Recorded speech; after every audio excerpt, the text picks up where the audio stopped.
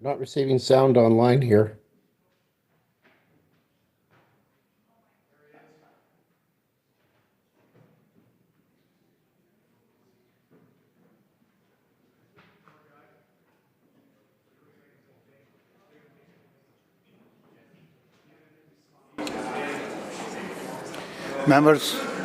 Member online, just wait, we haven't started yet.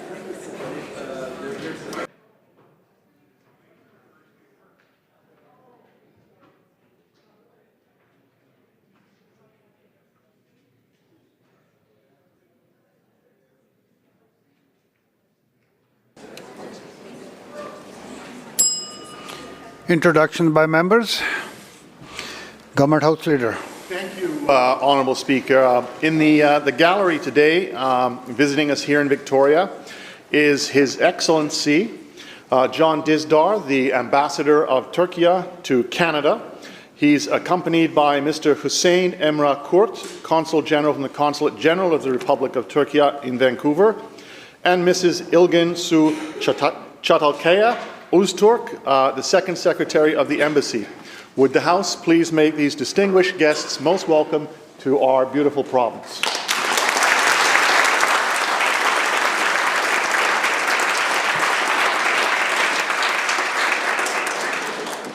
Member for Surrey Panorama.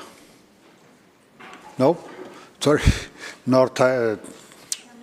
Kamloops North Centre. Thank you very much, Mr. You Speaker. look like I do identical believe brother that of the the honourable Surrey member Panorama. is my brother, so thank you very much for that. So I have a couple of people that I'd like to recognize. I know there's a few others that will be as well from the Realtors group that was here. So first up, I have Caden Rainville from Counts. He's current Vice President of the Board of Directors for the Association of Interior Realtors. And we also have Chelsea Mann here, who's past President and currently on the Board of Directors. Will the House please make them welcome?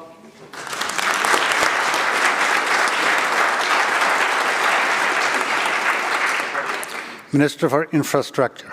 Thank you, Honourable Speaker. My family had a terrible scare this weekend when my daughter's hand was sucked into the edge between an elevator door and the elevator door frame.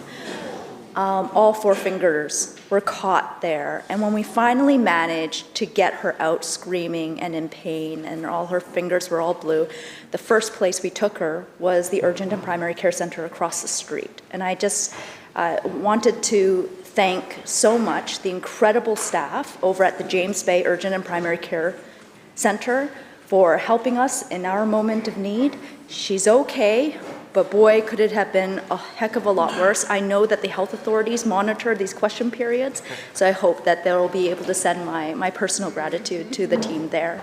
When the House please help me thank all of the incredible healthcare workers that help families like mine each and every day.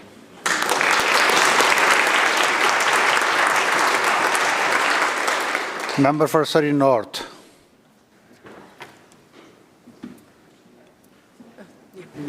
Sorry.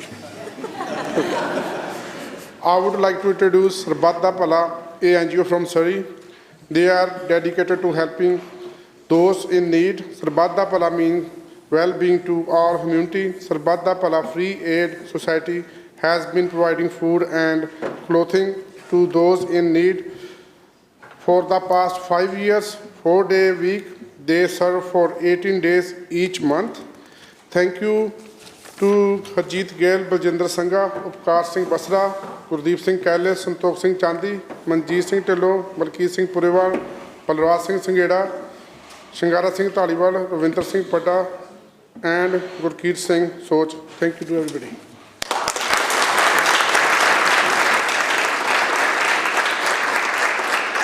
Minister of Indigenous Relations and Reconciliation.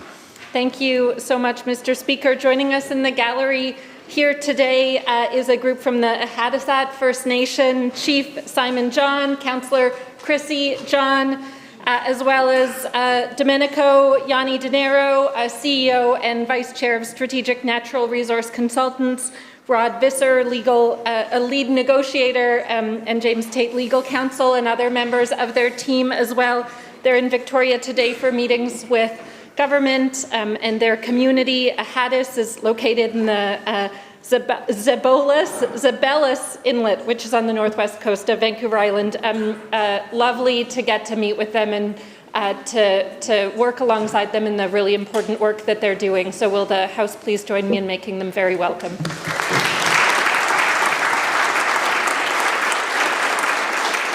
Member for Kootenay Rockies.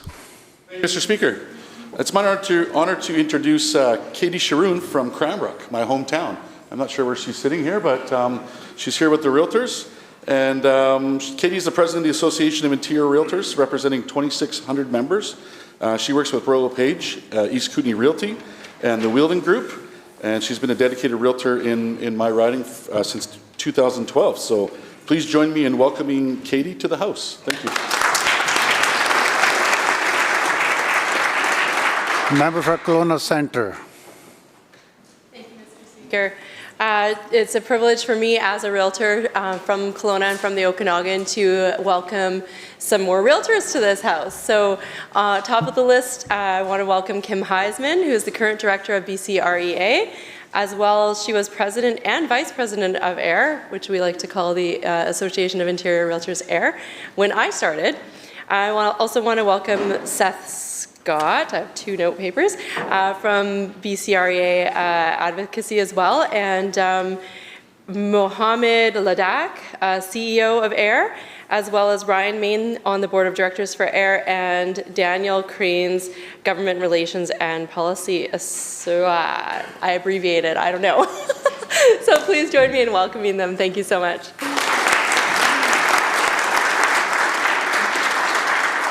Member for Kamloops Centre. Thank you, Mr. Speaker. We have several members from the Canadian Mortgage Brokers Association of BC here today. We have Rebecca Casey, Carla Giles, Sabina Bubber, Jeff Brown, Julie Sherametto, Christine Buman, and Dave Texera. Will the House please make them all welcome? Member for West Vancouver Capilano.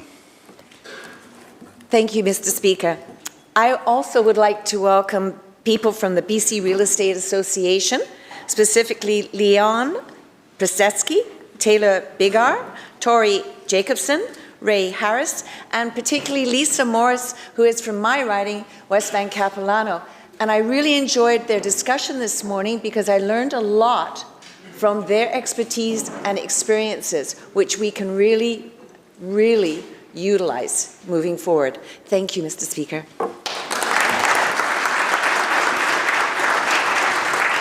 Member for Columbia River Revelstoke.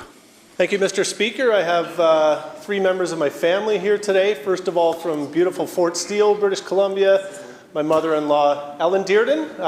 My wife, Diana, is back again from Kimberley. And my son, Luke, who turns 15 in a few days, made the ultimate sacrifice to take his ski boots off for a few days and come out and watch us work. So would you please welcome them to the House?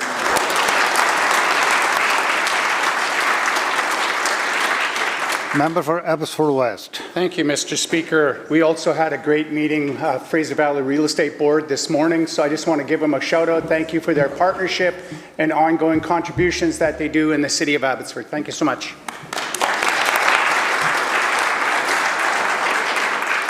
Government House Leader. Thank you, Honourable Speaker. I also have another introduction to make. We have some amazing companies in our province, and one of them is Terra Remote Sensing. They do a lot of work with LiDAR, and their company has mapped more than 10% of our province in projects for the various clients. With us today from Terra Remote Sensing is Taylor Davis and David Mostyn. Would the House please make them most welcome?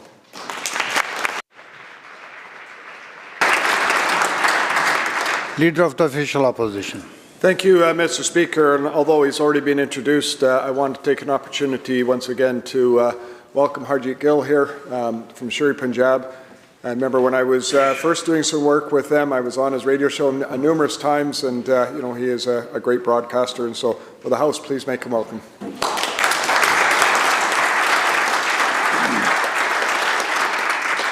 Madam Clerk. Introduction of bills. Statements by members.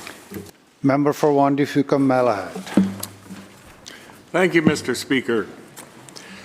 Today, I'd like to honor the remarkable life of an extraordinary figure from my riding, Jubule Jube Wickham, a master of log rolling who passed away February 17th at the age of 90.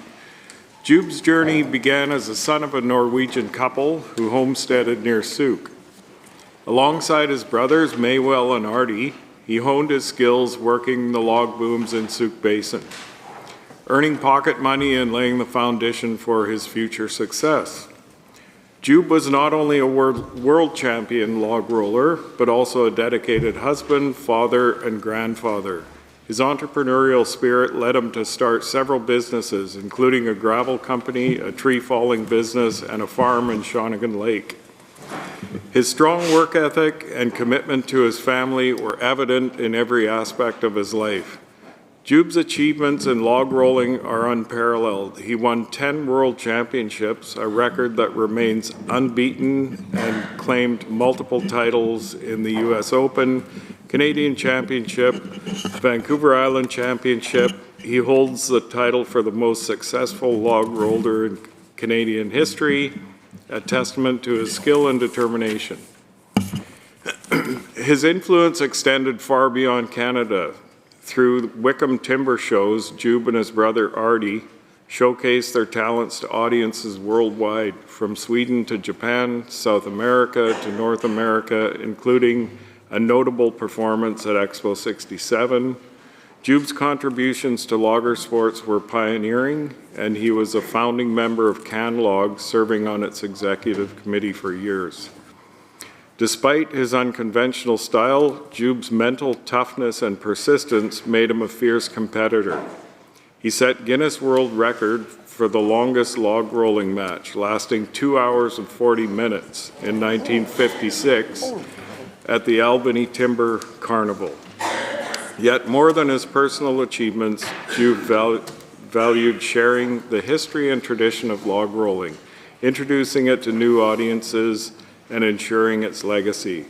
Many of Wickham's notes and artifacts have been donated to the BC Forestry Museum in Duncan, and several trophies and photos are in the Souk Region Museum, where Wickham's sister and the last remaining sibling, Alida Pierce, now 93, is the historian.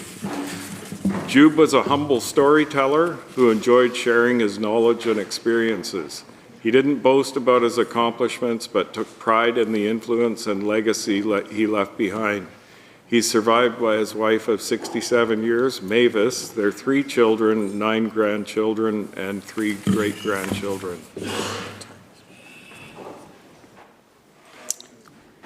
Thank you, member.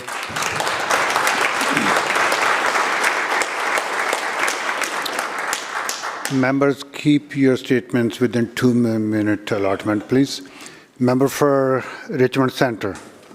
Honourable Speaker, this past Saturday, I had the honour of attending the 25th anniversary celebration of the Richmond Senior Link Society. This is a remarkable milestone, and I want to extend my deepest gratitude to the past and present board members, volunteers, community supporters who have contributed to this organization's success. For 25 years, Richmond Senior Link Society has been a pillar in our community, dedicated to improving the well-being of seniors through wellness programs, social activities, and outreach services. This organization has made a real difference in the lives of so many. Their work ensures that seniors remain connected, supported, and empowered to live fulfilling lives. A society is measured by how well it cares for its elders. In Chinese, we have an old saying, 家有一老，如有一寶, which means having a senior in the family is like having a treasure in our house. Seniors have spent their lives building our community, raising families, and contributing in countless ways. It is only right that we ensure they continue to live with dignity, respect, and the support they deserve. Richmond is not only a diverse and vibrant city, but it is also home to the highest life expectancy in Canada. According to the Statistics Canada report, Richmond residents live an average of 85.7 years, more than 4 years longer than the national average. However, we know that life expectancy can vary by as much as 30 years across Metro Vancouver, showing that there is still work to be done to ensure our seniors receive the care they need. As our senior population continues to grow, the work of Richmond Senior Link Society will become even more essential. I have no doubt that they will continue to be a leader in senior care and community support. I look forward to working alongside organizations like this to ensure that Richmond remains a great place to age with dignity.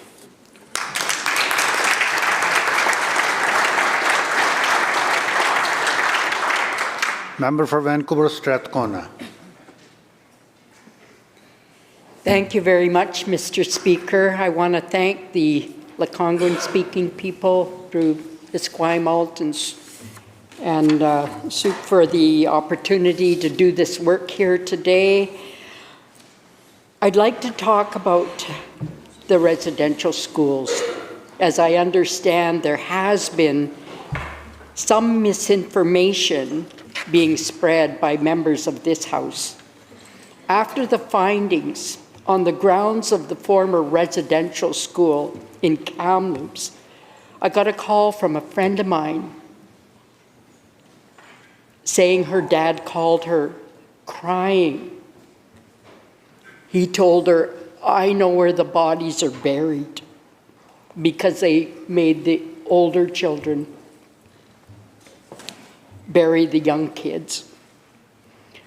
Racism should never be a partisan issue. We all need to come together to work towards a better future for everyone. And that starts with listening to communities and believing them when they tell you they've been harmed. Indigenous peoples across Canada have been harmed by colonialism and racism, both of which continue to this day. So I want to thank my colleagues on both sides of the aisle for using their voices to correct this harmful misinformation, because it is not okay, and it's never been okay. Speaking out requires courage, and I lift my hands up to you for using your voices responsibly. Denying the history and pain of the survivors re-traumatizes the very people we need to be standing up for. So I hope that going forward, we remember that we all have a responsibility to support all our constituents. No one should stay silent on racism. Truth and reconciliation matter more than political gains. Thank you, Mr. Speaker.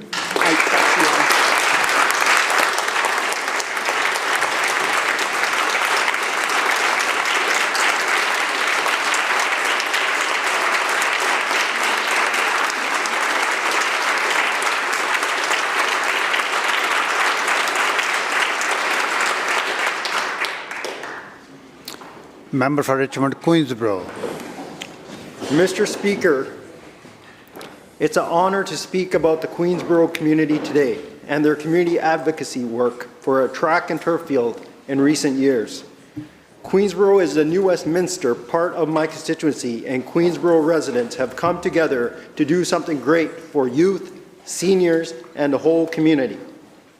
In recent years, local community groups such as the Parent Advisory Councils at the Queensborough Elementary and Middle Schools, the Gurdwara Sahib Sukh Sagar, and the New Westminster Soccer Club, amongst others, have advocated for a track and turf field in Queensborough. The parents in this community have been facing some hardship in driving their children to organized sports clubs in uptown New Westminster, and organized sports clubs have been unwilling to come to Queensborough as they complain that the playing fields in Queensborough are unsuitable due to grass and soil conditions turning muddy from late fall to early spring. Moreover, many seniors have faced safety issues around walking along neighborhood ditches and roads without adequate sidewalks to walk on. I'm happy to report that the Queensborough community has been active and has taken action on their community's concerns. The Queensborough community attended and spoke at a New Westminster City Council meeting in support of the track and turf field back in 2023. And recently, now in 2025, the City of New Westminster had a consultation meeting with the Queensborough residents about the track and turf field. I really commend the community for not giving up on their track and turf field community dream and for their continued community advocacy for youth, seniors, and neighbors. I will continue to support this community's track and turf field initiative, and I hope all members of this House can also support this great community initiative as well. Thank you.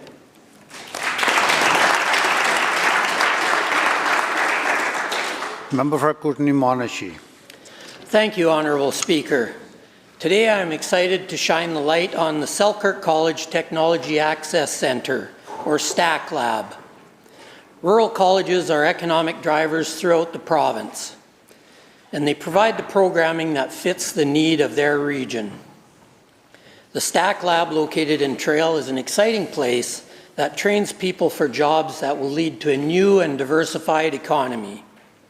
This lab uses scanners, 3D printers, water jet cutters, CNC-operated machines, and robotics to design and fabricate all manner of parts and pieces, as well as robotic arms to do various tasks. Our STAC Lab is the only applied research facility in our region and one of 3 technology access centres in BC, along with Camosun, which works in advanced manufacturing, and Okanagan College, working in researching wine and spirit development. Our STAC Lab is second in BC for colleges' applied research, behind only BCIT. Third in Canada for paid student researchers. First in industry research income growth. STAC's leader, Jason Taylor, the passionate department head and researcher, was invited to participate in the House of Commons Standing Committee on Science and Research last year. But the STAC Lab isn't just research. They produce parts for local industry that are simply not available to purchase anywhere else. Our dams, smelter, pulp mill, battery recyclers all use their unique services. Our local colleges are key to rural and BC economies, and research labs like STAC are leading us to new jobs. Thank you to all British Columbia colleges for being the leaders we need to develop and diversify our economy for a new world.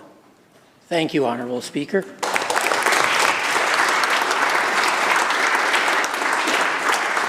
Member for Courtenay-Comox.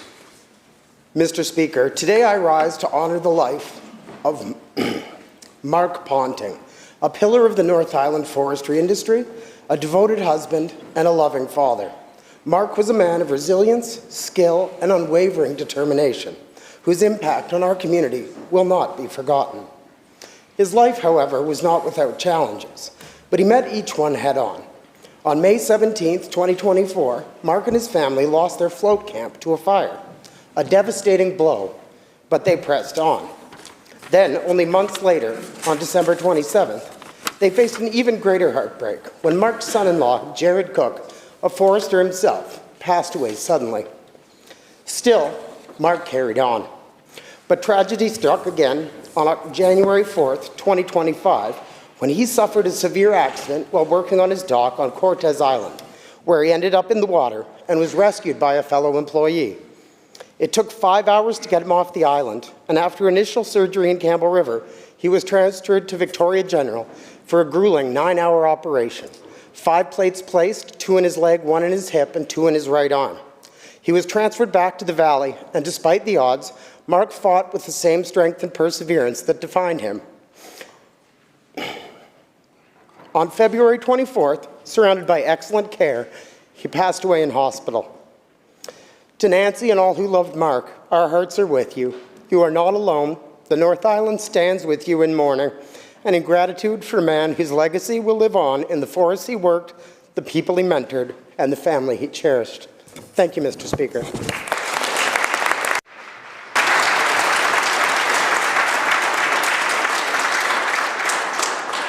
Madam Clerk. Oral questions by members. Leader of the Official Opposition. Thank you, Mr. Speaker. The NDP's carbon tax makes life more unaffordable for everyone in British Columbia. It also makes our companies less competitive at a time when we are already facing huge challenges in British Columbia. The newly elected leader of the Federal Liberal Party is committed to getting rid of the consumer tax, but of course the right answer is the Federal Conservative Party wants to eliminate the tax entirely. Will this Premier commit to not just eliminating the consumer carbon tax, but also to eliminate the tax increase coming on April 1st, or will he continue with his April Fool's joke on people in British Columbia?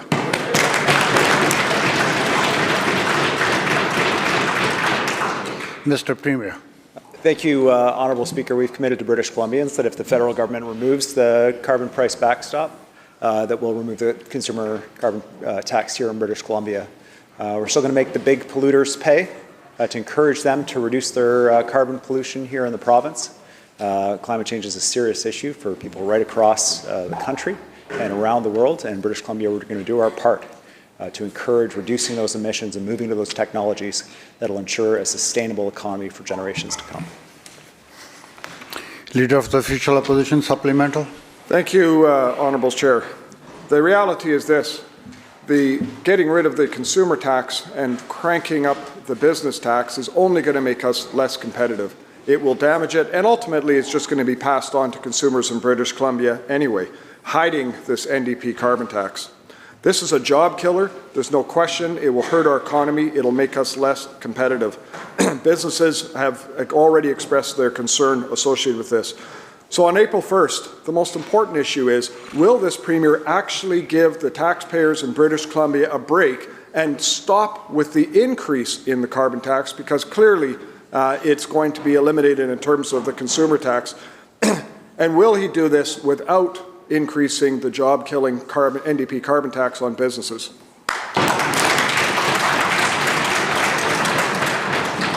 Premier. Thank you, Honourable Speaker. The member knows the April 1st increase is a federally mandated increase. If they get rid of the backstop that requires us to do that, we will absolutely get rid of not just the increase, but also the consumer carbon tax entirely. The member, though, forgets his own history, Honourable Speaker.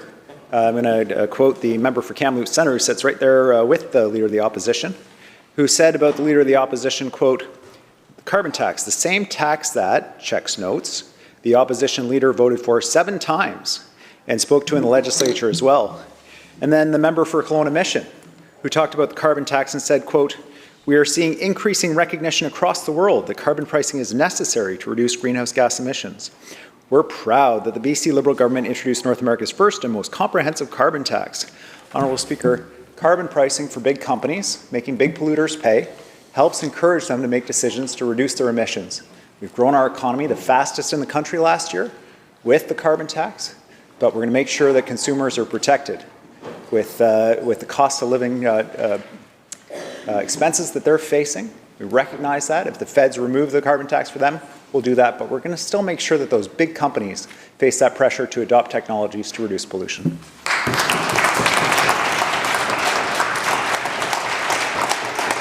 Member for Kamloops Centre. Thank you, Mr. Speaker. Well, since the Premier prompted me, I might as well get up and ask a question about carbon tax as well. It's interesting, you know, on April 1st, the carbon tax goes up 12%.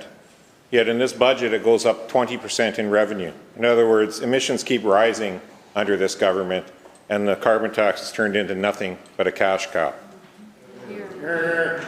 So, Mr. Speaker, given that emissions continue to rise under this government, given that they now have a $3 billion revenue source in their budget, and they will not be clear what exactly they classify as a big polluter versus a consumer, is the Premier now suggesting that the $3 billion will be put over onto industry like forestry, which is struggling right now, mining, and other industries like that that are begging for actual non-existent relief in this current budget?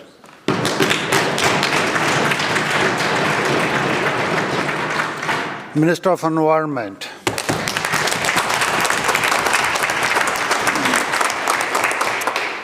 Thank you, Honourable Speaker, and thank you to the member across the way for the question. British Columbians are seeing firsthand the threat of climate change, including extremely low snowpack and the worst forest fire season on record. It's no surprise that people and businesses want to protect this extraordinary place that we call home. We are going to be getting rid of the carbon tax for consumers, but we will be holding strong on protecting our environment and making sure that we're building a place that everyone in BC wants to live in.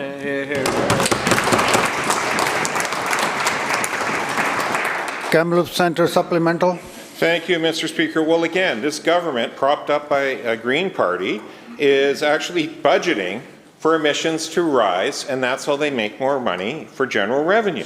$3 billion this year, a 20% increase in carbon tax revenues, despite the carbon tax going up 12% on April 1st. So again, the question was actually about the $3 billion and whether or not this Premier was intended to heap all $3 billion onto industries like forestry, mining, and other natural resource sectors that are begging for relief from this government, not a $3 billion tax bill.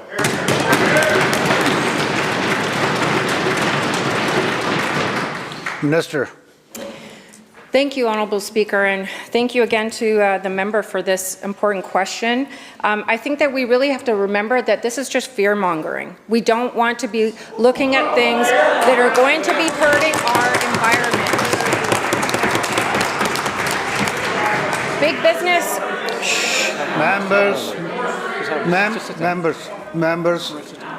Members, come to order. Minister will continue. Thank you. You know, a lot of people in BC, they want to just do development, they want to do business at any cost, but we believe that we can do environment with the economy and we can build a strong economy. Members. Leader of the third party.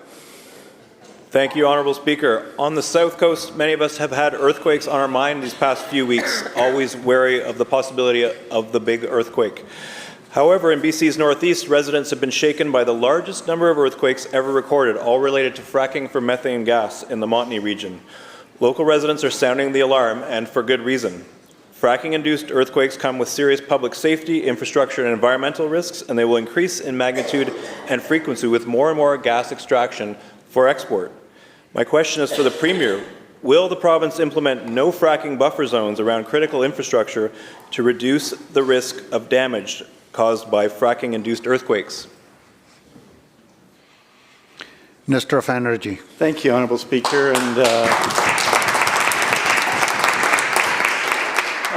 the member knows that the BC Energy Regulator regulates hydraulic fracturing to protect groundwater and to address issues of setback distances and encasing requirements, Honourable Speaker, that we've asked a scientific panel to look at hydraulic fracturing, and indeed they have, including how it relates to seismic events, impacts on water quality as well, and quantity and fugitive methane emissions, Honourable Speaker. They held 40 separate sessions, as the member will know. As he knows, it's important to take these issues seriously. Met with more than 60 experts from industry, from academia, from First Nations and others, Honourable Speaker, to address these questions. And we're going to continue to take this issue seriously to ensure that people in the Northwest and their interests are supported and protected, everyone who lives there, and that we have an industry that works for everyone in the province. And that's what I think the BC Energy Regulator, exactly what they're trying to do. Member supplemental. Thank you, Mr. Speaker, to the Minister for the answer. The BC Energy Regulator, formerly the Oil and Gas Commission, the agency responsible for managing the fossil fuel industry and other energy activities in our province, is failing to hold oil and gas companies accountable when they violate regulations. A recent investigation identified more than 1,000 instances when inspectors documented apparent infractions, yet gave the sites in question a passing grade. BC, to our chagrin, with this caucus, is on the cusp of significantly expanding fracked gas production for export. Yet there are only 17 enforcement officers, 3 technical advisors, and 7 supervisors responsible for the entire province. My questions for the Minister. How is this government strengthening oversight in preparation for the planned increase in fracked gas for export? Minister. Well, thank you, Honourable Speaker. And our government has taken action, as the member knows, to strengthen the way we regulate oil and gas development in BC.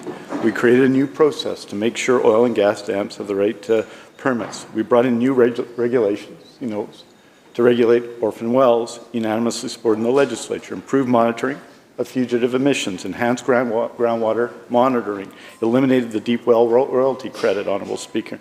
We'll continue to ensure The development of our natural gas resources, so important to the province, is done in a way that is responsible while creating revenues to support services and good jobs for people throughout BC.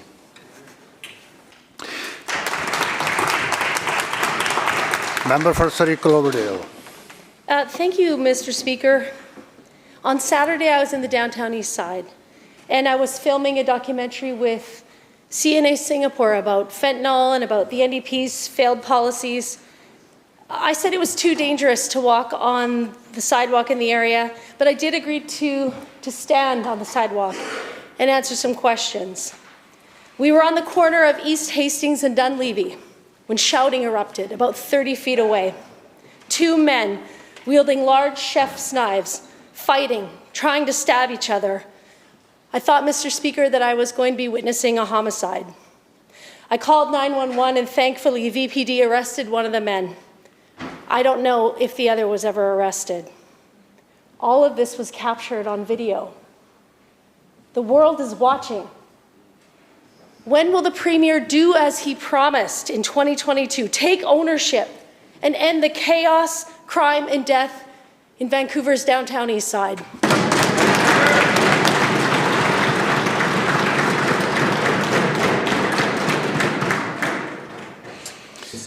Minister of Communities.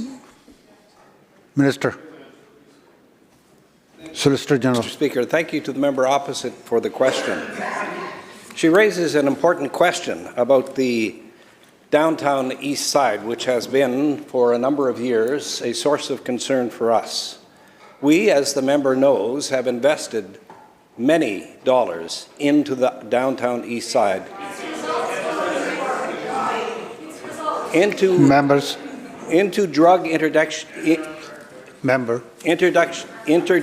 members, so that those on the downtown East Side can fight the problems that they face. That's something we will continue to do. Member supplemental. Yes, thank you, Honourable Speaker. In 2007, the Premier warned the United Nations that there wasn't enough housing for the homeless.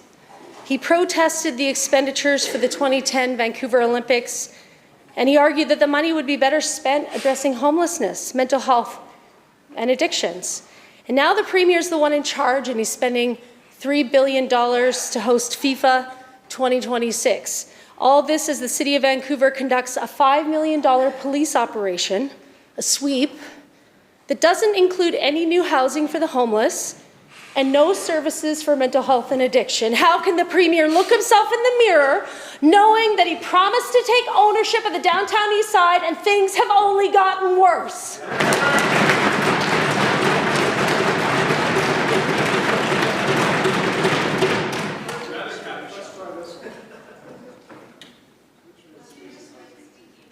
Minister of Housing.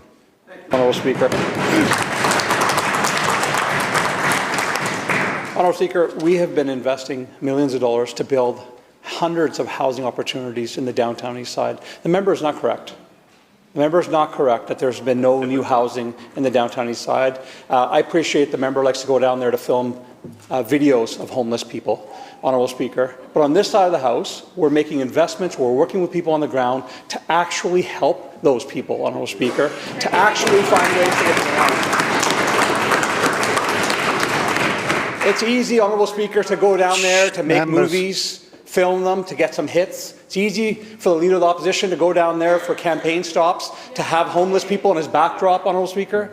That is not helping the vulnerable people that you say that you want to help, Honourable Speaker. The way you do it is you sit down with community, you sit down with local government, you sit down with your partners, you make investments which haven't been made for a long time, and you get people into housing, Honourable Speaker. That's what we're doing on this side of the House.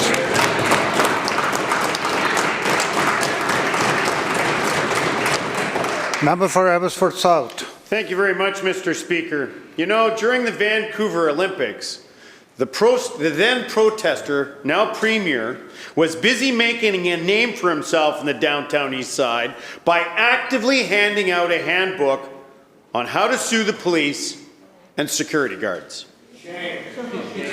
Yet, Mr. Speaker, in a classic case of flip-flopping, with FIFA now coming to town, I can't help but notice the Premier has become a huge supporter of this event.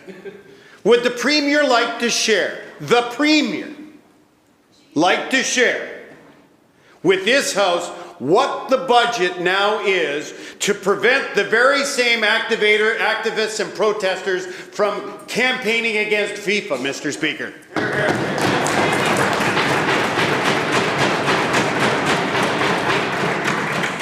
Minister of Tourism and Culture.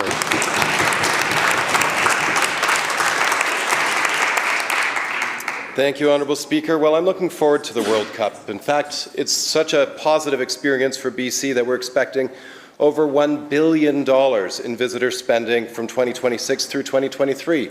We like soccer, we like football, whatever you want to call it. It's good for the province.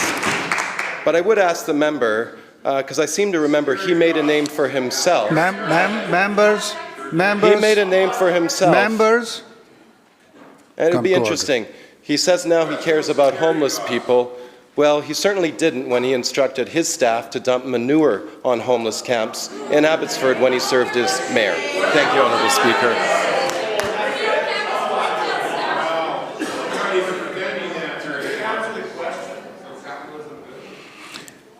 House Leader of the Official Opposition. Personal security and body cameras shouldn't be necessary. At a convenience store that I frequent with my family, my constituent was assaulted, requiring facial reconstructive surgery before he could return to work. A place where he says, and I quote, "I try to have people leave the store happier than they were when they came in." He's now fearful to return to work. My question through you, Mr. Speaker, how bad do things need to get before this government takes public safety seriously? And how many people can we expect to be dropped off from the downtown core in my city of Chilliwack?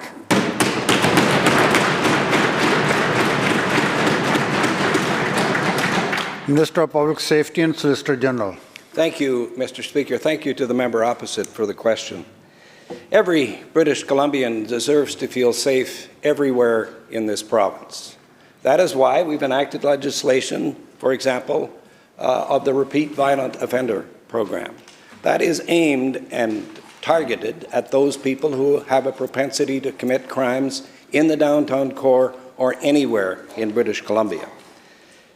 A former client in Prince George has told us how his contact with Revoy has changed his life. That's what we want to do. We want to make all of the community safe throughout British Columbia.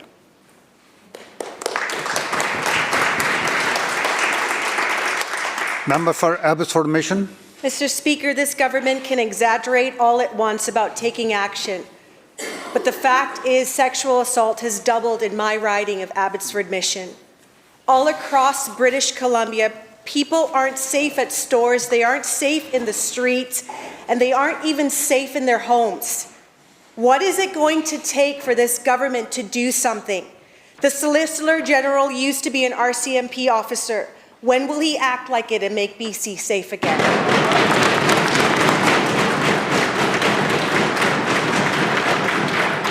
Minister. Thank you, Mr. Speaker. Thank you to the member opposite for the question. She draws on my past experience as a police officer to help her with the crimes that she's witnessing now. I'm a very proud member of the Royal Canadian Mounted Police, and I am today. What we did then is what we are doing now. We are trying to get to the core of the problem. It's nice to talk about, it's nice to have a plan. This is a government that does things about it. That's important. That's what we will continue to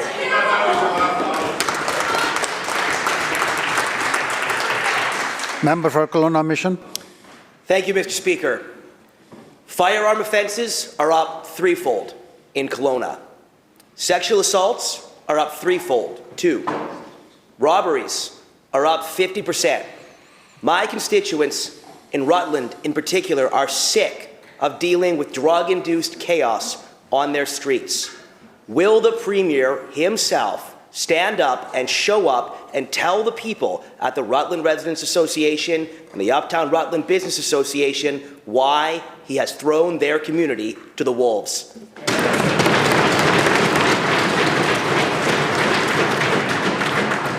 Solicitor General. Thank you, Mr. Speaker. Thank you to the member opposite for the question. It's important that we understand that these types of attacks that you see in communities and upon people are the exception rather than the rule. People want to feel safe in their communities, and we want people to feel safe in their communities. We have expanded, for example, CART programs, one in Kelowna, to make communities allowing mental health care nurses to pair with police to tackle problems at the root of the crime. As a matter of fact, a psychiatric nurse in Abbotsford, for example, says, we're helping to bring a sense of calm to the situation, helping people get the care they need instead of escalating the crisis. We are proactive with public safety, and we always will be. Member for Richmond Queensborough. Mr. Speaker, people are being assaulted, robbed, and threatened with guns and knives. Total criminal code violations are up 37%. BC has turned into a post-apocalyptic hellscape. Why has this government left British Columbians to fend for themselves on BC's unsafe streets?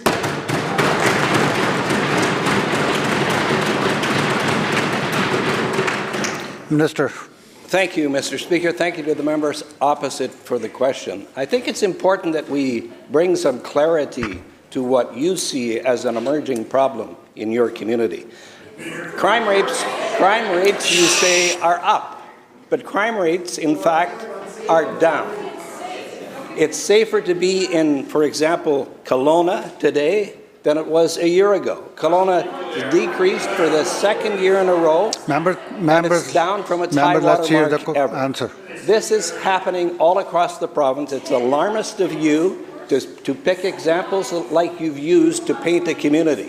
We're doing better, and we will continue to do so. Member for Courtenay-Comox. Mr. Speaker, public order and violent crime driven by untreated mental health and addictions is surging across Vancouver Island. 1,187 assaults in Nanaimo, nearly 3 a day, 3,014 in Victoria, nearly 8 a day, and rising concerns in my hometown of Courtenay-Comox and small communities across the island. While communities struggle, why does this Premier continue to ignore the crisis his government has enabled? And why was funding for real treatment options and substantive justice reform largely absent in the most recent budget?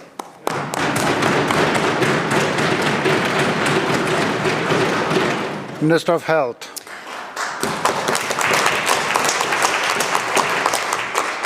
Thank you, Honourable Speaker, and thank you to the member from Courtenay-Comox for the question. And he raises really important points around community safety, but the need to balance that with the help that people need. And that's why our government is going to continue to make record investments in mental health and substance use help supports for people. Mr. Speaker, we are working hard to build out the full continuum from detox and withdrawal to treatment and recovery and aftercare to help get people the help that they need. Mr. Speaker, we're going to continue this work. There are already over 3,000 treatment beds in this province. We've added 700 more over the past years, and we're going to continue this work. Our budget 2025 sees a $500 million lift for mental health and substance use. We're going to continue this work. Thank you. Member for Surrey Serpentine River. Thank you, Mr. Speaker. Across this province, this soft on crime government has done little to stem BC's crime wave. Break-and-enters, stabbings, robberies, sexual assaults, cops slashed, and their firearms grabbed. This is not the peace and order the people deserve.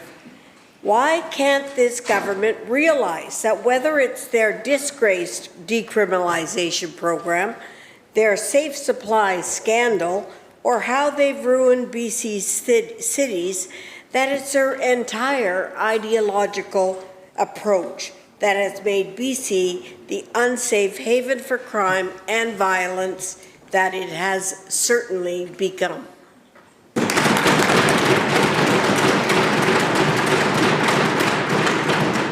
Attorney General.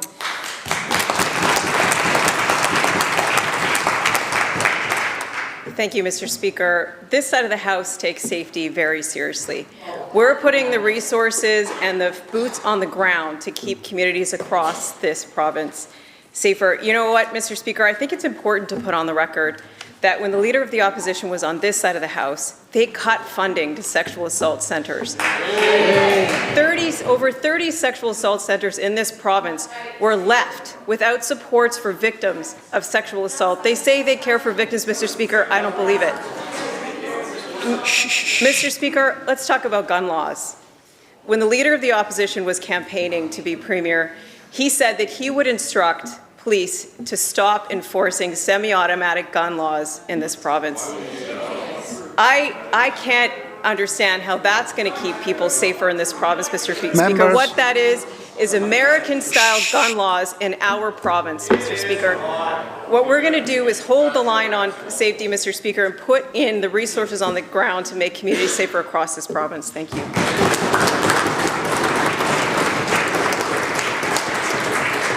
Member for Prince George Mackenzie. Mr. Speaker, businesses are tired of the constant property crime in downtown Prince George, and it's the prolific offenders that keep coming up time and time again. Last year I attended a community safety town hall in Prince George, and the RCMP had nothing to say, but the catch and release justice system was completely at fault for this problem in Prince George, Mr. Speaker. Yes. What is the Premier going to give up the catch and release justice system and actually do something to support these property owners and businesses in Prince George?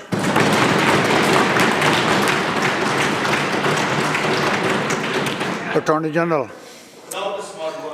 Member. Please start. Thank you, Mr. Speaker. We take bail reform very seriously on this side, Mr. Speaker. We led the country. BC led the country in asking the federal government for stricter bail laws to keep repeat violent offenders off the streets. I made sure that the Minister of Justice federally knew that we need tougher rules when it comes to long knives and machetes on the street. We're asking for more changes, and we're going to keep asking for more changes.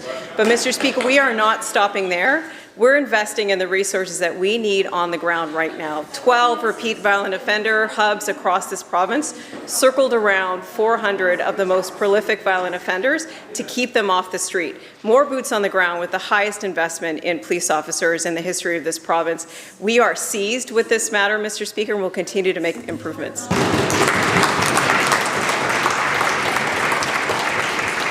Member for Surrey White Rock.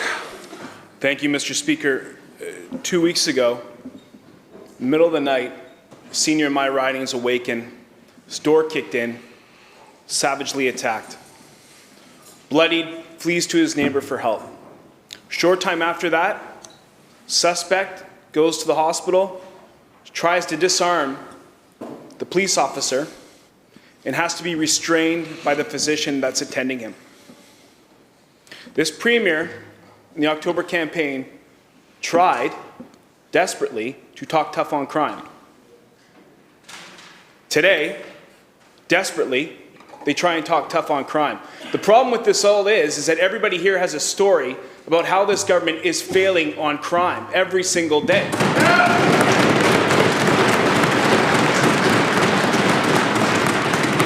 So, my question is this. In 2020, when this government called a snap election, one of the reasons was involuntary care.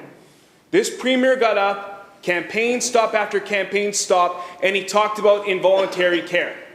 This government has failed every single day to protect British Columbians because they don't have the stomach, they don't have the budget, they don't have the resources to actually do what they say they're going to do and make sure they are doing and getting involuntary care done in this province. When will this Premier stand up and walk the walk and actually do as he's going to say and fulfill one campaign commitment and get this done?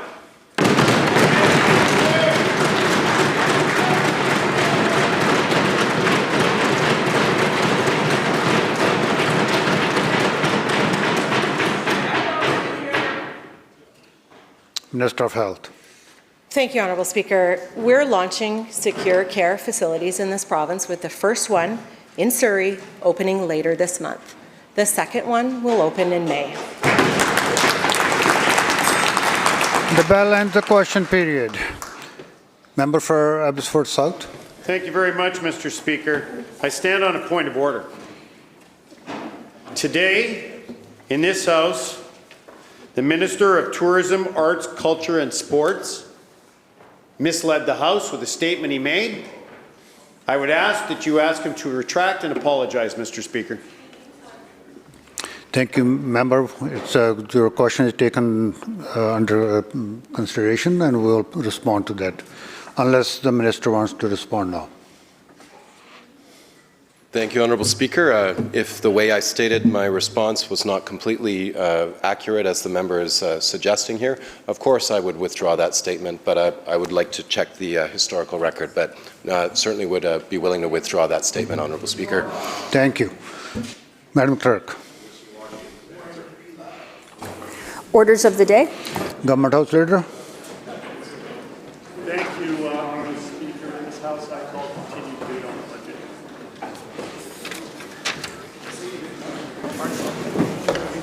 The city workers there. Members, before I recognize the Minister, yeah.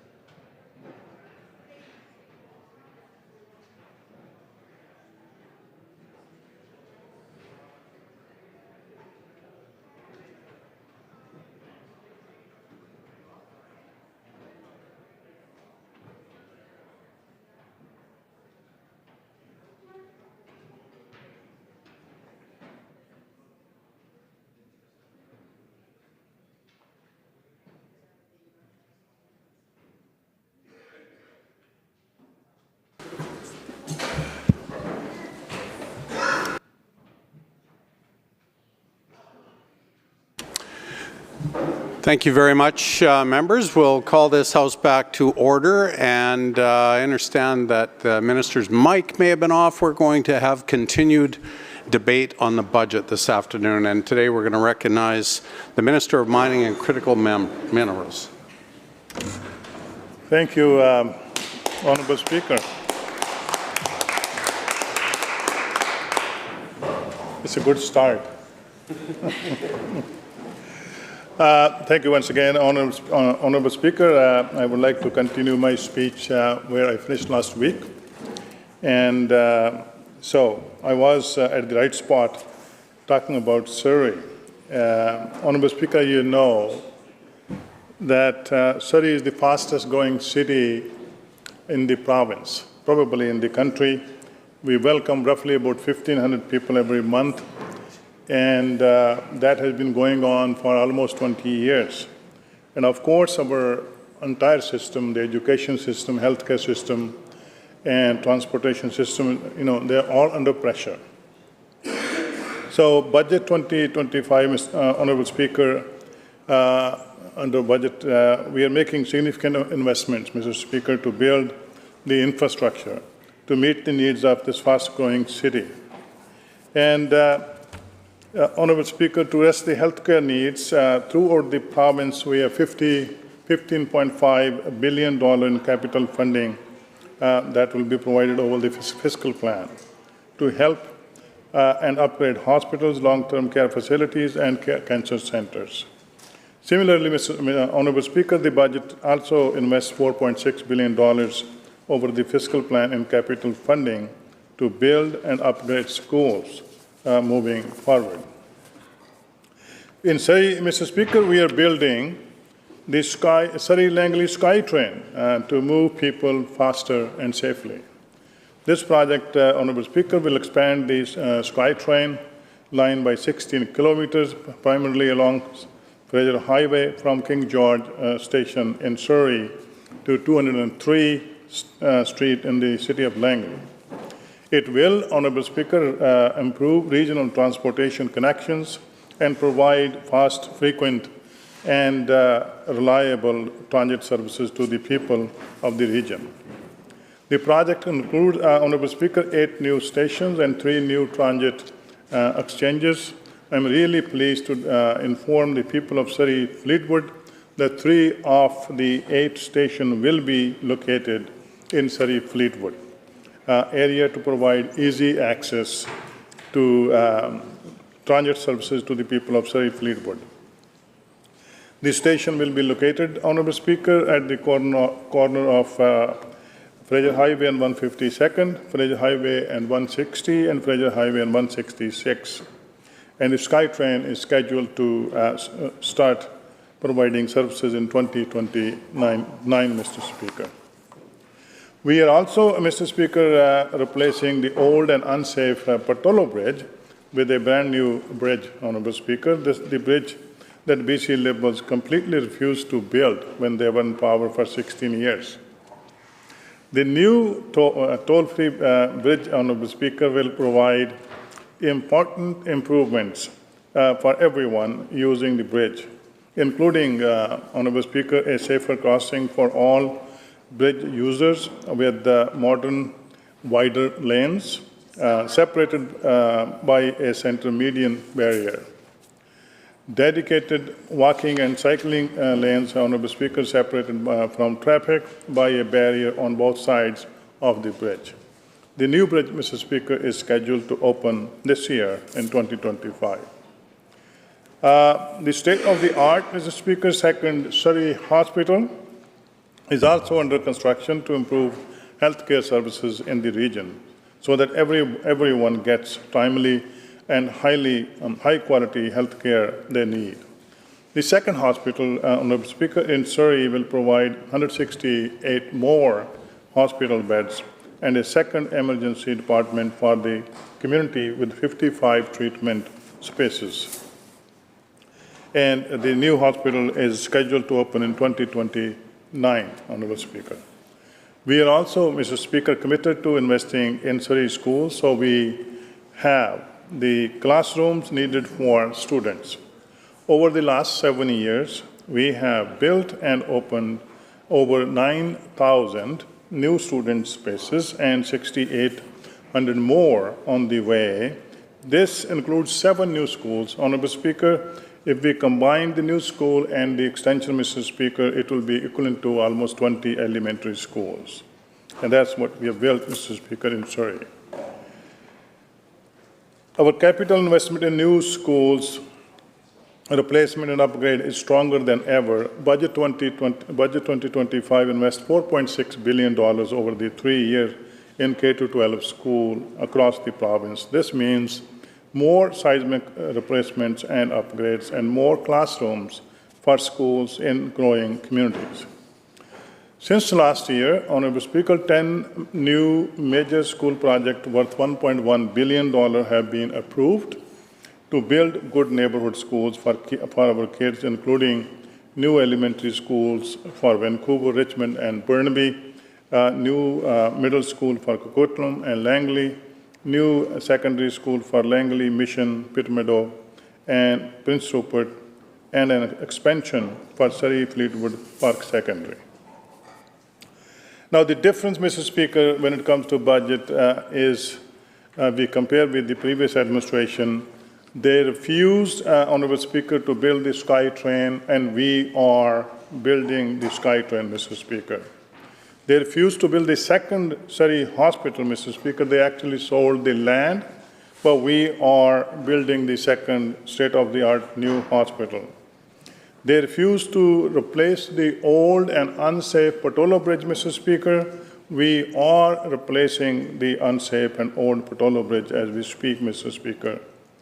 They built only one school, Mr. Speaker, from 2013 to 2017 in their budget. We have, as I said to you, built 7 new schools and extensions since we took over, Mr. Speaker, altogether roughly about 20 elementary schools. They refused to build, Mr. Speaker, a new medical school, and we are building new medical school in the city of Surrey, Mr. Speaker. I would like to talk about, keeping in mind the time, about my ministry, the Ministry of Mining and Critical Minerals. Mining provides 40,000 good family-supporting jobs, Honourable Speaker, for people in communities throughout the province and supplies the minerals critical for our low-carbon economy. Budget 2025 is good for mining sector. Honourable Speaker, the new mine allowance in the budget 2025 will greatly help business and the people that work within the sector.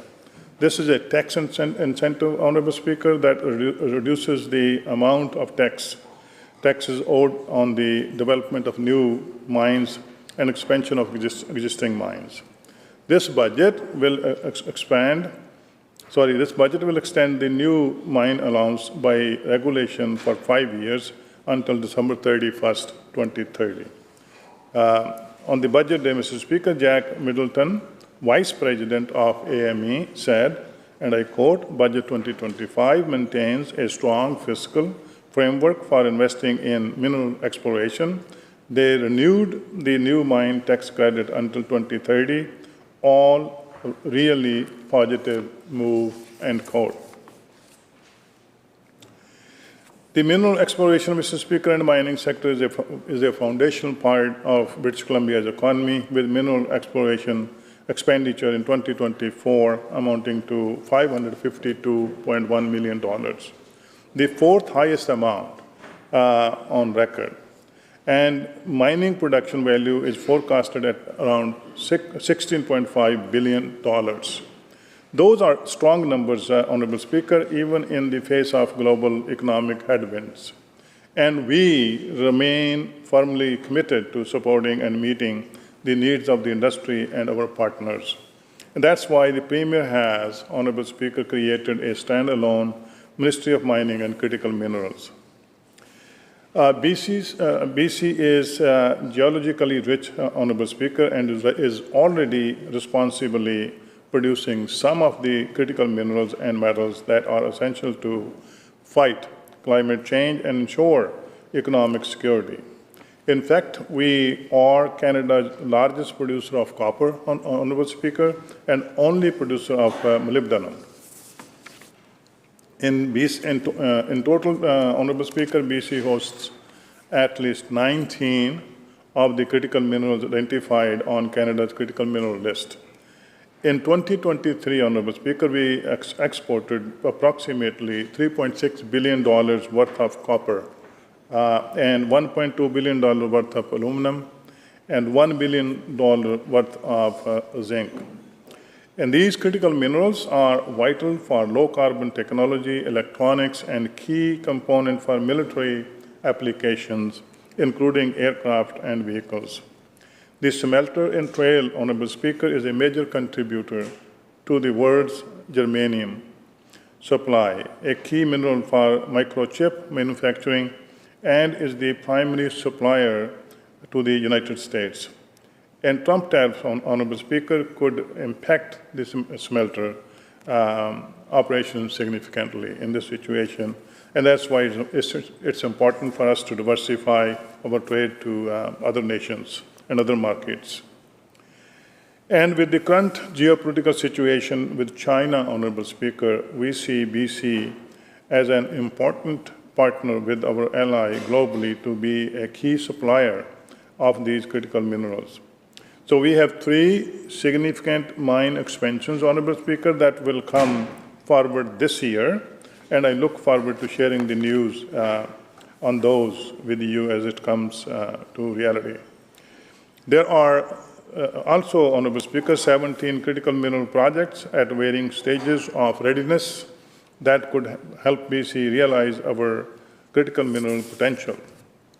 If successful, these projects, Honourable Speaker, could represent a projected impact of around $40 billion in capital investment in the province of British Columbia, and around 10,000 direct jobs by 2040. Last year, the Premier announced BC's critical minerals strategy, demonstrating our commitment to supply critical minerals and products globally. BC's strong trade link with North Asia, North America, Asia Pacific, and Europe underpin the success of this strategy. And as an early step, Honourable Speaker, under this strategy, we created the Critical Mineral Office to help advance projects, overcome barriers, and make the permitting processes more efficient. True success, Honourable Speaker, is coming through meaningful partnership and collaboration. That's why we are developing a long-term outreach strategy with First Nations, industry, unions, and other stakeholders to create new opportunities. We have already partnered with Honourable Speaker with Canada to invest $195 million to upgrade the Highway 37 and 51 in Northwest BC, making travel safer and improve access for industry in a mineral-rich region.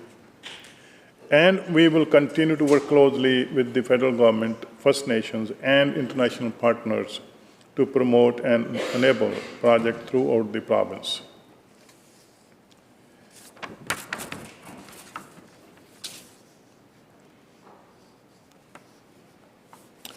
So, Honourable Speaker, keeping in mind the time we have taken great strides when it comes to improving permitting efficiency, Mr. Speaker, reducing major mine application review timelines by over 35% since 2019, and reducing our regional permitting backlog by 52% since spring 2022. The Premier has given me clear directions to work with the industry to improve permitting timelines and dramatically reduce the current wait times, and work with industry and First Nation to establish fixed timelines. This means, Honourable Speaker, more predictability and certainty for investments and operations. Combined, Mr. Speaker, this with our province's natural business advantage, extensive road, rail, port, power, and other infrastructure, a diverse, skilled workforce, world-class geoscience data, and you can see why our mining and critical mineral sector has so much potential to moving forward to provide good jobs to the people of British Columbia and grow the economy. And that's why, Mr. Speaker, we are supporting a strong, responsible, and competitive mining sector that creates good jobs for the people of British Columbia and provide minerals we need to develop low-carbon economy moving forward for the people of British Columbia. Thank you very much. Thank you very much, Minister. And we will turn to the member from Kelowna Mission for continued budget debate. Thank you very much, Mr. Speaker.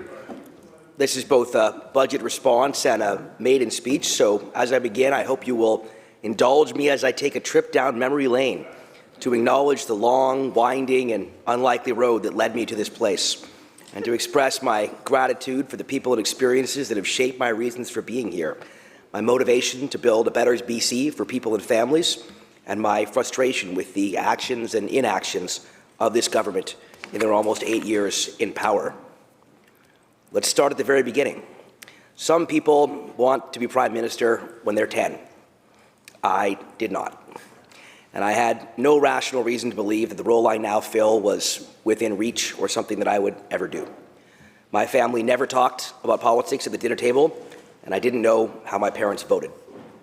I was born in Vancouver as the son of a teacher and an engineer, both immigrants who came here to build a better life and met in the main library of UBC.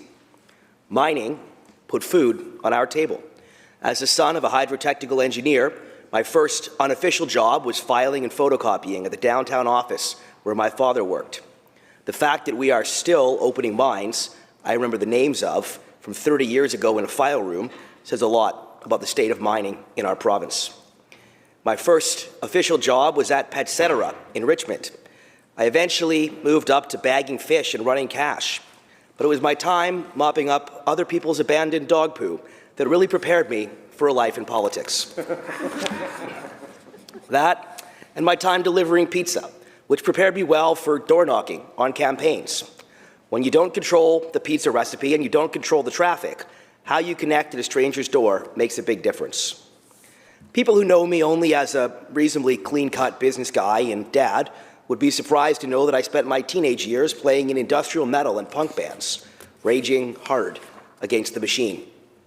With that came experiences that shaped my perspective on the world.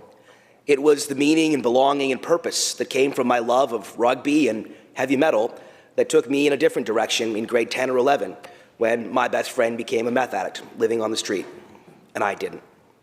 And I believe that with the chances and choices that gave me the opportunity for a different life came an obligation to make sure others have the opportunity for recovery and rehabilitation and transition, the chance to build a better and more productive life.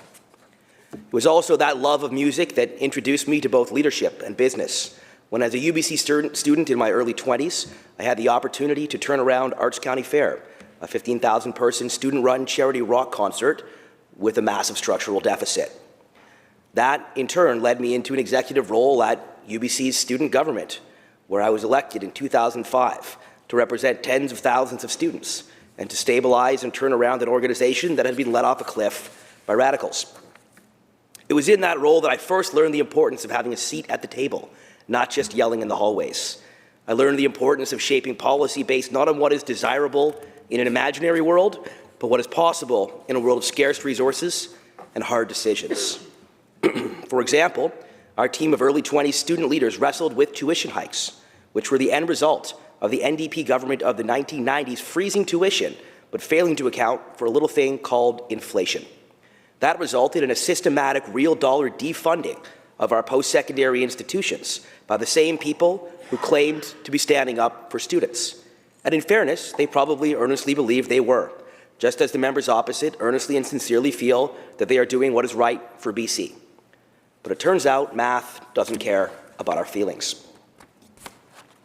After years of tension between tuition skyrocketing to catch up with rising costs and deferred maintenance, with left-wing groups fighting for tuition freezes, I still remember our successful advocacy in 2005 to fix tuition increases at 2% a year so that future generations of students would have predictability and stability instead of uncertainty and sudden changes. That policy hasn't been perfect, but it's still in place 20 years later through multiple different governments.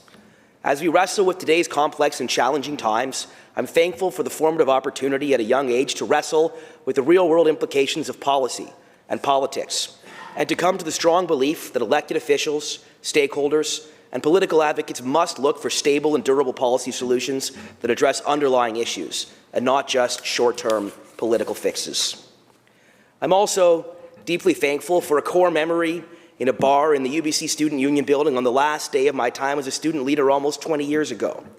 We were reflecting on lessons learned, and a friend named Ryan asked me, based on my experience, where I thought I sat on the political spectrum. I told him with absolute conviction that I was pretty left-wing. He told me that he'd been watching me get stuff done for the people I represented for 2 years, and it was time for me to come to terms with the reality that I was a center-right pragmatist. 20 years later, here I am, sitting on the side of the House that is focused on common sense, pragmatism, and getting things done. Now, I hope this is the most I'll ever have to talk about myself in this House, but I know I would not be here today without these formative experiences, and I would not be here without the direct help and support of a huge number of people. I'm thankful for the employers and clients who gave me opportunity after opportunity in the private sector, which in turn gave me the opportunity to learn about different industries and institutions and small businesses that make up this complex and amazing province, from universities to housing to oil and gas, gaming, childcare, agriculture, and technology. I'm thankful for the challenges that have given me the opportunity to suffer, to lose, to face hardship, and to learn and grow as a result. I'm thankful that I had the opportunity to lose a by-election in Vancouver Mount Pleasant in 2016, for all the people who helped me in that uphill battle, and for the surprisingly positive relationships that I built with my Green and NDP opponents in that race, City Councillor Pete Fry and former MLA Melanie Mark. I'm thankful that I had the opportunity to lose a BC Liberal leadership race in 2021, and I'm thankful that in the process I had the opportunity to learn a tremendous amount about the breadth of this province, about its evolving voter coalitions, and about the wants and needs and aspirations of everyday people and families in all different parts of BC. There will never be enough thanks that I can extend to the Do Crew, the people that believed with me and that got me through a seemingly endless campaign that overlapped with the many challenges and complexity of COVID. I'm thankful to the people of Abbotsford, many of whom I worked with closely for 4 years in my last private sector role as Chief Strategy Officer for Abbotsford Tech District, a multi-billion-dollar private sector agricultural technology hub. And while it pained me immensely to see that proposal hit a wall in the summer of 2024, I'm deeply thankful for the experience. I'm thankful that it gave me the unexpected opportunity to run in this election, and I'm thankful above all else that it added jet fuel to my motivation to make British Columbia a place that thinks big and gets things done again. Most recently, I'm thankful for the opportunity I had to run and be elected by the amazing people of Kelowna Mission. For years, Kelowna was our family's home away from home, where we quietly went to get away from business and politics. But in the span of 2 years, we moved there full-time, started our kids in school, launched a new business, and I had the honor of being elected to this House. Having stepped away from partisan politics almost entirely at that point, it was a short 10 weeks from the day I decided to run to Election Day. That incredible sprint of hard work would not have been possible without the generous help of not only my campaign team, but both leaders and everyday people throughout Kelowna who gave me the opportunity to earn their support. In these complicated political days, people in Kelowna need to know that their elected officials are there for them, showing up for them with the door always open to them. And I will never stop doing that work. As elected officials, we can never, ever take the people for granted, most importantly, our constituents. That's why I'm so thankful to have a strong constituency association with representation from throughout my riding and a strong office team in Jared Stalker and Sonia Sandu, who do an amazing job of keeping up with my ridiculous schedule and my desire to take every single meeting I am physically capable of taking. Above all else, I'm thankful for my family, who are both my motivation and my support structure. I would not be the man I am without the influence of my mother, Martha. I would not be a father, my most important job, without my amazing wife, Erin. We met on the campaign trail in 2014, and we have taken turns supporting each other in a total of 5 campaigns. That includes an independent, families-focused campaign for Vancouver City Council that Erin waged in 2018 while nursing a 3-month-old in the parking lot between debates. As Erin is fond of reminding me, it took me more than a decade to catch up with her and to actually win an election. My 6-year-old daughter, Abby, and my 4-year-old son are my why. I know that I'm not alone in this house in struggling with the balance of work and family, especially during long periods away from home. But when my daughter proudly tells people that her daddy's job is helping people and making better laws, and when she asks me when I get home, Daddy, how many problems did you solve at work today? It reminds me exactly why I'm here. And I know the same goes for my colleagues on both sides of this House. And the line here says, I'm thankful I got through that part without crying, but I didn't. Now that I've done a lot of personal reflection and gratitude, it's time to talk about economics. Mr. Speaker, before we talk about the budget itself, it's crucial that we talk about the context in which this budget arrives. This NDP government and their federal friends have brought us into this tariff war in an incredibly weak position. And now they are trying to blame their failures on external forces.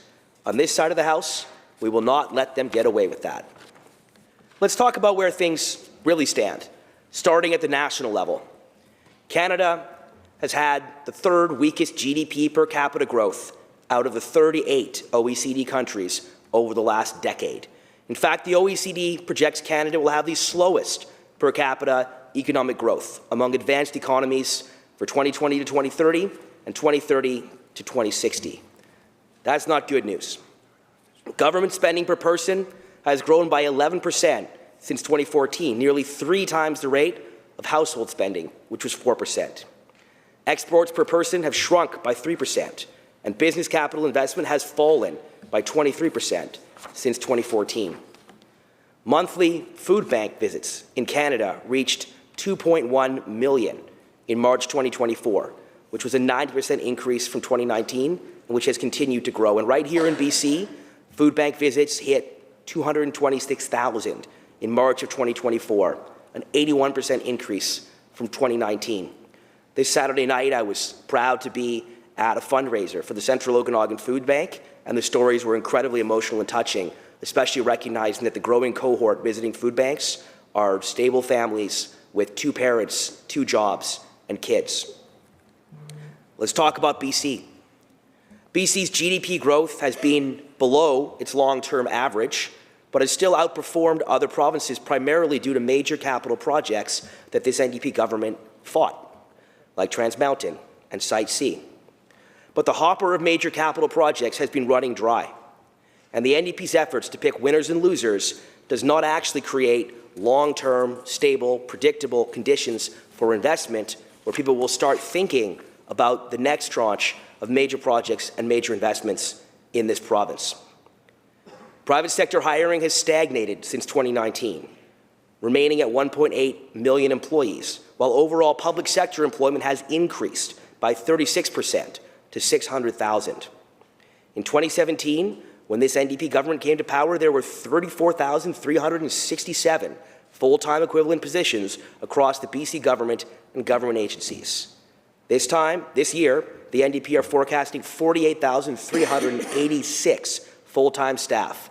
That's a cumulative increase of 41%.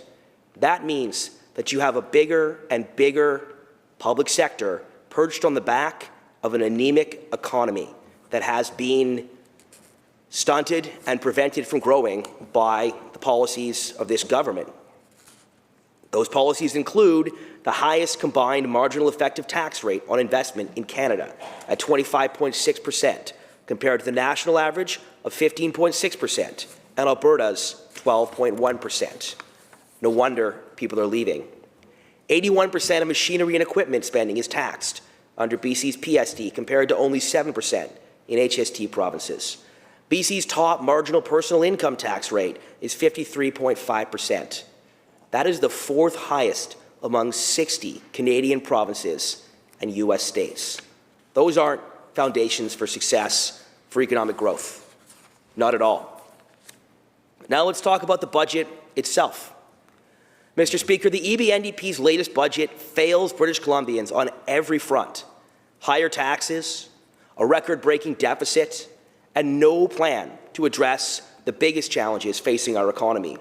Despite promising relief, they canceled the grocery rebate, leaving families struggling with rising food prices. Instead of helping people get ahead, they're hiking the carbon tax by 19% on April 1st, driving up the cost of gas, groceries, and home heating at a time when affordability is already a crisis.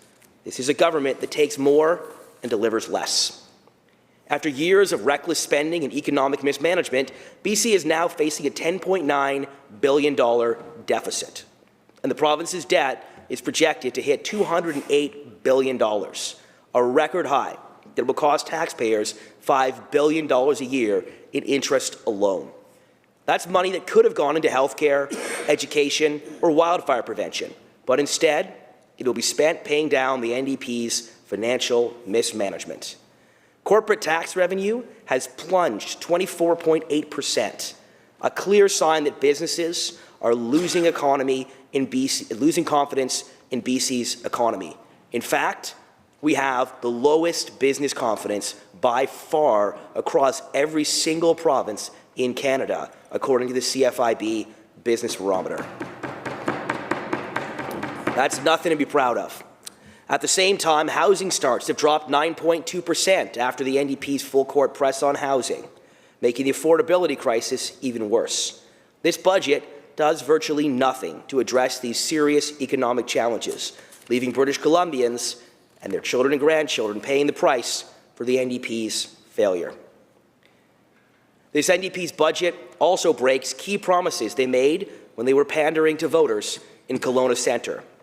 Unfortunately for them, I am proud to be joined in this House by my colleague, the Conservative member for Kelowna Centre. Unfortunately for the people of Kelowna, this NDP government has a habit of breaking its promises when they find it inconvenient.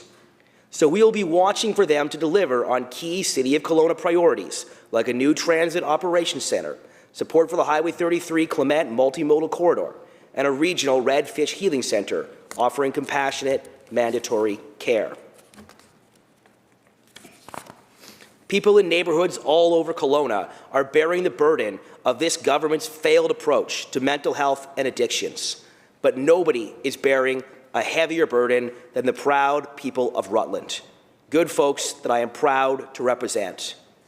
They are sick and tired of being thrown under the bus and thrown to the wolves by this government. This Premier and this government need to show up and answer to groups like the Rutland Residents Association and the Uptown Rutland Business Association, people who have been calling for better policies and better solutions for years. It's time for a change, and it's time to put the hope back in Rutland. Throughout the election, local NDP candidates in Kelowna promised a made-in-Kelowna solution to short-term rentals, because this government's sledgehammer policies have made things worse for a tourism sector and a winery sector that are already on their knees. NDP candidates like my Kelowna Mission opponent, Harpreet Badohal, who is a good man who offered himself in the spirit of Seva, and the NDP candidate in Kelowna Centre, Loyal Wooldridge, who continues to serve as a city councillor. They both know that the NDP's heavy-handed policies on short-term rental weren't working in Kelowna, especially in purpose-built short-term rental buildings that had been developed, built, and sold for short-term rental. They knew it, and they said it over and over again on the record. But it appears that this Premier ignored them completely after he finished using them as cannon fodder. The NDP talked a big game during the campaign, but now that the election is over, many of their commitments to Kelowna have seemingly been abandoned. We will not let them get away with that. At the same time, BC faces another record-breaking wildfire season, yet this budget fails to make proactive investments in prevention and response, like supporting a wildfire lab at UBC Okanagan. Wildfire response and recovery costs continue to skyrocket. Historically, we have spent 9-to-1 on wildfire response versus prevention. But instead of investing materially in mitigation strategies, community protections, and better emergency response, the NDP is once again waiting until disaster strikes before acting. British Columbians shouldn't have to beg for help after losing their homes. Strong leadership would help prevent these crises in the first place.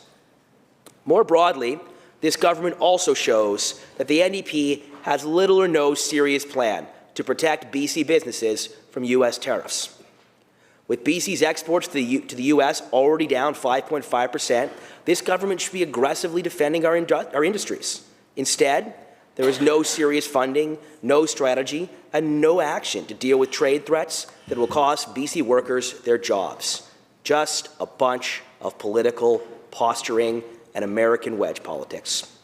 The NDP's inaction on trade, combined with their years of failure to expand interprovincial markets or grow key sectors like agriculture, proves that they're not serious about building a stronger economy. So let's listen to what some other folks had to say about this budget. According to the Greater Vancouver Board of Trade, while the government has talked openly about the need to grow the economy and attract private sector investment, we await the transition from words to action. Unquote. Words to action. That says it all. What we've gotten so far is a lot of lip service from a government that has devastated our economy and that now wants credit for waking up and realizing that the economy exists. We need to see serious action, a serious change, and it needs to be sustained, not just a short-term pivot because politics call for it. The Business Council of British Columbia says this budget missed an opportunity to improve conditions for private sector investment and hiring in the face of the Trump administration's threat to BC's industrial base. Now that U.S. tariffs are going ahead, we'll be looking to the government to quickly follow up with bold action to improve our competitiveness and strengthen our economy. Unquote. Not just words, action.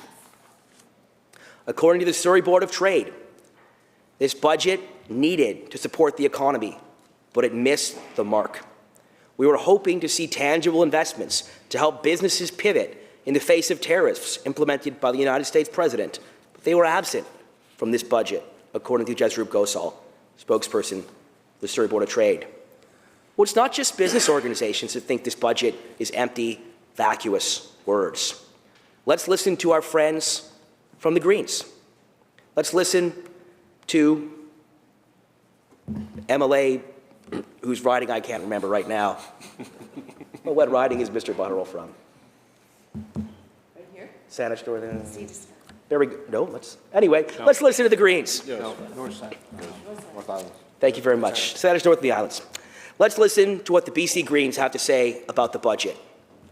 But what happens in a year when these short-term fixes run out and the debt has grown another $10.9 billion? There isn't an action plan here for a 21st century innovation-driven economy that builds resilience in our society, protects our environment, and tackles climate change, unquote. No wonder the Greens are frustrated about this, because the last CASA signed in 2017 obligated this NDP government to create an innovation commission and a future economy task force. There's been no follow-up on the future economy task force. The last innovation commissioner left this government in the spring of last year. They haven't replaced that innovation commissioner. So they've actually abandoned the long-term commitments that they made under the 2017 CASA that would have been opportunities to think actively about the future of our economy. Let's see how long it takes until they betray both the letter and the spirit of their current agreement with the Greens. But let's go closer to home, and let's talk about what our friends at the BCGEU had to say about this budget. You would think that these would be the most stalwart supporters of this government, given the dramatic growth in the public sector workforce. And yet, what did President Paul Finch have to say? He said that BC needs an economic development plan, which is absolutely critical to workers in the province. Mr. Finch is correct. So, folks, in closing, a few final facts to drive home. This budget uses the same forecast for economic growth as the one contained in the September 24 Economic Outlook and Financial Forecast. That matters because it means that the Premier lied about his $1,000 per household grocery rebate. The Premier was creative in his language around the $1,000 per household grocery rebate. $2 billion in tax relief in 2025 for BC families. Now, with the exact same forecast for the BC economy, the Premier has cancelled the rebate.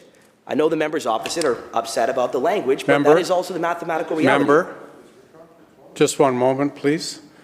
Minister of Forest. The member across the way knows what he said, and I would welcome the opportunity to hear him retract his comment. I'll withdraw. Thank you. Despite the tax grabs, this budget runs a record deficit.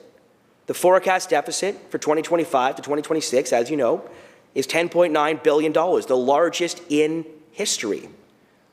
1 year ago, the NDP deficit forecast for this year was $7.7 billion. Next year, the deficit is forecast to be $10.2 billion. These numbers are absolutely staggering, and generations will be paying for them. As I mentioned before, by 2028, the total debt is expected to hit $208.8 billion. This NDP government inherited total debt of $64.9 billion when they took office in 2017. Over the next 3 years, they're forecasting debt to increase by $75.8 billion.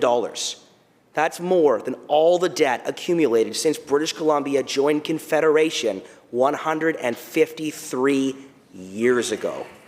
That is absolutely devastating. That will be paid for by generations upon generations of British Columbians. That is absolutely irresponsible. It is a result of this government's fundamental economic mismanagement and fundamental economic illiteracy that has left our economy in a very broken place.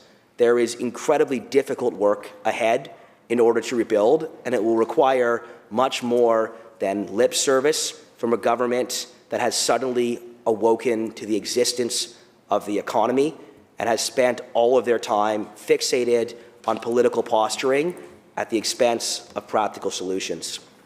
So, Mr. Speaker, in closing, British Columbians deserve better. Instead of hiking taxes, piling on more debt, and blaming their failures on everyone else, we need a government that will prioritize affordability, protect jobs, and deliver on its promises. On this side of the House, the BC Conservatives will continue to push for real solutions, lowering taxes, strengthening our economy, and putting British Columbians first. And we look forward to doing that as soon as possible.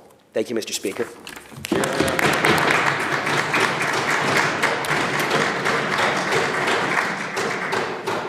Thank you very much, member. Just a reminder that there should be no insinuation that members are misleading this House, and also the use of names of members are not permitted here in this chamber. Now we'll recognize the member from Ladysmith Oceanside. Thank you, Honourable Speaker. I would like to start by recognizing that I am giving my first response ever to the budget on the territory of the Lekwungen people of the Songhees and Esquimalt Nation, and that I am grateful to them for their stewardship of this land since time immemorial. And I rise today to speak in support of Budget 2025, entitled Standing Strong for British Columbia, and what this budget offers to support the people of British Columbia, and in particular my riding of Ladysmith Oceanside, through these unprecedented times. I want to express my appreciation to the Minister of Finance and to her dedicated team who have delivered a budget under very difficult circumstances. I was part of a provincial response team for education during COVID. The member from West Vancouver Capilano will remember our times in the trenches together during that time.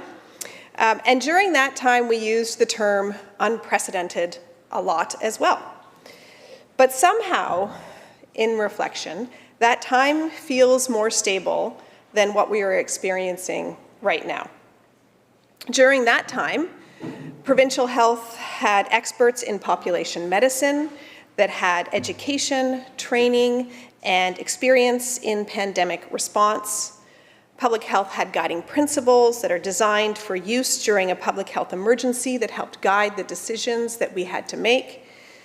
We had previous pandemics to look back on and learn from.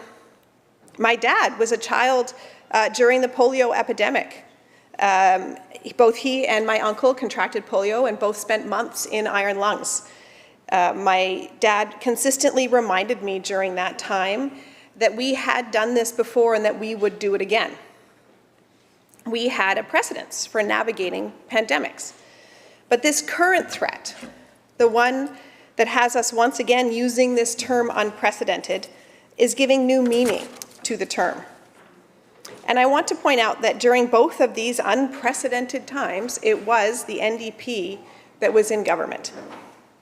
And that can make for a rocky road, an unprecedented one, if you will, from which to govern. And most importantly, these worldwide global events impact any government's ability to fulfill their campaign promises and their government mandates. But as a parent, I am very glad that during these times, it was the NDP government that puts people first and protects the services that people need that was in power during these worldwide gut-punching crises. So I say thank you to the Minister of Finance and her team for their thoughtful approach to finding a balance between protecting the services people rely on and being able to respond to these times and to stand up for and protect British Columbians. I want to start by addressing some of the whiplash that I'm feeling at the moment. And many of you may think that the whiplash is a result of the constantly changing goalposts as a result of President Trump changing his mind on tariffs so many times. That would be a safe assumption. But this whiplash is actually felt as a result of listening to some of the responses to this budget given from the members opposite. Let's start with the continuous criticism regarding the size and cost of the public sector. often provided by the member from Kamloops Centre. But before I dive into the partisan critique and what my mom has started calling the political theatrics of this chamber, I first actually would like to compliment the member from Kamloops Centre for his dignity and his integrity over the last couple of weeks in standing up for the Tk'emlúps Nation and all residential school survivors and the families of those that did not make it home.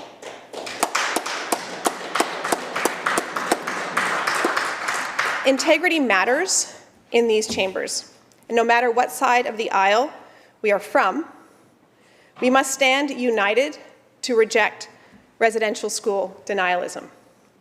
When you are fortunate enough to be elected to these chambers, you represent everyone in your constituency, not just the folks that share your personal experiences and your beliefs, or look like you and sound like you. So I raise my hands to the member from Kamloops Centre for his integrity and representation during these unfortunate and difficult circumstances. I also tip my hat to the member from Courtenay Comox for some of his social media this weekend, for his courage and integrity. So, now back to my comments about whiplash. The members opposite have spent significant time criticizing this government and the growing size of the public sector, even quoting the size of the public sector in 2017 versus today. But, Honourable Speaker, it is no secret that the population of British Columbia has grown incredibly in size since 2017. Let's just take a quick look at some of those numbers. In 2017, the population of British Columbia was just under 4.8 million people. At the end of 2024, the population of British Columbia was just under 5.7 million people. That's almost 1 million more people in the province in 7 years. This means we need more teachers, more doctors, more nurses, more healthcare aides, and yes, Honourable Speaker, it means the public sector will grow to meet the demands of providing even the most mundane but important services, such as renewing your driver's license, getting your hunting license, an important one for members of my family, providing a birth certificate and even a death certificate. Let's look at some of those numbers. 14,212 new nurses registered since January 2023, bringing the total nurses registered in all categories in British Columbia to over 72,000, the second quickest overall nursing workforce growth in Canada, behind Prince Edward Island. More than 38,000 new Health Employee Union healthcare workers hired since 2017. In 2023, BC had 13,800 full-time equivalent educational assistants, 4,400 more than in 2016 and 17. We had 37,000 full-time equivalent teachers. That's 4,560 more than in 2016-17. And I stand proudly behind the growth of the public sector and the critical work they do for British Columbians each and every day. In addition to the important services that our public sector provides, the constant criticism of the public service is counterintuitive to the members' opposite desire regarding a strong economy. Because public sector jobs provide good and reliable salaries. Public servants spend their money in their communities. They support local businesses. There is nothing to be ashamed at of providing the people necessary to support British Columbia's growing population in accessing the services and supports that they need. And this budget does just that. It protects the services the people of British Columbia need, and it ensures that those services will be provided to people when they need them, where they need them most. And my whiplash is made worse, and I've actually suffered from whiplash before. It's terrible. But it's made worse when I hear the members opposite argue for more public services, more staff for ERs, more doctors for essential medical services, more paramedics for rural and remote communities, more teachers for classrooms in growing communities, more addiction services beds, all things we agree need to be addressed. Positions we are working relentlessly to fill. But at the same time as asking for these positions and these services, the members opposite criticize us for a growing public sector. I ask, how do we provide these critical services if not by hiring actual people into the public service to fill these positions? Our budget is focused on building stronger services that support British Columbians, and we believe that the people providing these critical services should be employed by the province. There are a few highlights in this budget for me that I would like to address. Truth and reconciliation is important to Ladysmith Oceanside, and this budget continues our government's commitment to meaningful and lasting truth and reconciliation. Of critical importance is the revitalization of Indigenous languages across the province. For generations, First Nations people have been clinging to the responsibility and bearing the burden of keeping these languages alive. Since 2017, this government has committed tens of millions of dollars to language revitalization, and this budget continues that important work. Budget 2025 nearly doubles previous investments in language and culture programming with stable funding of $15 million per year to advance the work of the First Peoples Culture Council. And these investments are working. Hulkaminam is one of the languages of the lands upon which Ladysmith Oceanside is situated. When I started as a school trustee in 2014 in school district number 68, there were 2 fully fluent Hulkaminam speakers in the district. Today, that number has risen to 6, and it continues to grow. 6 fully fluent Hulkaminam speakers work for school district 68, and I'm tremendously proud of this. As a school trustee, people questioned why we were supporting the development of a lost language. That was a term people used all the time. What's the point? What good will it do? And my answer was clear. Hulkaminam is the language of the lands upon which the schools of School District 68 sit. If we don't stand up for the language with actual financial investments, as well as good intentions, who will? That same saying applies now that I am an MLA in British Columbia. These languages are the languages of the lands upon which we govern. They have been spoken since time immemorial.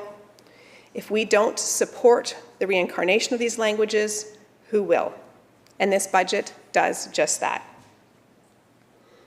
In the riding of Ladysmith Oceanside, I heard clearly about 2 particular healthcare priorities: access to family healthcare practitioners and rebuilding and expanding the Nanaimo Regional General Hospital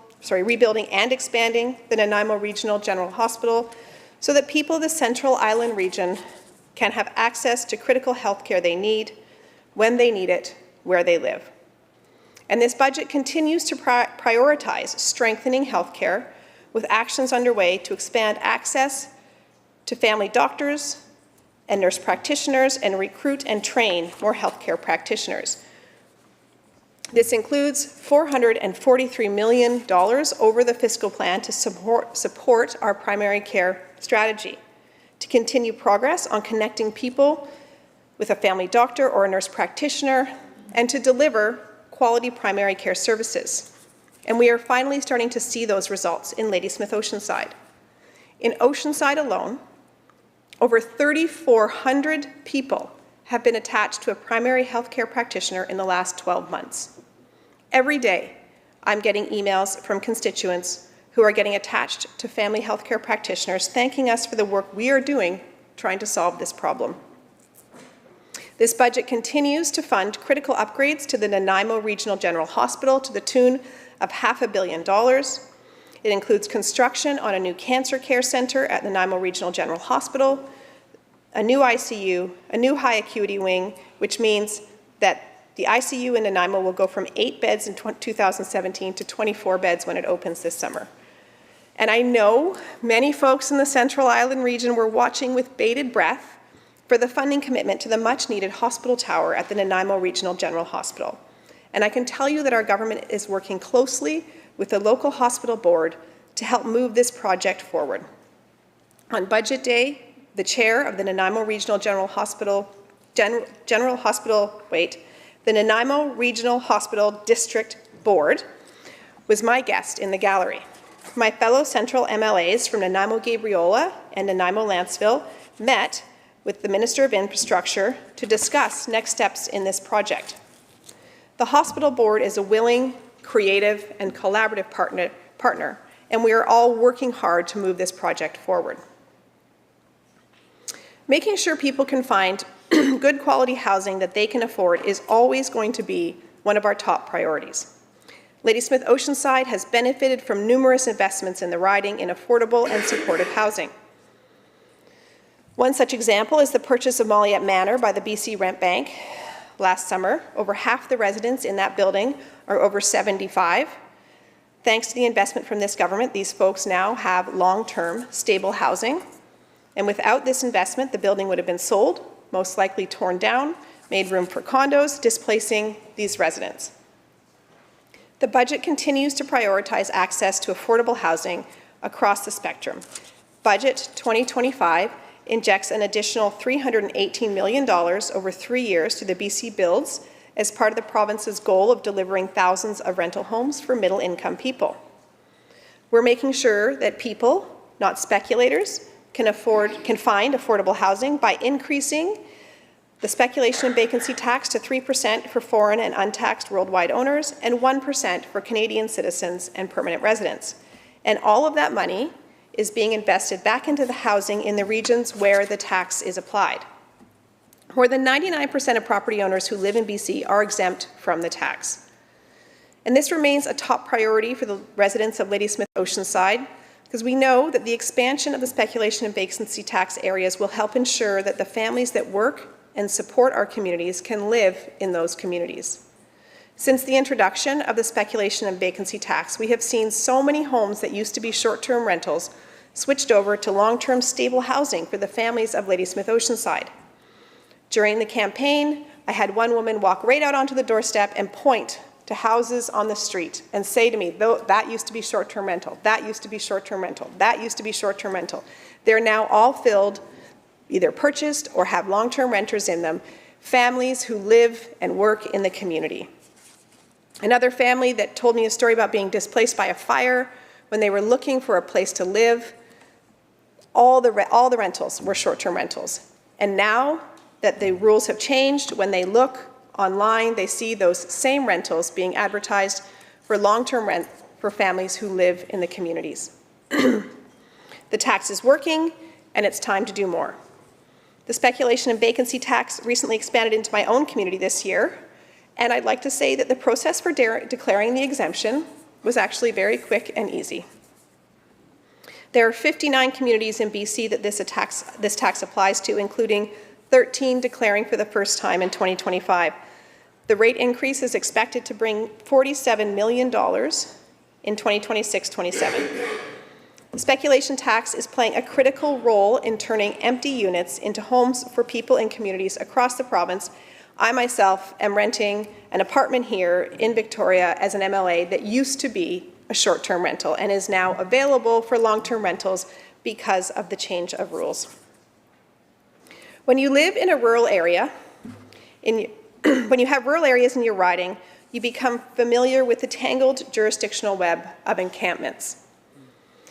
The rise in encampments is directly related to the affordability crisis that we are facing.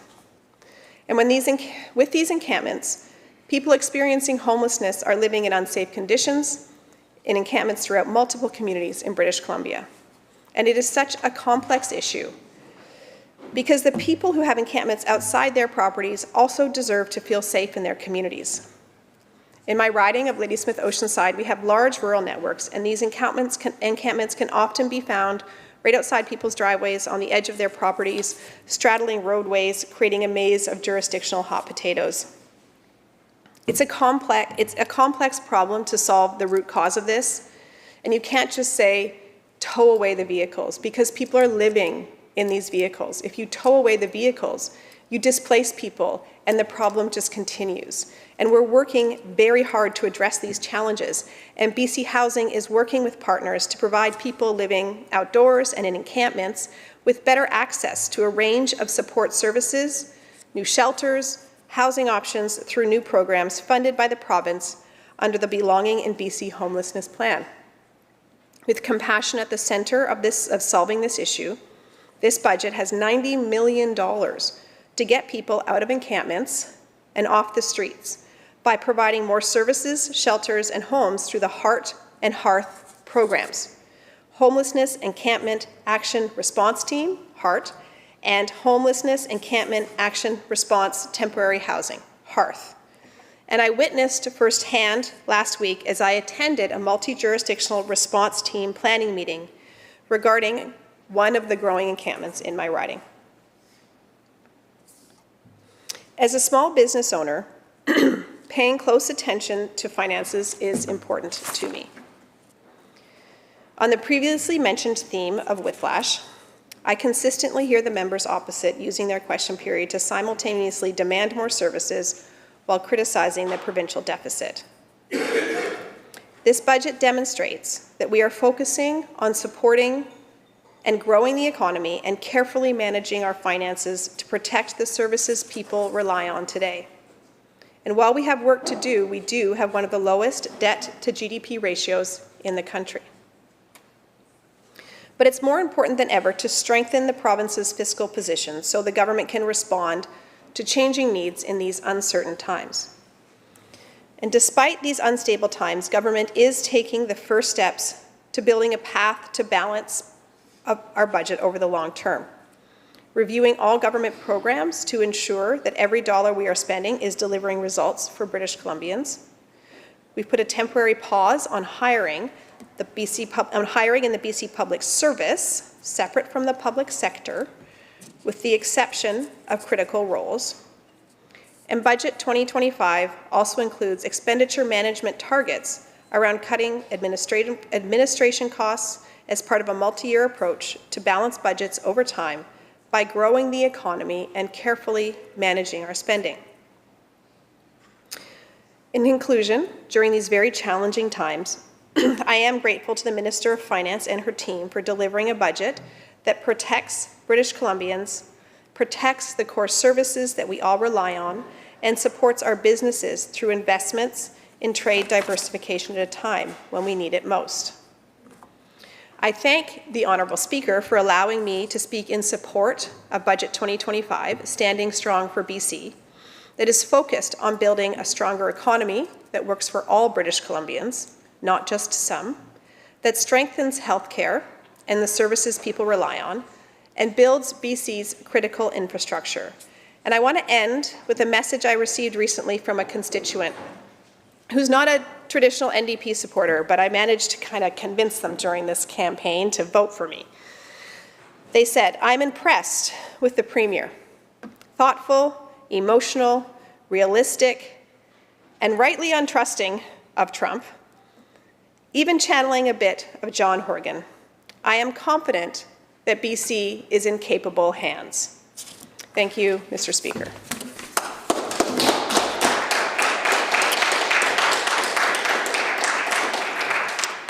Thank you, member. The chair recognizes the member from Langley, Abbotsford.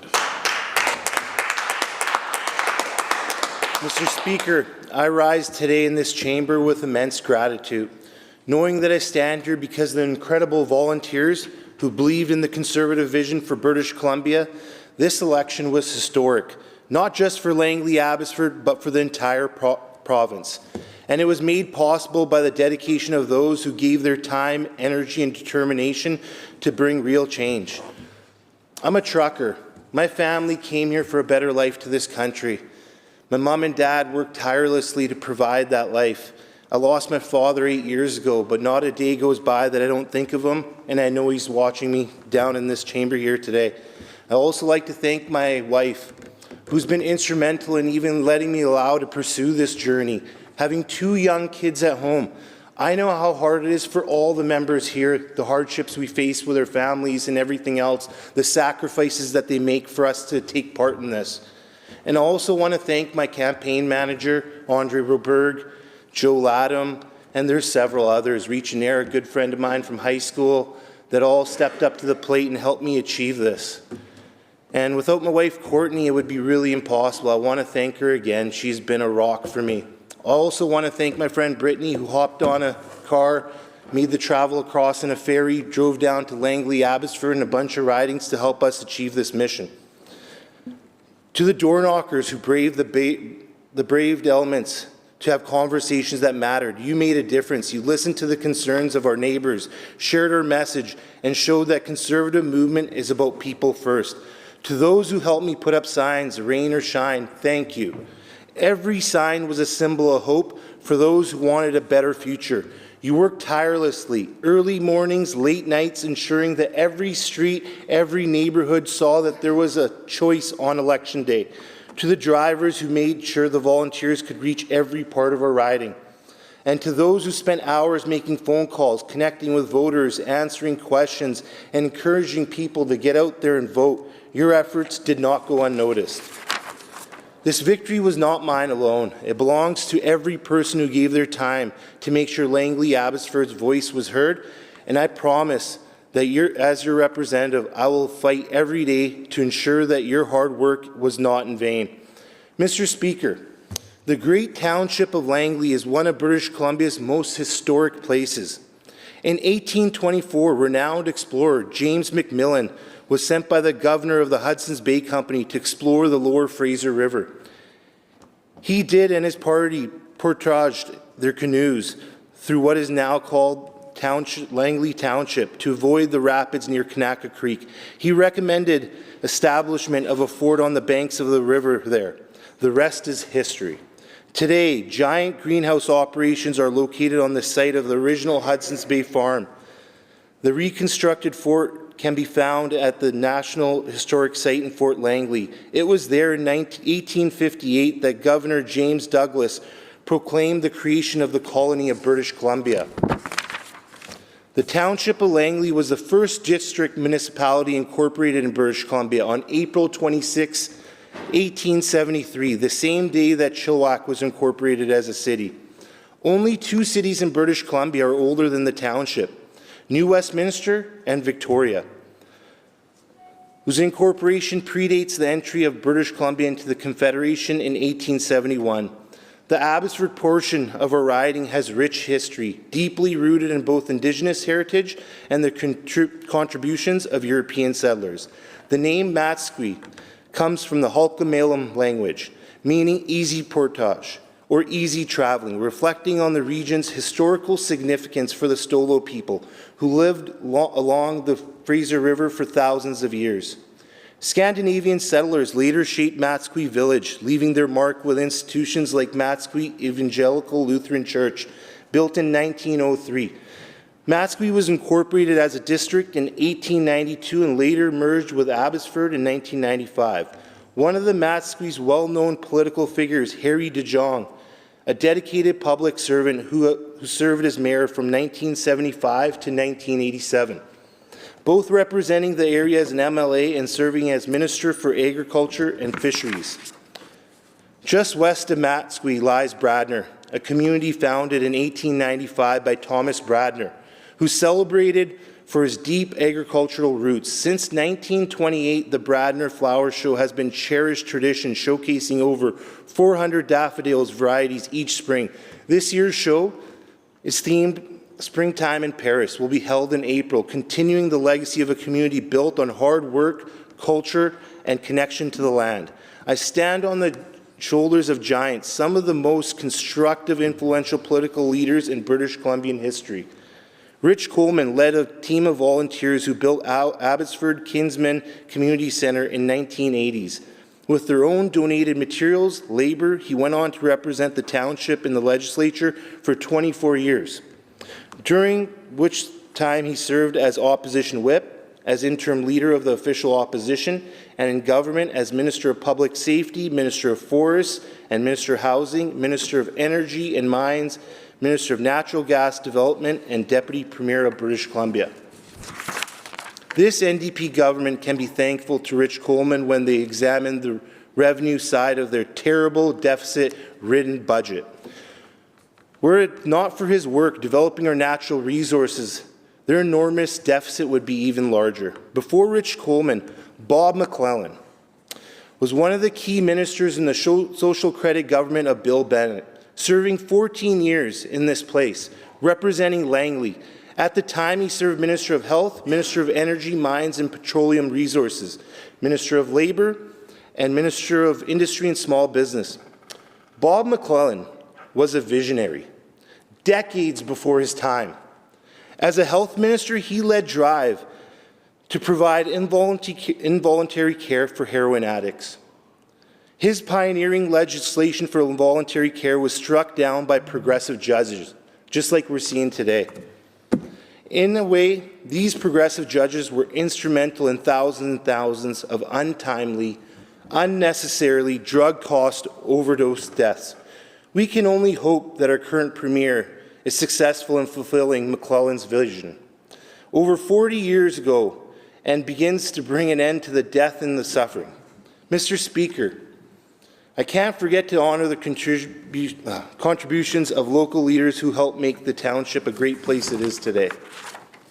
The township has one of few 50-metre Olympic swimming pools in the region, built at a cost of just $14 million in the 1990s by legendary mayor of the day, John Schultens.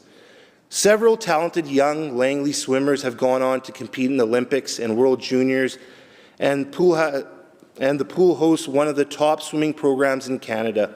Mayor Schultens brought clean drinking water to Aldergrove. He brought flower baskets and beauty to Aldergrove's downtown core, and he did it all while paying off every single penny of the township's outstanding debt. We hold up John and Fanny as they mourn their loss of their eldest son, Jeff, who traveled the world as a missionary and lost his life much too young in a plane crash in Merritt last summer. We also remember Lieutenant Colonel Dean Drysdale, who started off in public life as the president of the student council at D.W. Poppy Secondary in my riding. We lost him too soon to ALS, likely from exposure to toxic materials in Iraq during the First Gulf War. He was the commanding officer of the 16th Field Artillery Regiment, served as deputy mayor of the township, earned an MBA and a PhD in Europe, taught business at Kwantlen Polytechnic University, served in the Prime Minister's office, and started several successful companies. The son of a heavy equipment operator, much like myself, Dean showed young people in Langley what is possible when you dream big, work hard. A library in Langley bears his name, and his inspiration is on my heart today. Mr. Speaker, I would be remiss if I didn't take a moment to mention my late friend and mentor, Peter Wall, a man whose impact will be felt for generations. Peter's roots were in Abbotsford, where his family settled after immigrating from Ukraine in 1948. From humble beginnings, he built an incredible legacy as co-founder of Wall and Redicop Corporation, later Wall Financial. He reshaped Vancouver's skyline, but his influence expanded far beyond real estate. His developments reached across the Fraser Valley, including Langley and Abbotsford, helping shape the communities we know today. Peter believed in lifting people up, those with drive, ambition, no matter their background. I was one of those people. I learned a lot of business in my conversations with Peter, more than I would have taken any course.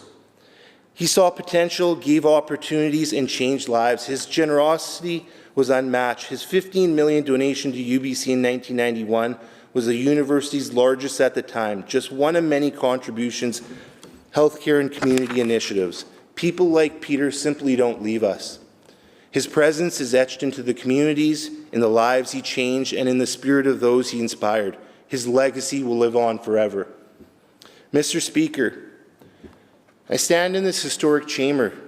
I am reminded of the immense responsibility that comes with being elected to serve the people of Langley Abbotsford.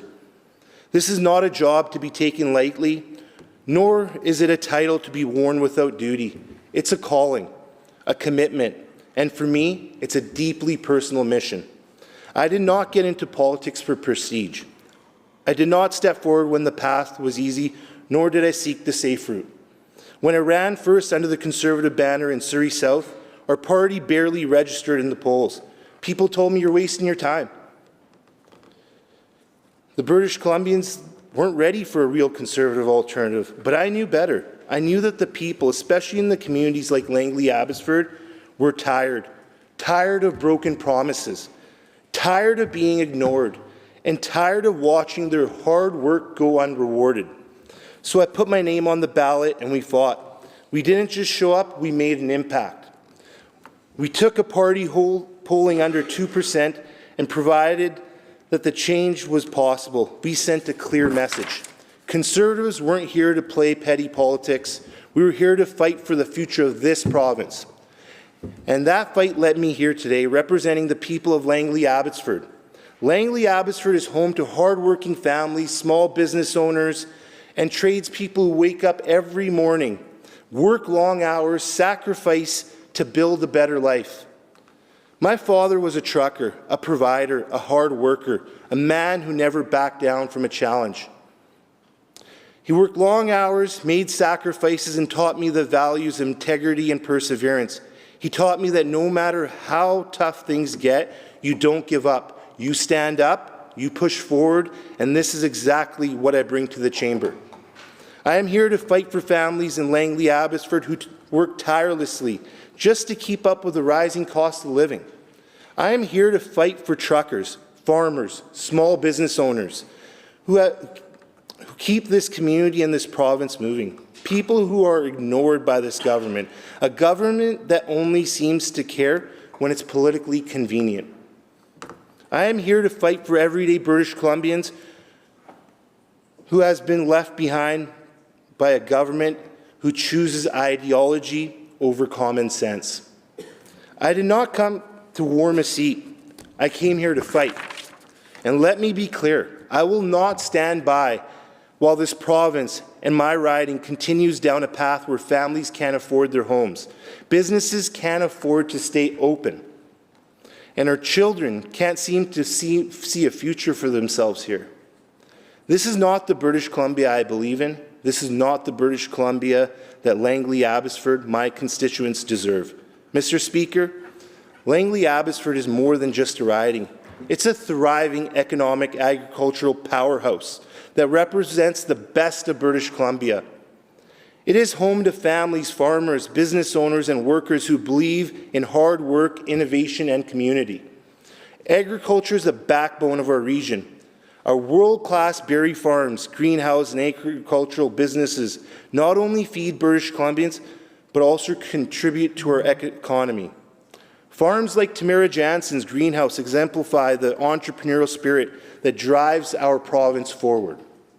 Speaking of farms and agriculture, I would like to congratulate Sukhman Gill, a young man who grew up on a berry farm in the township of Langley, on winning his federal nomination for Abbotsford South Langley. Sukhman's dedication to our community and commitment to conservative values are truly commendable. He understands the challenges we're facing in our region and is ready to bring a strong voice for the residents. I look forward to working alongside him to build a stronger future for British Columbia and Canada. I wish him great success in his journey ahead. And I'd also like to give thanks to Jesse Sahota stepping up in Delta. I know in the Sikh community we've had a lot of people say, you know, we need people that can articulate things, and it's good to see the next generation of Sikhs stepping up to the plate. I'm really proud of them. Mr. Speaker, Langley Abbotsford is just not a centre for agriculture. It is also a hub of connectivity and movement. As a key transportation corridor, 16th Avenue serves commuters, truckers, businesses moving goods across the region. The Langley Regional Airport is another economic driver, training pilots, supporting local enterprises, and keeping our economy strong. Our riding is also rich in history of culture, and the Anand Rowlett farmstead dating back to the 1880s, and the Lock Heel Schoolhouse, a one-room school built in 1924. After a glimpse into our agricultural heritage, these landmarks connect us to the pioneers who built this region, remind us of the importance of preserving our history and giving credit to the ones that paved the path for us today. Transportation remains vital to our economy. The Southern Railway of British Columbia, operating since 1897, has evolved into a critical freight link, moving 69,000 rail cars annually and transporting everything from automotive products to building goods and grain. Langley Abbotsford is also home to the Thunderbird Show Park, a world-class equestrian facility that attracts top riders from around the globe. As a cornerstone of our local economy, it drives tourism, creates jobs, and inspires the next generation of athletes. Supporting venues like Thunderbird is essential to sustaining economic growth and promoting excellence in Canadian sport, and it also happens to be the favorite place my daughter Adriana likes to visit. Hopes to ride there one day as well. But beyond industry and commerce, Langley Abbotsford is also about natural beauty, quality of life. Campbell Valley Regional Park, with its 1,352 acres of forest, grasslands, and wetlands, is a sanctuary for wildlife and place for families to connect with nature, where it's like hiking the Little River Loop Trail, horseback riding on Shaggy Main Trail, or enjoying a peaceful walk. This park showcases the best of our province's natural treasures. Langley Abbotsford is a riding of opportunity, history, and progress. From our farms to our businesses, from our transport networks to our natural spaces, we must continue to support and strengthen foundations that make this community thrive. We must ensure that Langley Abbotsford receives the investment it deserves, not just roads and transit, but in education, healthcare, public safety. Families in our riding want safe streets, strong schools, and opportunities for their children to thrive. Small businesses owners want fewer barriers, not more red tape. Farmers want policies that support their hard work, not policies that make it harder to compete. Mr. Speaker, I will not let Langley Abbotsford be an afterthought in this chamber. I will fight every day to make sure that our families, our workers, and our businesses get the support they need to succeed. Langley Abbotsford is the beating heart of British Columbia, not just in words, but in the people who work hard every single day to keep it moving forward. They deserve a government that fights for them as they fight for their families, and that is exactly what I intend to do. Mr. Speaker, the recently tabled 2025 British Columbia budget made it clear. Langley Abbotsford is not a priority to this NDP government. One of the most glaring omissions was the lack of funding for the much-needed patient care tower at Langley Memorial Hospital. This project is not a luxury. It is a necessity. Our community is growing rapidly, and our health care system is already struggling to keep up. This expansion would have provided enhanced surgical facilities, increased patient capacity, and modernized healthcare services to better serve the people of Langley Abbotsford. Instead of delivering on this vital investment, what has the government chosen to do? To delay it, citing economic uncertainties and external factors like the U.S. tariffs. Yet, Mr. Speaker, what is more uncertain than a patient waiting for critical surgery in an outdated operating room? What is more uncertain than a family wondering if their loved one will get a hospital bed in an overcrowded facility? In a letter dated September 7th, 2024, local surgeons pleaded for this expansion, calling it a current significant infrastructure dilapidated and unfit for modern medical care. No major capital investments have been made to Langley Memorial's surgical facilities in over 35 years. Meanwhile, our population continues to grow. The new residential developments adding thousands of new residents to the area. Langley's healthcare needs are increasingly urgent, and yet, when Langley's representation shifted to the Conservative side, the promises for a new patient care tower went unmet. With no immediate funding allocated, meanwhile, Lionsgate Hospital in North Vancouver, represented by NDP MLA, has received significant improvements, including the completion of Paul Myers Tower. This is a stark contrast to Langley's situation and is how a lot of people of south of the river feel. The people of Langley Abbotsford don't need more excuses. They need action. They deserve the same level of commitment to healthcare and infrastructure as other communities across the province. Mr. Speaker, the failures of this government don't stop at healthcare. The long-promised expansion of Highway 1 continues to be riddled with delays, cost overruns, and mismanagement, all at the expense of people in my riding who are stuck in worsening congestion every single day. Highway 1 is the backbone of our regional economy. It connects commuters to work, businesses to customers, and goods to the market.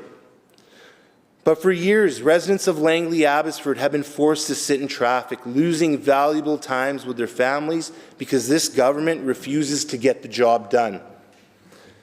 The expansion project was supposed to alleviate congestion, improve safety, and accommodate our growing population. Instead, we have delay after delay, with costs skyrocketing beyond the initial budget,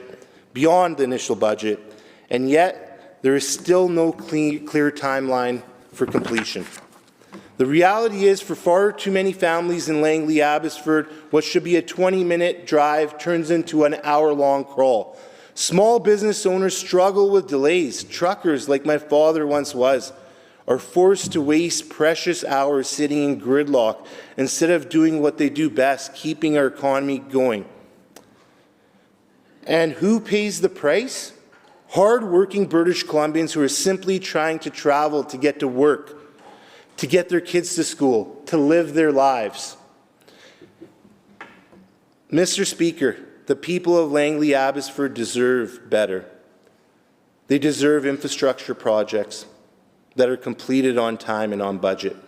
They deserve a government that prioritizes reducing congestion, not making promises that never materialize. Mr. Speaker, British Columbia was once a province of opportunity, a place where many young people dream of owning a home, where families could build a secure future, where businesses could grow and thrive. But under this Premier's NDP, that dream is slipping away. This budget is not just about numbers on a page. It's about a real everyday struggles of British Columbians. It's about the single mother who has to work 2 jobs to put food on the table. It's about the family that watched their mortgages double in the last 2 years with no sign of relief.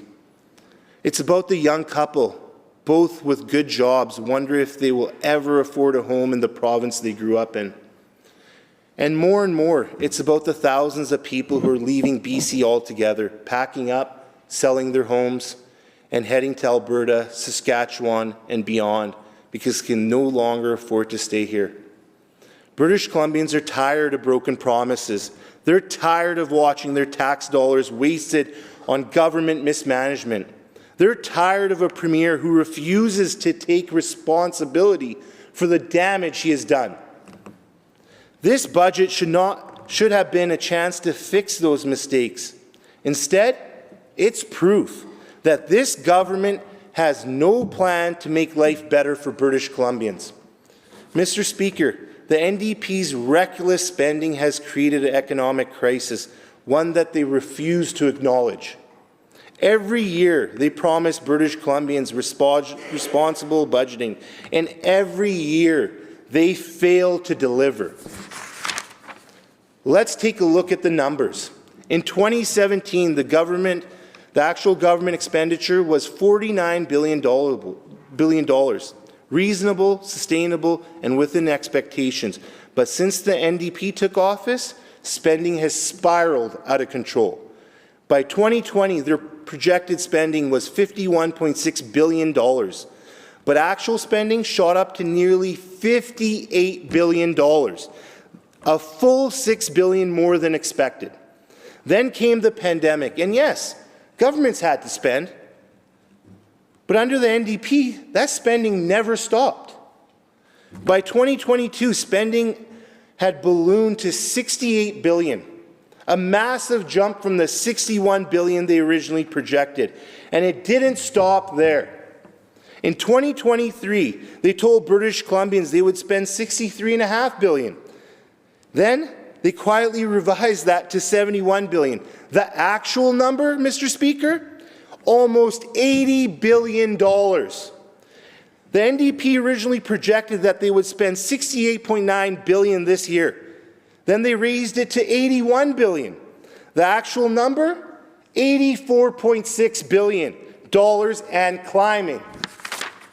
Next year, their budget calls for $95 billion in spending. Can British Columbians trust that number? I know I can't. Based on their record, it will be much, much higher. And what do British Columbians have to show for this spending spree? A collapsing healthcare system that ships its patients to the United States because their hospitals can't handle them? Skyrocketing housing costs that have made home ownership a fantasy for most young people? Record high gas prices, yet another tax hike coming April 1st? Businesses shutting down, with corporate tax revenues falling because companies are making less money. This NDP government has broken the social contract with British Columbians. They take more of your money, pile on more debt, and yet deliver worse services year after year.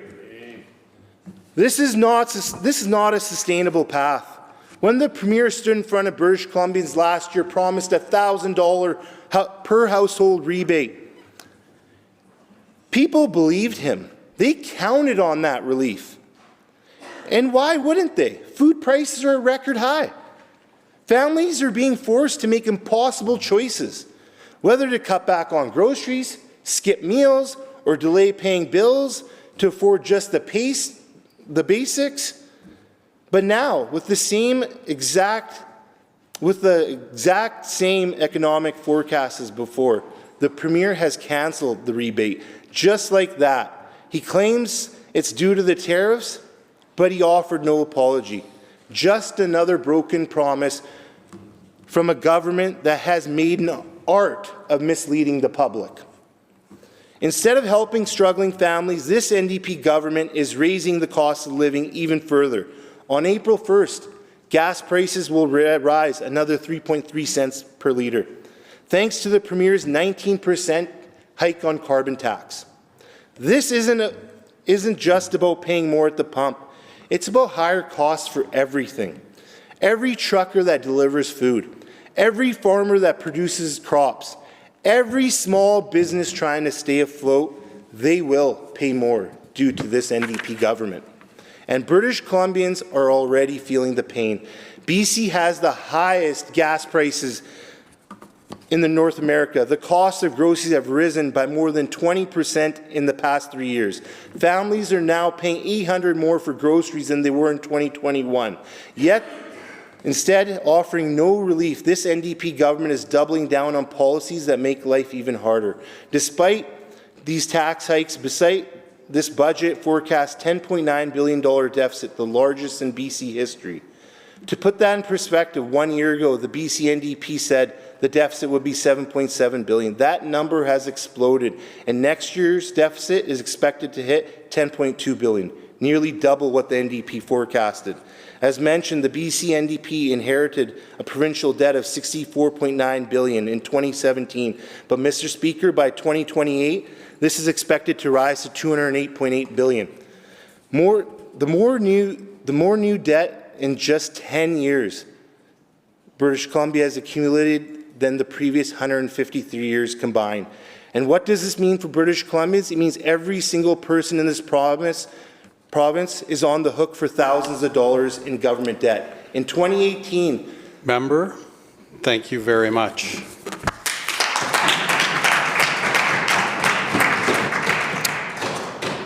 Thank you very much, member. The chair will recognize the Minister of Indigenous Relations and Reconciliation. Thank you very much, Mr. Speaker, and good afternoon. It's my pleasure and honour to speak today in response to Budget 2025 here on the territory of the Lekwungen people, the Songhees and Esquimalt nations. Both as Minister of Indigenous Relations and Reconciliation and MLA for Vancouver Little Mountain in the territory of the Musqueam, Squamish and Tsleil-Waututh nations. Budget 2025-26 is about standing strong for BC and making sure public services are there when we need them, including supports for Indigenous people. Now is the time to focus on what really matters to our communities and the people of our province. We know we must continue the important work of reconciliation and continue to take action on commitments developed in partnership with Indigenous people. In response to the throne speech, I spoke about how reconciliation is about finding solutions to the challenges of our time together. Our resilience comes from working together, not pulling apart. We are on the cusp of the greatest economic threat we have seen as British Columbians in generations, and we will be able to navigate the challenges ahead and respond faster because of the Declaration Act on the Rights of Indigenous People and because of our solid and evolving relationships and partnerships with Indigenous people. The Truth and Reconciliation Commission defined reconciliation as a process, an ongoing process of establishing respectful relationships between Indigenous and non-Indigenous people. This includes acknowledging past harms, apologizing and taking action to address ongoing legacies of colonization. Budget 2025 delivers on government's commitments to Indigenous people and takes action to address the legacy of colonialism. We're committed to continuing to lead the way, continuing to lead the work to implement the Declaration Act in consultation and cooperation with Indigenous people, and address the Truth and Reconciliation Commission's calls to action. And we're doing so in significant and important ways. Reconciliation is a thread that runs through all of government's work. It remains a foundational priority and is woven into everything that we do. Budget 2025 advances reconciliation with $45 million over 3 years in new, stable, and ongoing funding for the First Peoples Cultural Council. This will help the organization continue supporting First Nations in their efforts to revitalize their languages and cultures while also creating good jobs and economic benefits. Budget 2025 delivers on our commitment to provide stable, ongoing funding to modern treaty nations, to collaborate on resource management. It also includes an important next step to address and reverse the impact of discriminatory property ownership laws. Most people take the ability to own property for granted. First Nations governments have long asked any level of government to address the hurdles so they could acquire, hold, and register property in their own names, so that people have opportunities to live equally in British Columbia and no one faces discriminatory barriers.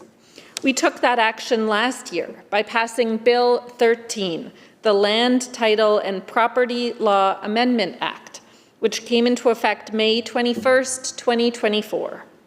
We also recognize First Nations should not face financial hurdles to transfer property from proxies into their own names. So in Budget 2025, the province is now eliminating the property transfer tax on these transfers. This is about fulfilling the intent of updating the Property Law Act and the Land Title Act. First Nations can now transfer property they hold through proxies or corporations or other business arrangements to their direct ownership without worrying about that added cost. These changes help advance meaningful reconciliation by enabling First Nations to have more flexibility and self-determination in how they acquire, hold, and register property. Our new budget also includes property tax changes for both modern treaty nations and for First Nations who hold land outside of reserve land. These measures further support government's commitment to reconciliation. As part of this, the province is exempting First Nations from paying rural and school property taxes on certain types of land. Exempt properties will include provincial crown land, former provincial properties, and land purchased with help from the province, as long as it's vacant or used for cultural or community purposes. Separately, modern treaty nations and their public institutions will be exempt from property tax within their treaty-designated foreshore areas. Another important point, we're working with modern treaty nations to integrate shared knowledge, experiences, and supports into how we collectively co-manage the land and resources in the province. A new co-developed funding model will provide a stable foundation for a new fiscal relationship in land and resource governance.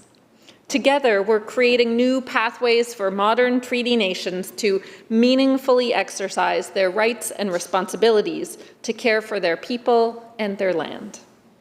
Improving collaboration on decision-making and land and resource-based activities will help bring certainty and benefits to all. For the Ministry of Indigenous Relations and Reconciliation, Budget 2025-26 provides dedicated funding to advance reconciliation and the ongoing process of establishing and maintaining respectful relationships with Indigenous people. It supports agreements like the Haida Land Title Agreement to formally recognize Haida Aboriginal title throughout Haida Gwaii. It supports the initialing of 3 modern treaties with Comox, Kitsim-Kalim, and Kitsalis that, if ratified, will recognize Indigenous jurisdiction and support self-determination. And I just want to pause to congratulate the Comox First Nation on a very successful voter turnout and outcome of their membership treaty ratification vote Saturday, 2 days ago. A huge accomplishment after decades of work from the community. Budget 2025-26 also supports land transfers. It supports economic development and work with Métis Nation BC. It supports the Declaration Act Secretariat in their important work to guide and assist the province to ensure provincial laws align with the UN Declaration on the Rights of Indigenous People and are developed in consultation and cooperation with Indigenous people. Like all provincial budgets, the numbers on their own don't convey the scope of the work underway or the quality of the relationships with First Nations, Métis, and Indigenous people as a whole. Budget 2025 will allow the Ministry of Indigenous Relations and Reconciliation to meet our current and ongoing obligations under treaties, agreements, and other constructive arrangements, to work in consultation and cooperation with Indigenous people, and to effectively deliver the Ministry's and the Declaration Act Secretariat's mandates. I am particularly pleased to be able to continue to support and invest in First Nations languages, as well as arts and cultural heritage revitalization. Revitalization of First Nations languages, arts, and cultural heritage is foundational to First Nations identity. BC has incredible language diversity and is home to 36 First Nations languages, which make up more than half of all First Nations languages in Canada. These are the original languages of this land and contribute to the unique diversity of the cultures of BC. The cultures and languages of Indigenous people were interrupted by the residential school system and other forms of colonization and cultural genocide. And I'd like to recognize the many First Nations people who have made it their life's work to protect and revitalize their arts, language, and cultural heritage. I think of and thank Quitlo Carla George, the chair of the First Peoples Cultural Council. She shared her story with us as part of the budget speech. Carla grew up hearing stories about her mother and auntie whispering in Kwakwala, a residential school, to keep their language alive. Quetlo is now studying 2 languages, and her 1-year-old grandnephew can already beat the drum and sing the songs of his Squamish ancestors. She says she does this work with Inchomut Squalwin, which means one heart, one mind in Squamish. This spirit of shared purpose is exactly what we need right now. It's with one heart and one mind that we will secure a brighter future for all. Since 2018, our government has committed $136 million to support First Nations art, cultural heritage, traditional knowledge, and languages. As mentioned earlier, Budget 2025-26 will see $45 million over 3 years in new, stable funding for the First Peoples Cultural Council.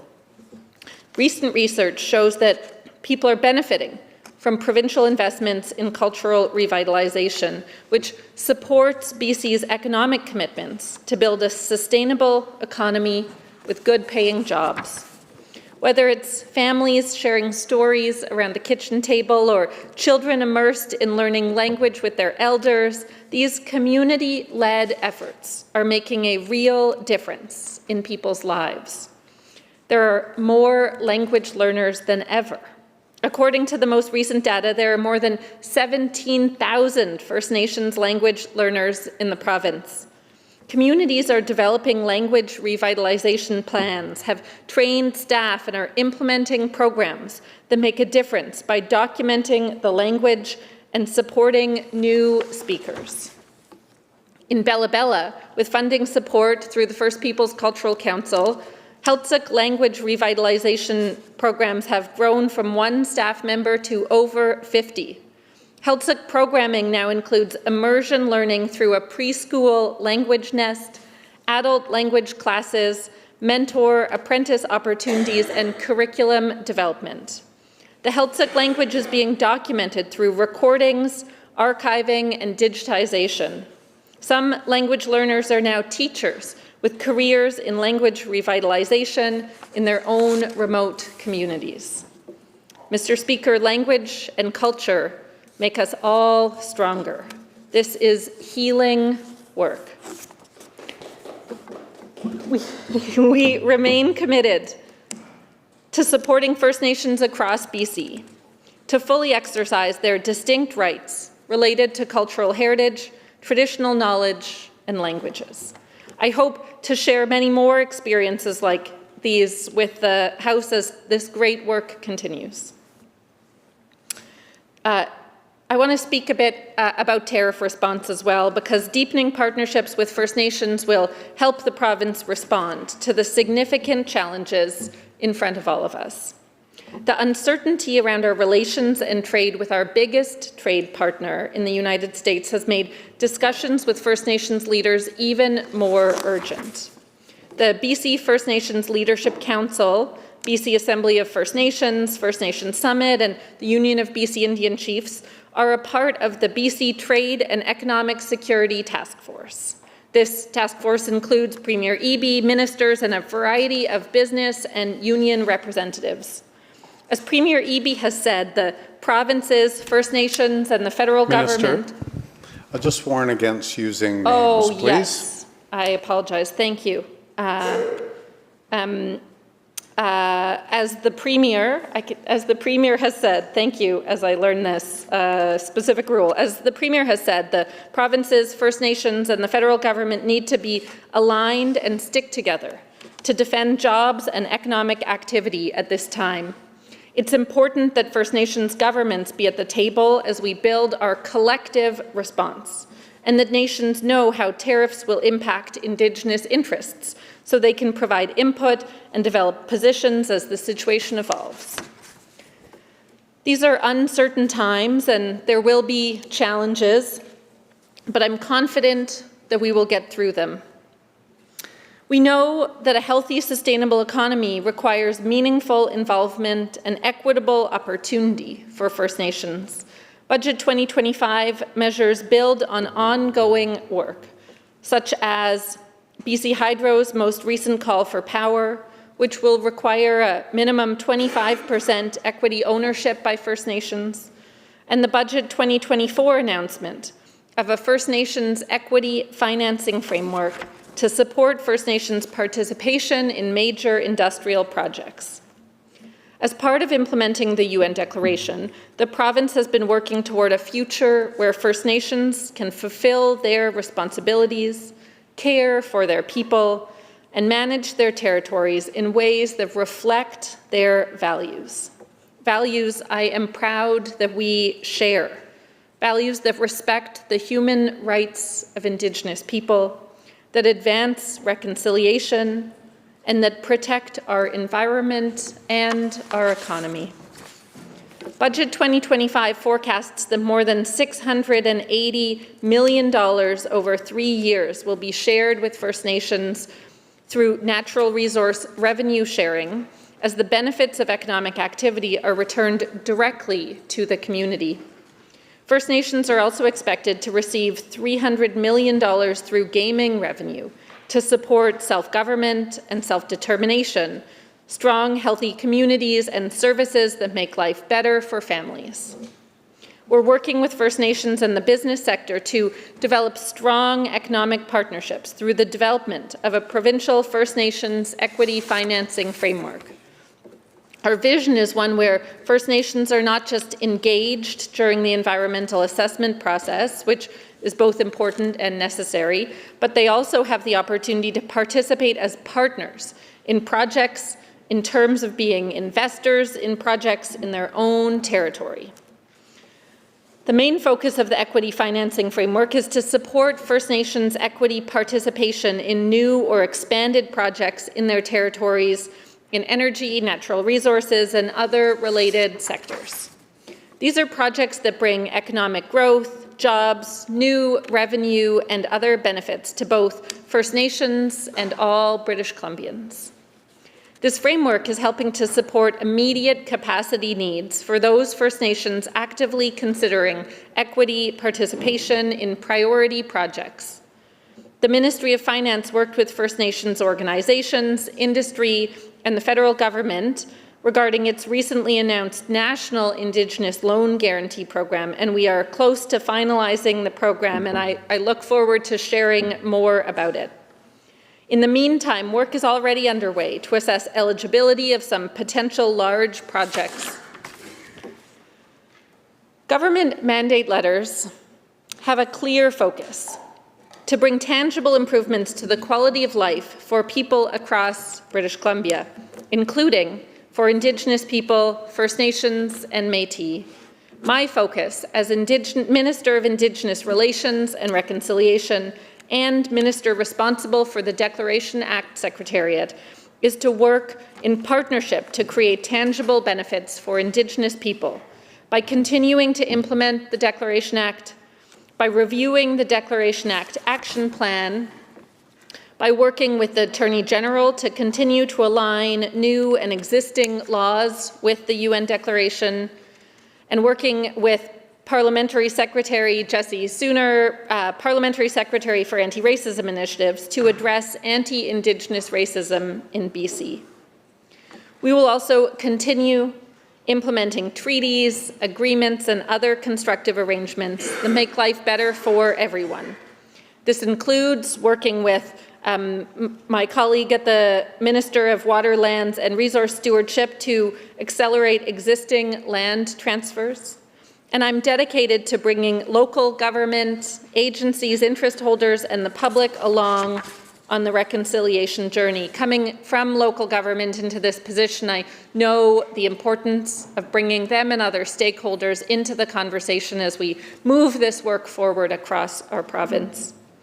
At the end of 4 years, we want to know that people living in Indigenous communities have experienced an improvement in their quality of life. We can do this by advancing reconciliation, implementing the Declaration Act and working in partnership with Indigenous people, creating meaningful and lasting reconciliation, which is everyone's responsibility.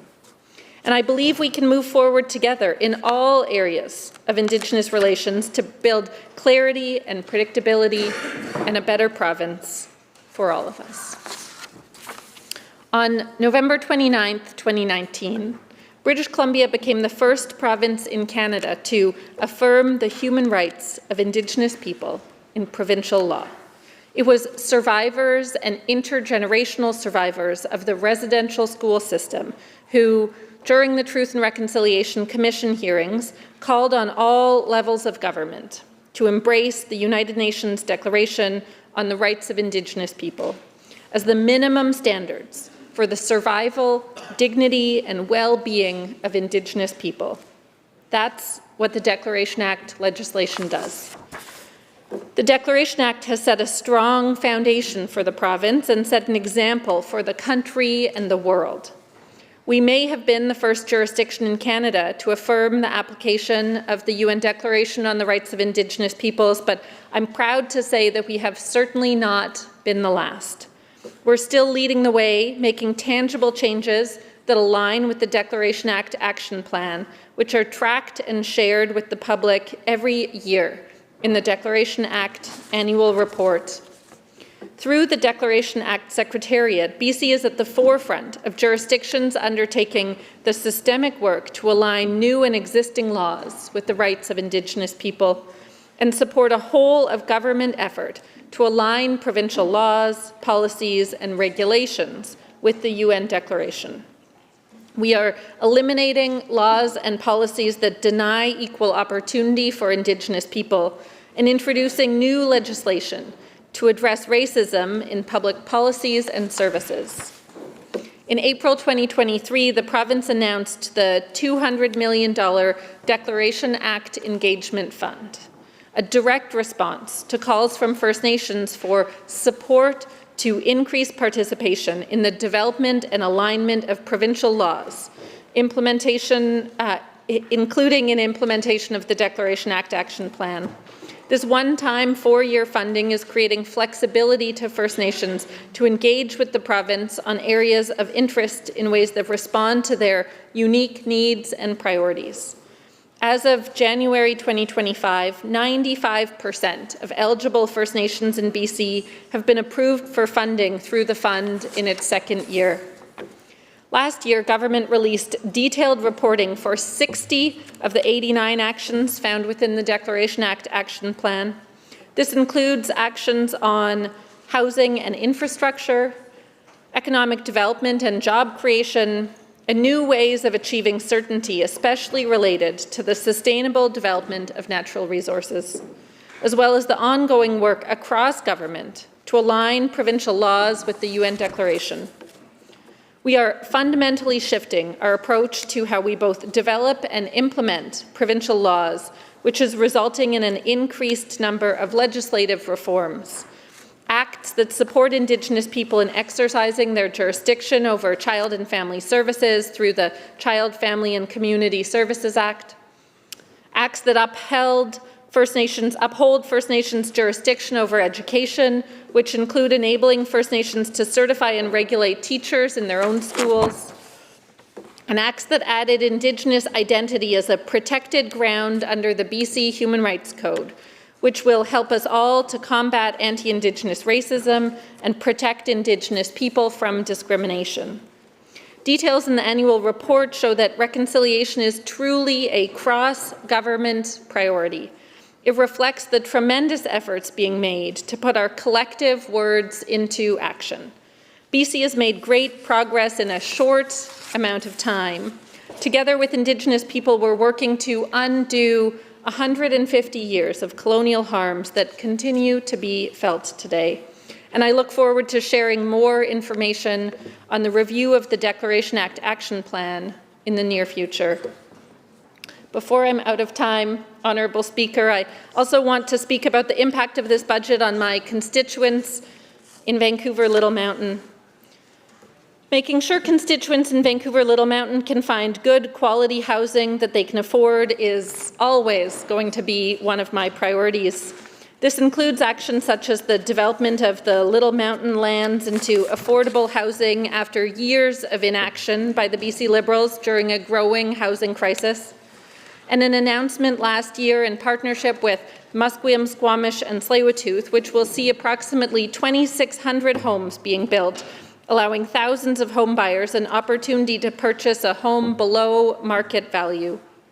Budget 2025-26 builds on these incredible investments with an additional $318 million over 3 years to BC Builds to develop thousands of rental homes for middle-income people. Since 2017, Vancouver Little Mountain has welcomed 516 new total units as part of the Homes for People Action Plan. Honourable Speaker, thanks to our government's commitments, we are investing in education more than ever before in K-12 so that our kids are set up for success. For example, students at Edith Cavell Elementary and Eric Hamber Secondary in Little Mountain are benefiting from seismic upgrades. Budget 2025-26 commits $4.6 billion in investments to improve and expand classrooms, including at Olympic Village Elementary, benefiting 630 students, a new childcare centre and a neighbourhood learning centre. Honourable Speaker, ensuring constituents in Vancouver Little Mountain and across the province have access to the health care they need when they need it continues to be a priority of our government. In addition to launching our BC Health Workforce Strategy, the BC Cancer Care Action Plan and a new payment model for physicians, we are continuing to build our healthcare system to ensure people can access the care they need. Budget 2025 builds on this work to invest $4.2 billion to respond to the growing demand. This includes a $15.5 billion increase in healthcare capital to continue to help build and upgrade hospitals, long-term care facilities, and cancer care centres. For example, near Vancouver Little Mountain, constituents will benefit from services such as those at the Centre for Children and Youth Living with Health Complexity, where dedicated services provided by BC Children's Hospital are provided and supported by this budget. I am proud to say BC has deeply and fundamentally changed our relationship with Indigenous people. This is generational work. It's work that must continue. The province has made education about the history and legacy of the residential school system a key priority. September 30th, 2023 marked the first year that the National Day for Truth and Reconciliation was observed as a provincial statutory day in British Columbia. This provides an opportunity to engage and educate more British Columbians about the history of colonialism and its continued impact on Indigenous people today. The province, with the support of Charlene Belleau in her role as First Nations liaison, continues to support all caretaker First Nations who wish to investigate the sites of former Indian residential schools and Indian hospitals across the province. The province has provided funding to support First Nations-led investigations at all 18 Indian residential school sites and 3 Indian hospitals across BC. This is a direct response to Truth and Reconciliation Commission calls to action 72 through 76.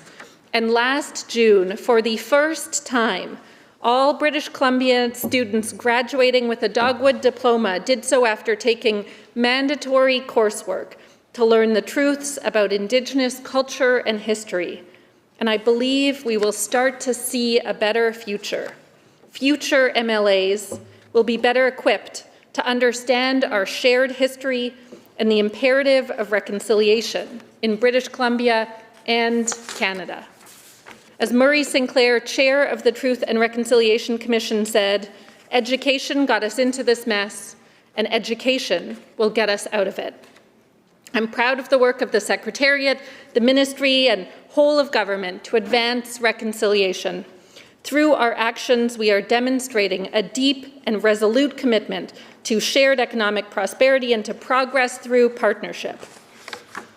In 2019, this House passed with unanimous support from all sides the Declaration on the Rights of Indigenous People Act. I'm proud that we have changed the course of history, moving from if we reconcile with Indigenous people to how we reconcile with Indigenous people. That's important work for all of us, and we will continue to lead it. Thank you.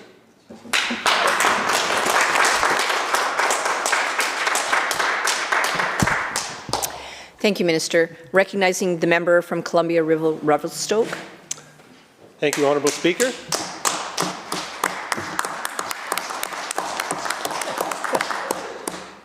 Well, thank you for that warm introduction, everybody. Congratulations, Madam Speaker, again on your appointment. I know it's been said before, but you seem like a very fair and honest person, and I just think very well suited for this role, so congratulations once again.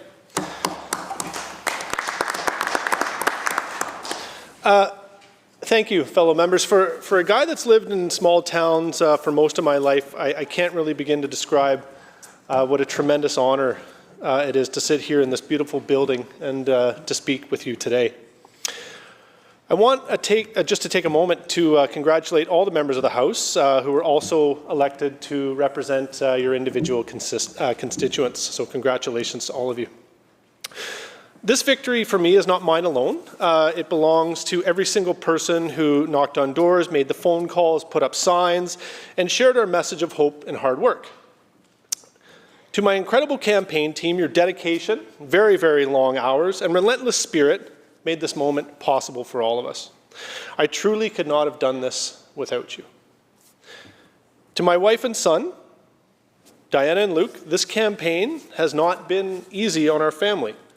The long days and the late nights and the many sacrifices you have made mean more to me than you'll ever know. Thank you for standing by my side through all of it, and I love you both very much.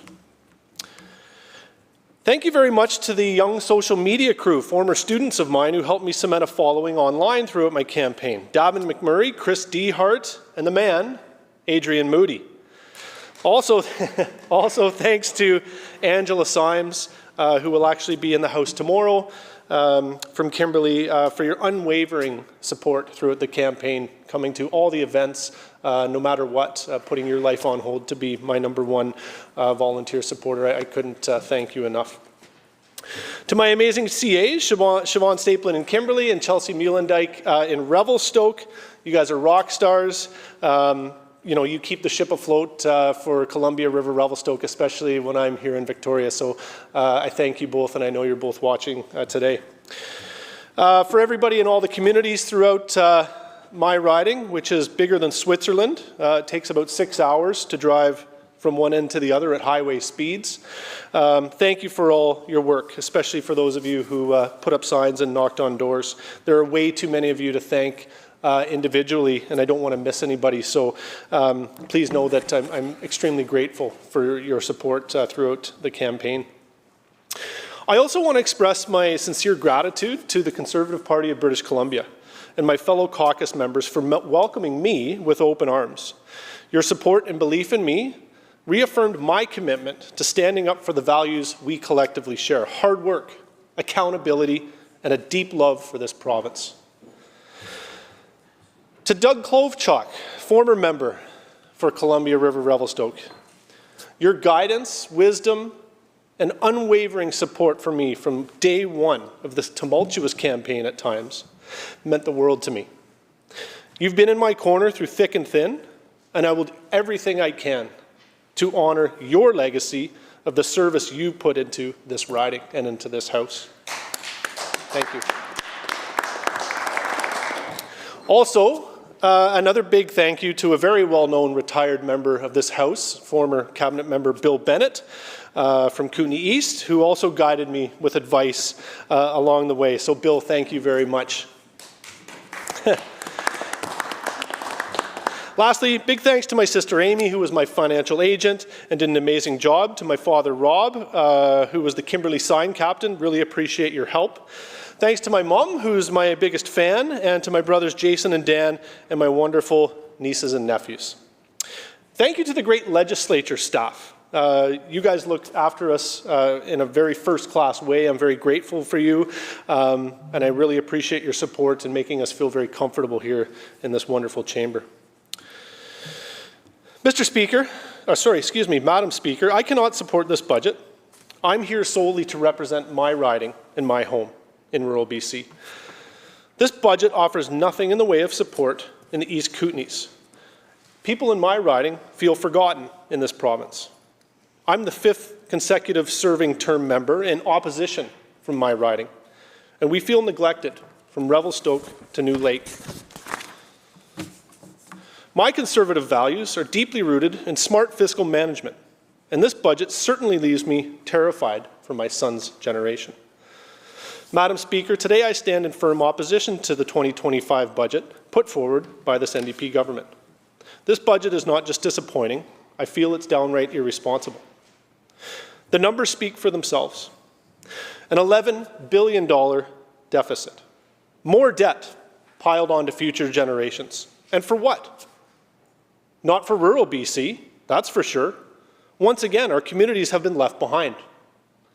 There's no meaningful investment in rural healthcare, infrastructure, or economic development, issues that matter very deeply to the people I'm here to represent. Instead of targeted funding and new programs to support growth and opportunity, we see more of the same. Reckless spending with no accountability. No new initiatives to strengthen our resource industries. No real solutions for rural healthcare shortages. No action on the affordability crisis hammering families in every corner of this province. And yet, disappointingly, rather than take responsibility for their financial disaster they've created, this NDP points fingers at the United States, at global trends, at anyone but themselves. This deficit, this debt, this mess is the result of 8 years of NDP mismanagement of the finances. British Columbians deserve better. They deserve a government that plans for the future, not mortgages it. I cannot and will not support this budget. As much as we celebrate our natural wonders and tourism economy in Columbia River Revelstoke, we must also recognize the challenges we faced in the eastern corner of this province. Housing shortages continue to make it difficult for families and workers to put down long-term roots. Our healthcare system is under tremendous strain, with too many residents struggling to access care that they desperately need. Employee retention remains a challenge as we grapple with staffing shortages in a region where affordability is a growing concern. And year after year, we are reminded of the ever-present risk of devastating wildfires, threatening our homes, our forests, and our way of life. These are not easy problems to solve, but I stand before you today committed to addressing them. As the MLA for Columbia River Revelstoke, I feel incredibly fortunate to represent the hardworking, passionate, and resilient people of my riding. Every day I'm inspired by the determination of our communities, and I'm committed to ensuring that our voices are heard loud and clear right here in Victoria. I live in one of the most beautiful and unique places in the world, but beauty alone will not sustain us. We need real solutions to our housing crisis, stronger healthcare services, and support for our small businesses and employees. My vision is one of growth, opportunity, and prosperity for everyone who calls this region home. Together, we can create a future where Columbia River Revelstoke remains not only a world-class destination, but a thriving, sustainable place to live, work, and raise a family. I campaigned on standing up for rural BC, and I fully intend on doing that. The healthcare crisis in Columbia River Revelstoke is growing worse by the day. Our hospitals are above capacity, our communities are underserved, and residents are being forced to travel long distances just to receive basic medical care. This is unacceptable. One of the most critical tools we have to address this crisis is the Provincial Rural Retention Incentive, a program designed to keep healthcare workers in rural communities like ours. But right now, it's not being used effectively. Without strong incentives, healthcare professionals are choosing to leave for larger centres where wages are higher and sometimes workloads are lighter. We cannot afford to keep losing medical professionals. The province must properly fund and expand the PRRI to make rural healthcare a viable and attractive career choice. Compounding this crisis is the complete lack of reliable transportation to regional hospitals. When emergencies strike, residents must travel to Kelowna or Cranbrook, yet there's no public system in place to get them there. How can we expect seniors, families, or those in medical distress to make these long journeys without proper support? And let's not forget the massive influx of tourists that our region welcomes every single year. They come for adventure, but when they get injured or fall ill, they turn to our already overburdened hospitals. This puts local residents at risk and stretches our resources past the breaking point. We need action. We need investment. And we need a government that prioritizes the health and safety of rural British Columbians, especially in Columbia River Revelstoke. I won't stop fighting until we get it. Disappointingly, there were no funds in the budget allocated for meaningful wildlife management and conservation. Once again, this shows that the NDP's priorities are not aligned at all with rural BC when it comes to this budget. We have a growing threat to our wildlife, our economy, and our way of life in the East Kootenays: chronic wasting disease. CWD is a deadly and incurable neurological disease that affects deer, elk, and moose. This disease has already devastated wildlife populations in other parts of North America, and if it takes hold here, the consequences will be far-reaching and extremely severe. Our region is known for its abundant and diverse wildlife. Mule deer, white-tailed deer, elk, moose, and much more are not only iconic species, but also crucial components of our ecosystems. If CWD spreads here, we could see catastrophic population declines, threatening the balance of our forests and grasslands. Predators that rely on these animals for food will be impacted severely, and the overall health of our wilderness will decline. But the impact of CWD is not limited to wildlife alone. It poses a serious economic threat to the East Kootenays. Hunting is a way of life for many of us. It is not only a time-honored tradition, but also a key contributor to our local economy. Every year, hunters travel from across Canada and the United States to experience the world-class hunting opportunities our region has to offer. They spend money on accommodations, food, fuel, guide outfitters, and local businesses. If CWD takes hold, hunting regulations will tighten, herd numbers will plummet, and our rural communities will feel the economic strain. We must act now to get ahead of CWD by adding rapid testing sites and continued monitoring and targeted removal in urban settings. In addition to CWD, another pressing threat to our environment is whirling disease, which has recently been detected in Kootenay Lake. Whirling disease affects trout and other salmonid species, particularly targeting young fish. It is caused by a parasite that attacks the cartilage of the fish, leading to deformities, erratic swimming patterns, hence the name whirling, and ultimately high mortality rates. Sensitive trout species such as native cutthroat and bull trout are at particular risk, which could significantly impact our fisheries. The loss of these fish populations would be devastating, not only to our natural ecosystems, but also to recreational fishing and the local economy. Anglers travel from across North America to fish in our pristine waters, and without intervention, we could see a dramatic decline in fish stocks, leading to stricter regulations and reduced opportunities for both residents and visitors. To protect our waters, we must be vigilant. This includes mandatory boat inspections, proper cleaning and drying of watercraft, and strong regulation to prevent mussels from entering our lakes and rivers also. Public awareness and proactive measures are key to keeping our waterways healthy and free from these invasive species. But we have no money. What can we do? We must be proactive in monitoring and preventing the spread of these invasive species. But this costs money, something the government was very short on in this budget. The East Kootenays is a special place, rich in natural beauty and outdoor opportunities. If we do not act now, we risk losing what makes our home so incredible. Once the horse is out of the barn with these issues, it'll be next to impossible to put it back. The people of Columbia River Revelstoke know all too well the growing threat of devastating wildfires. Each and every community within my riding is susceptible to a wildfire that would utterly destroy these towns and cities. Every year, evacuation alerts and orders are a reality of at least one of our resort municipalities. Our forests, so vital to our economy and our way of life, are left scorched and forever changed. Golden, Revelstoke, Invermere, Kimberley, and every rural area in between face this reality with increasing severity, and we cannot afford to sit back and continue with the status quo. For too long, wildfire response has been reactive. Fire suppression dominates the conversation, and the BC Wildfire Service does an incredible job with the resources they have. We are asking them to fight a losing battle. Their capacity is stretched far beyond its limits, and each season brings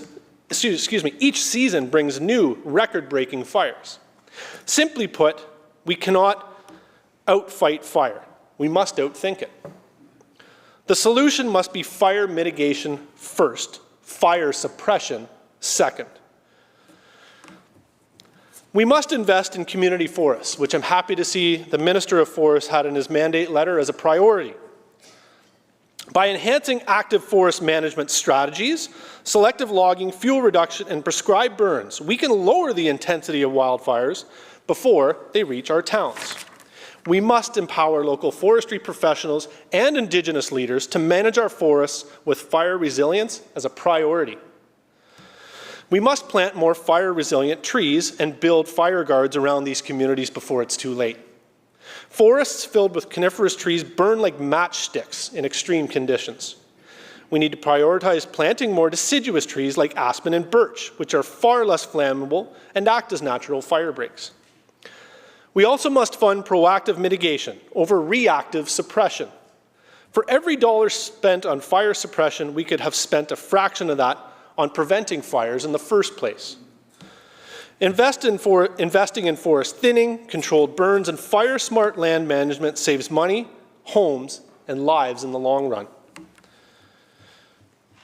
Before I speak about reconciliation, I'd like to acknowledge Chief Don Salmon Council at the Akiskanook First Nation in Windermere, as well as Chief Barb Cote and Council at the Shuswap First Nation in Invermere. Lastly, I want to recognize my friend, Deborah Fisher, Region 4 Director at the Métis Nation of British Columbia. I've had the pleasure of getting to know these leaders very well during my campaign and beyond. I look forward to supporting your communities in my role as MLA. With all the noise that's gone on the last couple of weeks politically regarding reconciliation, I made a stop at St. Eugene Mission Residential School, the former site of the residential school, this past Friday on my way home. I had a great opportunity to reflect on the conversations I've had with people who survived that residential school. I've had the honor of being a school teacher for the past 15 years. I've taught grandkids and great-grandkids of those survivors. And what I can tell you is that intergenerational trauma is real. Kids who have a hard time coming to school, it's not because they don't want to. It's because their grandparents and their parents have suffered from residential schools. We must do better for these kids moving forward. I'd also like to discuss the most complex and pressing issue in our province, which is the challenges surrounding Indigenous rights, title, and reconciliation generally in British Columbia. These issues affect not only Indigenous communities, but also every British Columbian, from ranchers, loggers, miners, outdoor enthusiasts, and countless others. As the opposition critic for Indigenous relations and reconciliation, I'm committed to ensuring that reconciliation is a process that is fair, transparent, and works for every person in this province. We must acknowledge the difficult road ahead and be willing to work together, government, First Nations, and non-Indigenous communities alike, to find solutions that create true, lasting reconciliation. One of the greatest challenges, in addition, facing British Columbians is the legal landscape surrounding Indigenous rights and title. While Supreme Court decisions have affirmed Indigenous land rights and title, the practical implementation of these rulings remains a challenge. The lack of clear frameworks for land ownership and shared decision-making continues to create conflict between First Nations, government agencies, industry stakeholders, and private citizens. Another significant challenge is the overlap of traditional territories between different nations. British Columbia is home to over 200 very distinct First Nations, many of which have competing claims to the same land. This has led to disputes over governance, access to resources, and decision-making authority. When governments and industries attempt to negotiate agreements, they often face the difficult task of determining which nation has the final say over a given area. This creates delays, expensive legal battles, and uncertainty that can stall projects, increase costs, and erode trust in the reconciliation process. Access to Crown land is a critical issue for many rural communities. Whether it be for resource development, recreation, or ranching, hunting, and etc., Crown land is an essential part of British Columbia's economy and way of life. However, as Indigenous title and rights are increasingly recognized, there are growing concerns about what this means for public access to these lands. I feel the government has done a very poor job in explaining this reality to all British Columbians. Unfettered, free access to Crown land for recreation is essential in BC. If the government decides to change the playing field and creates uncertainty around Crown land access for all British Columbians, this will without a doubt create friction between government, First Nations, and the public. I cannot stress this point strongly enough. In rural BC, this access is a way of life and must be respected. Balancing the rights of Indigenous communities with the needs of other land users is no easy task. We must ensure that reconciliation does not mean exclusion. Instead, we need a framework that allows Indigenous leadership and non-Indigenous communities to work together in a spirit of cooperation and mutual benefit. I will be unapologetic about my support and advocacy for the free, unrestricted use of Crown land for all British Columbians. Across British Columbia, there are examples of successful partnerships between First Nations government and industry that have created economic opportunities and strengthened many communities. These proven solutions must be examined and, where appropriate, scaled to serve as a foundation for broader reconciliation efforts. While every First Nation is unique, there are commonalities, successful governance models, sustainable resource management strategies, and cooperative economic ventures that can be adapted and applied province-wide. By building on what works and fostering collaboration, we can create a reconciliation framework that respects Indigenous rights while promoting economic growth and stability for all British Columbians. Reconciliation must not be about creating winners and losers. It must be about working together to build a future that includes and benefits all British Columbians. This requires a government willing to listen to all sides, to create clear and fair rules, and to ensure that reconciliation does not come at the cost of economic stability and community well-being. Despite these challenges, I firmly believe that solutions exist. Reconciliation is not a zero-sum game. It must be a process that works for Indigenous and non-Indigenous British Columbians alike. This is why I'm calling on the government to take a more collaborative approach, one that acknowledges the real struggles and uncertainties people face on all sides of these issues. As the opposition critic, I am ready and willing to work with the minister and all partners to find these workable solutions. We must address traditional territory overlaps in a manner that fosters unity rather than division. We must guarantee access to Crown land remains fair and sustainable for all who depend on it. British Columbia is at a crossroads. We have an opportunity to get this right, to create a path forward that honors Indigenous rights while also protecting the livelihoods and traditions of all British Columbians. The road will not be easy, but with thoughtful leadership, genuine collaboration, and a commitment to fairness, I believe we can achieve reconciliation that works for everybody. Let us work together to build a future that is just, prosperous, and inclusive for all. I'd like to take a minute to talk about language with the United States, our neighbor to the south. What we say in this process over tariffs really matters for 3 reasons in the riding which I represent. Number 1, we welcome many American tourists each and every year. Without their dollars, either in hunting guide outfits, skiing, golfing, and other recreational opportunities, our businesses would suffer. It's more than just goods that are traveling across the border. We are trying to attract American doctors who live in mountain towns in the United States, but aren't happy necessarily with the situation they have with the healthcare where they are. This is about people. It's extremely important we do not vilify the people of the United States. The American administration and their tactics aside, Americans are our brothers, our sisters, and our friends, and we have to remember that in this process. The last piece is there's a very, very important document which is in the process of being worked, and I know the member opposite, the Minister of Energy, is very familiar with this, and that's the Columbia River Treaty, which is extremely important to all British Columbians.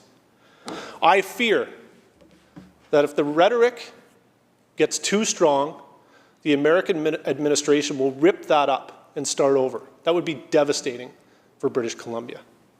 Words matter, folks. Okay? And in this coming weeks and months, I just want to remember and remind us all that they do matter. And friendships with Americans are important. In closing, I want to stress the importance of collaboration in this House. BC faces a lot of challenges, which it is our responsibility collectively to address as elected officials. Regardless of our individual caucus roles, let us not forget that we are here to represent the individuals who placed their trust in us, making their lives better. With that, I look forward to getting to work with you all. Thank you, Madam Speaker.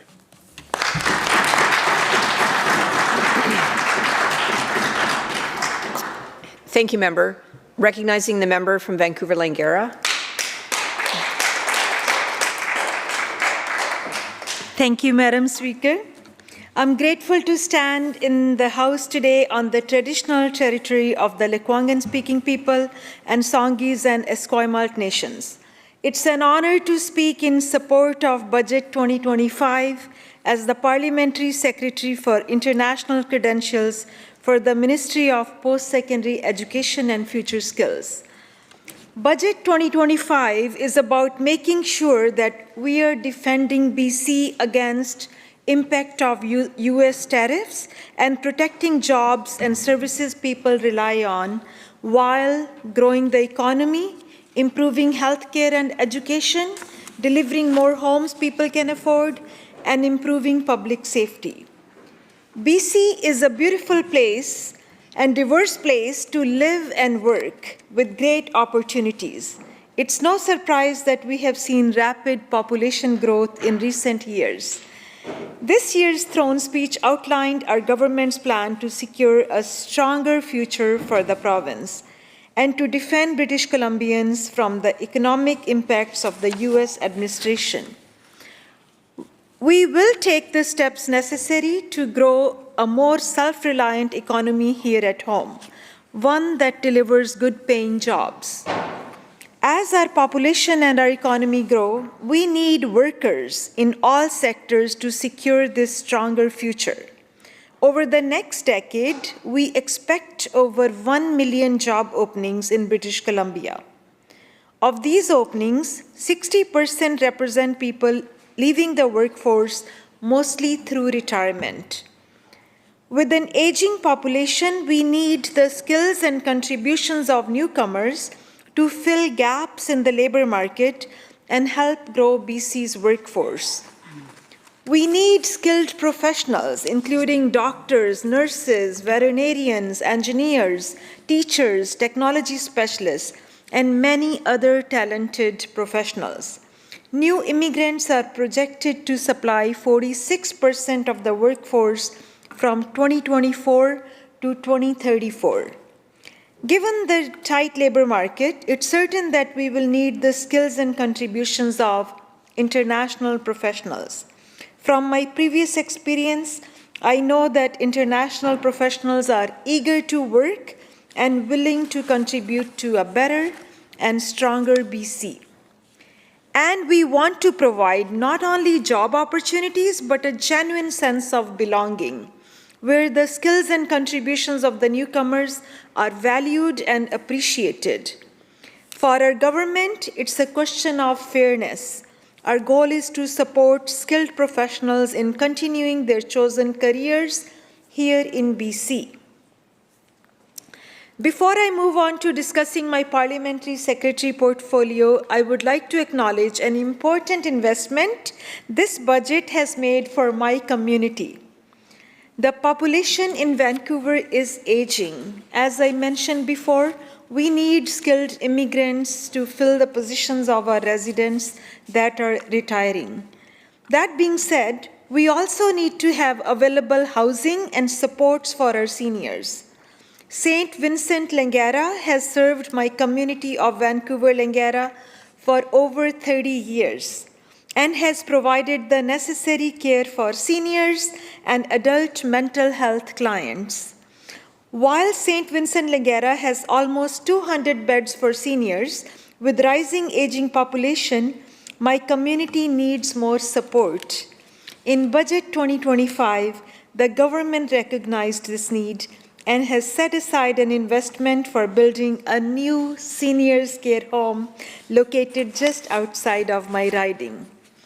This investment will bring over 240 beds in Vancouver to provide the caregiving and supports our seniors' needs. Our government is committed to delivering affordable housing projects for both adults and seniors, and this is just one of the examples. To deliver these housing solutions, we need skilled professionals to ensure safety and quality of housing being built. I look forward to working closely with my colleague, the Minister of Post-Secondary Education and Future Skills, to continue the important work and continue to develop innovative solutions for fair credential recognition. We want to create a province where everyone feels safe, valued, and supported. And we will create a province where that security, value, and support leads to people earning higher wages, developing the workforce, and making our province stronger. BC has a long history of welcoming people, and it is important to keep this tradition alive.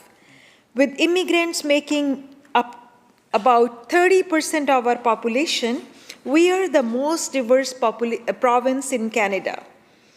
The recent changes to immigration by federal government have negatively influenced our BC brand. That's why we will be working on restoring our province's reputation in the world to make sure people know that BC is a welcoming place for all. Newcomers bring different perspectives and creative solutions. Some of the advantages of those perspectives and solutions include opening the doors to new business and trade opportunities around the world, contributing to economic growth and filling critical labor demands, supporting entrepreneurship and contributing to innovation, strengthening communities through social integration and supportive networks, bringing a wide range of skills and knowledge that can help meet the demand in various sectors, including healthcare, technology, and education, and balancing the aging population with a sustainable workforce that will protect and strengthen benefits like old age security and the Canadian pension plan for generations to come.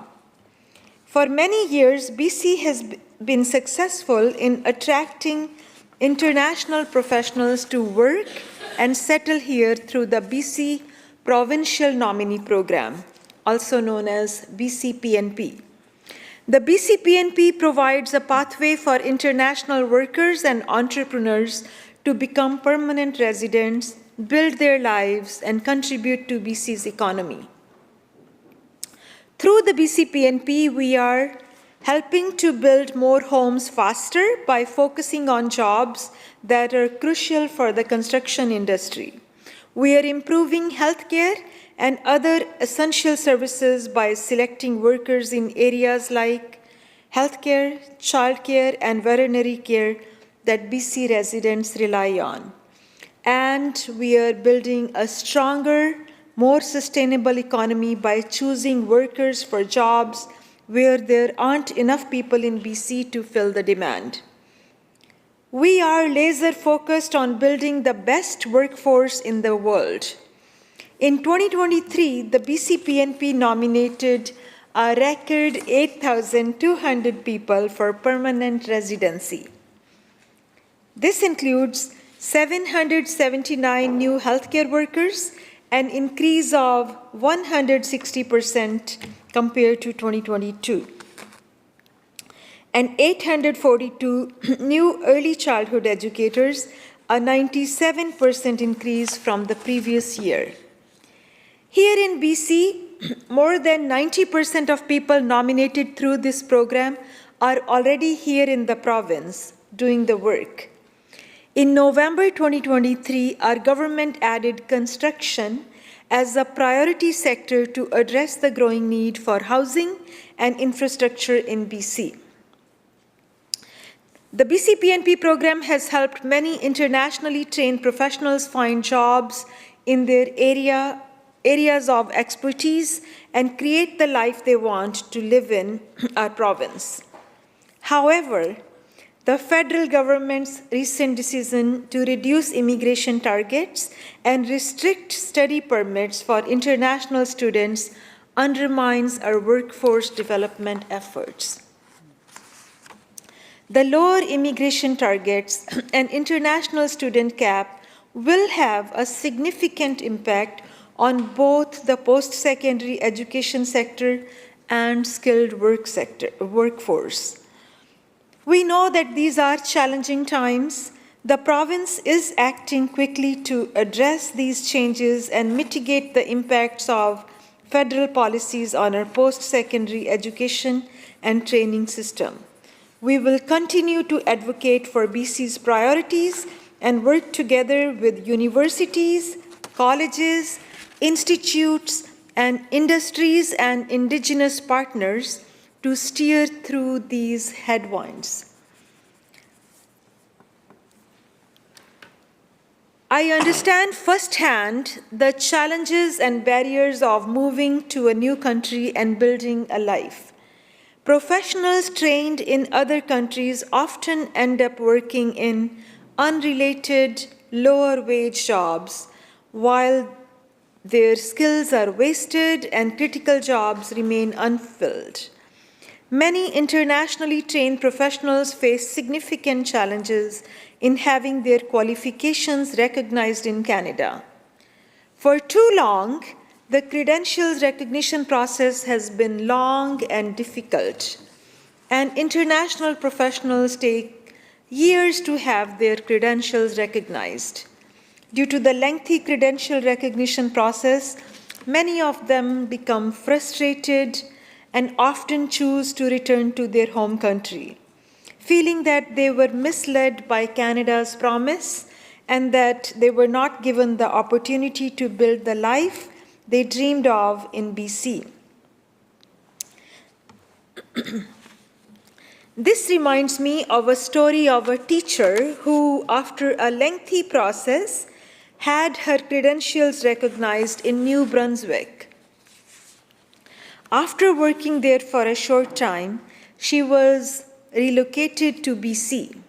And once in BC, she realized that the New Brunswick certificate could not be transferred to BC.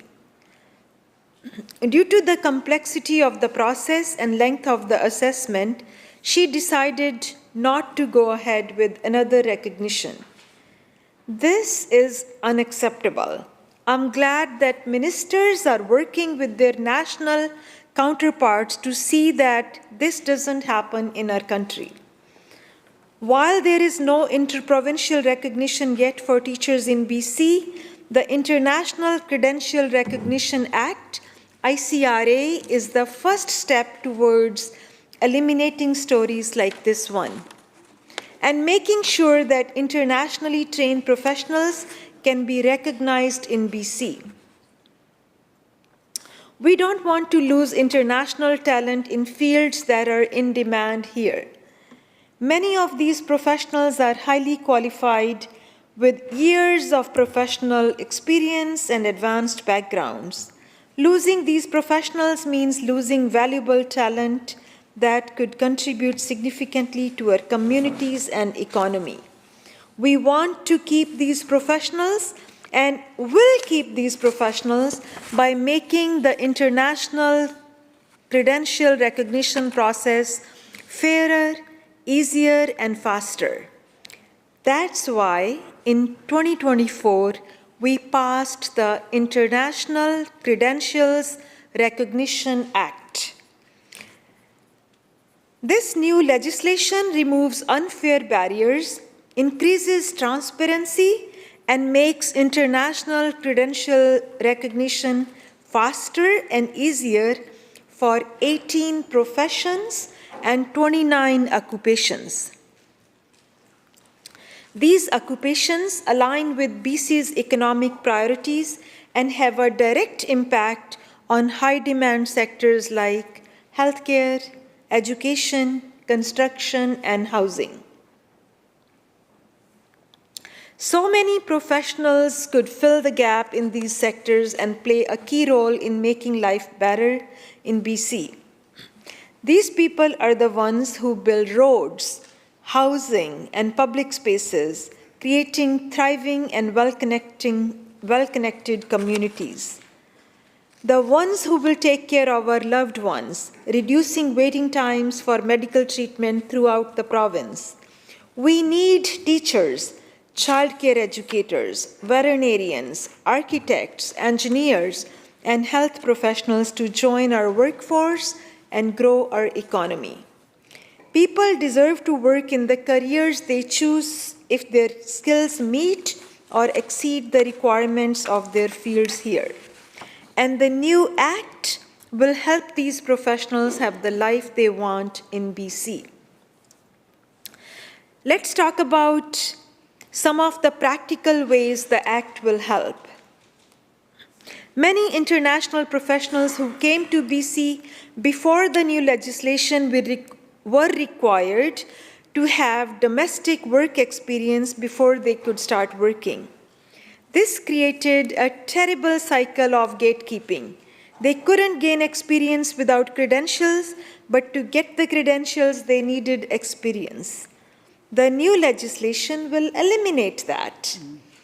This change comes into effect in July 2025.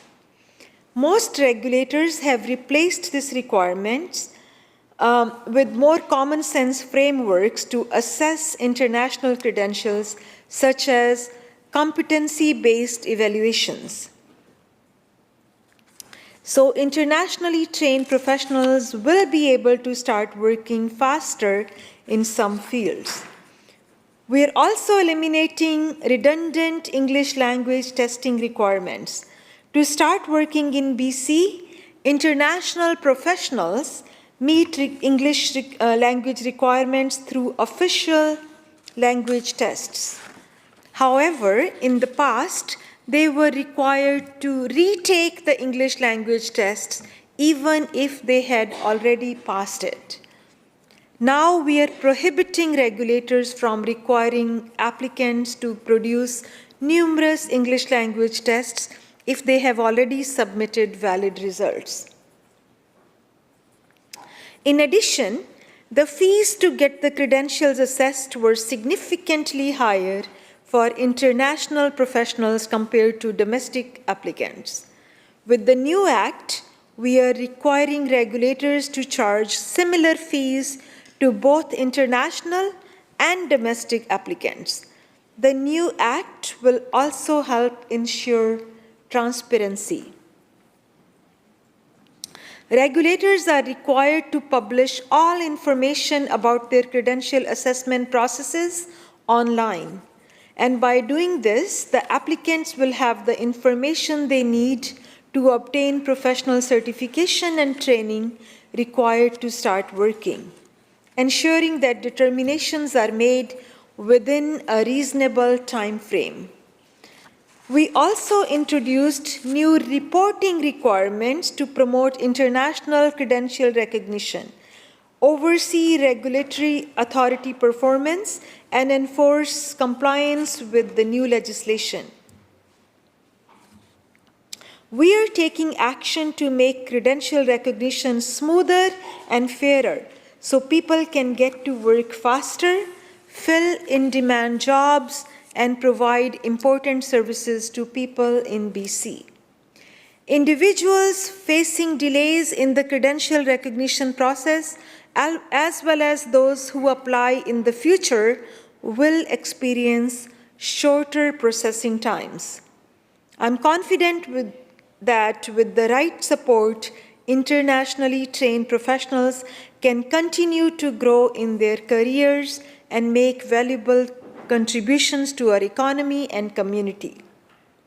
Those professionals can bring experience, fresh ideas, and help address the skilled labor shortage while contributing to a more diverse and stronger BC. We are excited about what we have accomplished and look forward to making even more improvements.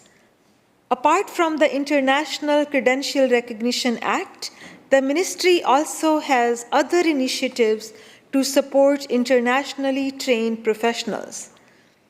This includes the Credential Assessment Improvement Fund. The fund supports projects led by professional regulatory authorities to improve the fairness, efficiency, and transparency of regulatory processes for assessing international credentials. The province allocates $1 million every year to this fund. Since 2019, the province has invested $2.96 million towards 23 projects that reduce or remove unnecessary barriers for international applicants in regulated occupations. These projects include introducing various online functions such as self-assessment tool, web application system, classes about Canadian law, and online training. On top of that, our government also supports internationally trained professionals through the Career Paths for Skilled Immigrants program. The province invests $5.8 million every year in the Career Paths program. Through this program, we have been able to help approximately 1,600 newcomers to BC find employment that matches their pre-arrival skills, education, and experience. Career Paths offers consultation services to help recent permanent residents get their credentials assessed, navigate re-credentialing processes, and upgrade their skills. By improving the recognition of international credentials, we are not just helping individuals, we know that the benefits are extended to their families and their communities. When these professionals can apply their expertise and training, they can provide better opportunities for people today and for the next generation, and contribute to a more equitable society. With a fairer, faster, and easier process, international professionals can get to work faster, fill in-demand jobs, and provide important services to people in BC. Employers will have more workers to fill the gaps in labor demands. We will have more healthcare professionals, early childhood educators, and construction workers to serve our community. For example, in partnership with the Ministry of Health, we have been able to create more pathways for internationally trained physicians to enter the BC workforce. 1,031 international medical graduates have registered with the College of Physicians and Surgeons, and more physicians have been hired by health authorities and Providence Healthcare. 12,054 internationally educated nurses have entered the streamlined registration pathway as of May 2024, which includes international educated nurses that have registered with the BC College of Nurses and Midwives, and the ones that have referred to additional education through the BC Health Human Resources Strategy. These internationally trained nurses have also registered as healthcare assistants with BC's CareAid and Community Health Worker Registry. 373 internationally educated allied health professionals have signed return of service agreement for work in BC's public sector as of May 31st, 2024. Under the BC Health Human Resources Strategy, internationally educated professionals who receive funding for licensing exams, education, and registration may need to sign a return of service agreement committing them to work in BC for a specified duration. This includes physiotherapists, medical lab technologists, occupational therapists. So essentially, it means that professionals give back to the community or healthcare system in exchange for the support they're receiving from us. By expanding the Practice Ready Assessment BC program, we can support more international medical graduates to practice here in the province. The province also funds programs like the Post-Secondary Medical Education International Medical Graduate Program at UBC, which allows international medical graduates to complete residency and practice as a physician in BC. With a larger skilled workforce, we can better meet the province's priorities and strengthen BC's economy. We hear from people and organizations about how the International Credential Recognition Act will positively impact people in BC. CEO of Mosaic BC, Olga Stachova, said, and I quote, "The immigrant communities in BC are eagerly awaiting the International Credential Recognition Act coming into effect in July, creating a more transparent, efficient, and fair credential recognition process will allow BC to better benefit from the rich skill set and global experience newcomers bring, and will significantly improve the quality of lives and sense of belonging experienced by immigrant professionals." End quote.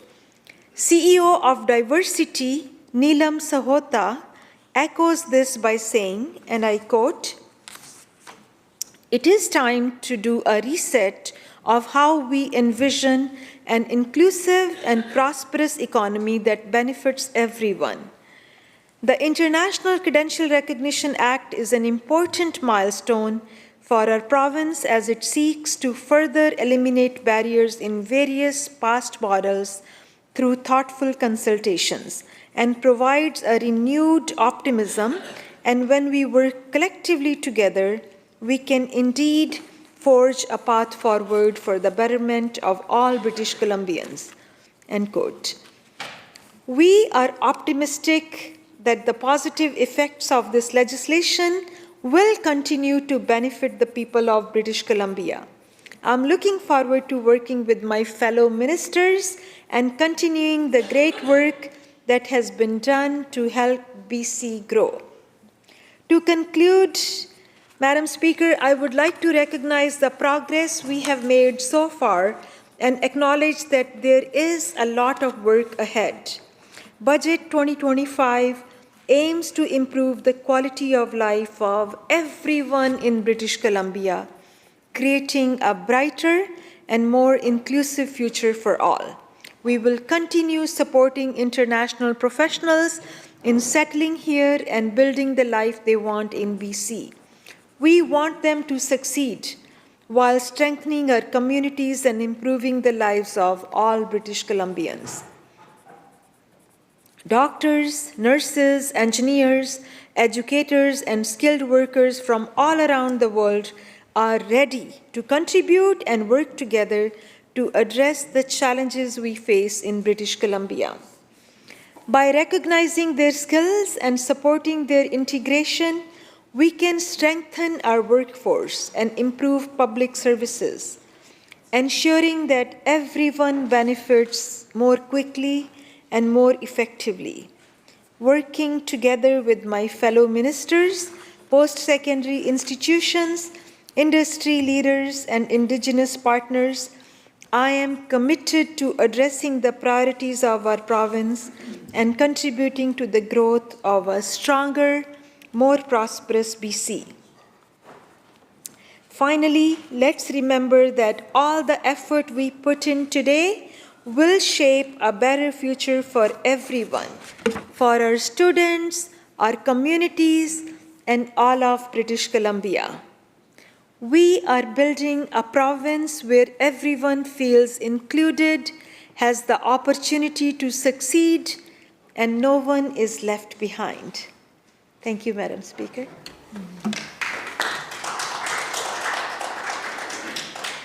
Thank you, Member. Recognizing the member from Skeena. Thank you, Madam Speaker. It's an honor today to rise in this House as the elected representative for the people of Skeena and as the official opposition critic for mental health and addictions. Representing my community in this chamber is a privilege that I do not take lightly. It is my responsibility to ensure that the voices of my constituents, working families, small business owners, seniors, and those struggling with mental health and addictions are heard loud and clear. A budget is more than just numbers and projections. It is a statement of priorities, a declaration of a government's values, and a demonstration of its commitment or lack thereof to the people it serves. British Columbians deserve a government that recognizes their struggles, that respects the hard work they put in every single day, and that delivers meaningful policies to make life better. Unfortunately, this budget fails to do that. I had the opportunity to respond to the throne speech, and I approached that response with hope. Hope that in the face of undeniable hardship, this government would finally listen. Hope that they would offer relief to British Columbians facing an affordability crisis, that they would act on the worsening mental health and addictions emergency, and that they would take real steps to support the industries that have long been the backbone of our economy. Instead, I was met with disappointment. Disappointment that has only deepened as I stand here today to respond to a budget that not only ignores the urgent needs of British Columbians, but actively makes things worse. British Columbians are at a breaking point, whether it's a family struggling to keep up with skyrocketing grocery and gas prices, a senior on a fixed income watching their pension stretched thinner each month, a small business owner trying to navigate endless layers of red tape and increasing costs, or a worker in a resource industry seeing opportunities disappear. People across this province are working harder than ever and falling further behind. The cost of living crisis has only worsened under this government's policies, and instead of providing relief, they have chosen to double down on tax increases, reckless spending, and misplaced priorities. This budget was an opportunity to put British Columbians first, to make life more affordable, to support economic growth, and to invest in the services and infrastructure that our communities desperately need. It was an opportunity to take meaningful action on the addiction crisis, the housing crisis, the healthcare crisis, and the crisis facing our job-creating industries. But, Madam Speaker, this government has failed to seize that opportunity. Budgets are also about choices. They reveal what a government values, who they fight for, and just as importantly, who they leave behind. This budget was an opportunity to provide real relief to struggling families, to invest in industries that create jobs, to ensure responsible government spending so that future generations are not burdened with unsustainable debt. It was a chance to prioritize economic growth, support working-class British Columbians, and provide relief to businesses that are struggling under the weight of rising costs. Instead, the government has chosen to impose further financial burdens on families, making it harder for them to get ahead. Instead, this government has delivered a projected deficit of $11 billion for 2025-26, the largest in BC history. Debt is expected to reach $208.8 billion by 2028, more than triple what it was when the NDP took office in 2017. They've chosen record-breaking debt over fiscal responsibility, adding $75.8 billion in new debt over the next 3 years, more than all the debt accumulated in BC's history prior to 2017. They have chosen higher taxes over relief for working families. They have chosen bureaucracy over investment in the private sector. And instead of offering relief, the government is making things worse. On April 1st, the government will increase the carbon tax by 19%, raising gas prices by another 3.3 cents per litre. That means higher transportation costs for commuters, for families getting their kids to school, and for businesses that rely on deliveries and freight. It means more expensive groceries as farmers, truckers, and retailers all struggle to absorb rising costs. It means higher heating bills, making it even harder for British Columbians to stay warm in the winter. The carbon tax is a tax on everything, and it is hammering working families, small businesses, and seniors alike. And it's particularly hammering my communities up north. Northern communities and Indigenous communities are some of the most disproportionately affected by this tax. Even as other provinces like Alberta eliminate taxes and lower costs for their residents, BC is doubling down on making life more expensive. The result? More and more British Columbians are fleeing the province in search of opportunity elsewhere. Interprovincial migration is now at a net negative, with thousands of residents moving to lower-cost regions. Families are leaving, businesses are closing, investment is drying up. And now, even Mark Carney, the global champion of carbon pricing, has admitted the carbon tax is a failure and vowed to scrap it federally.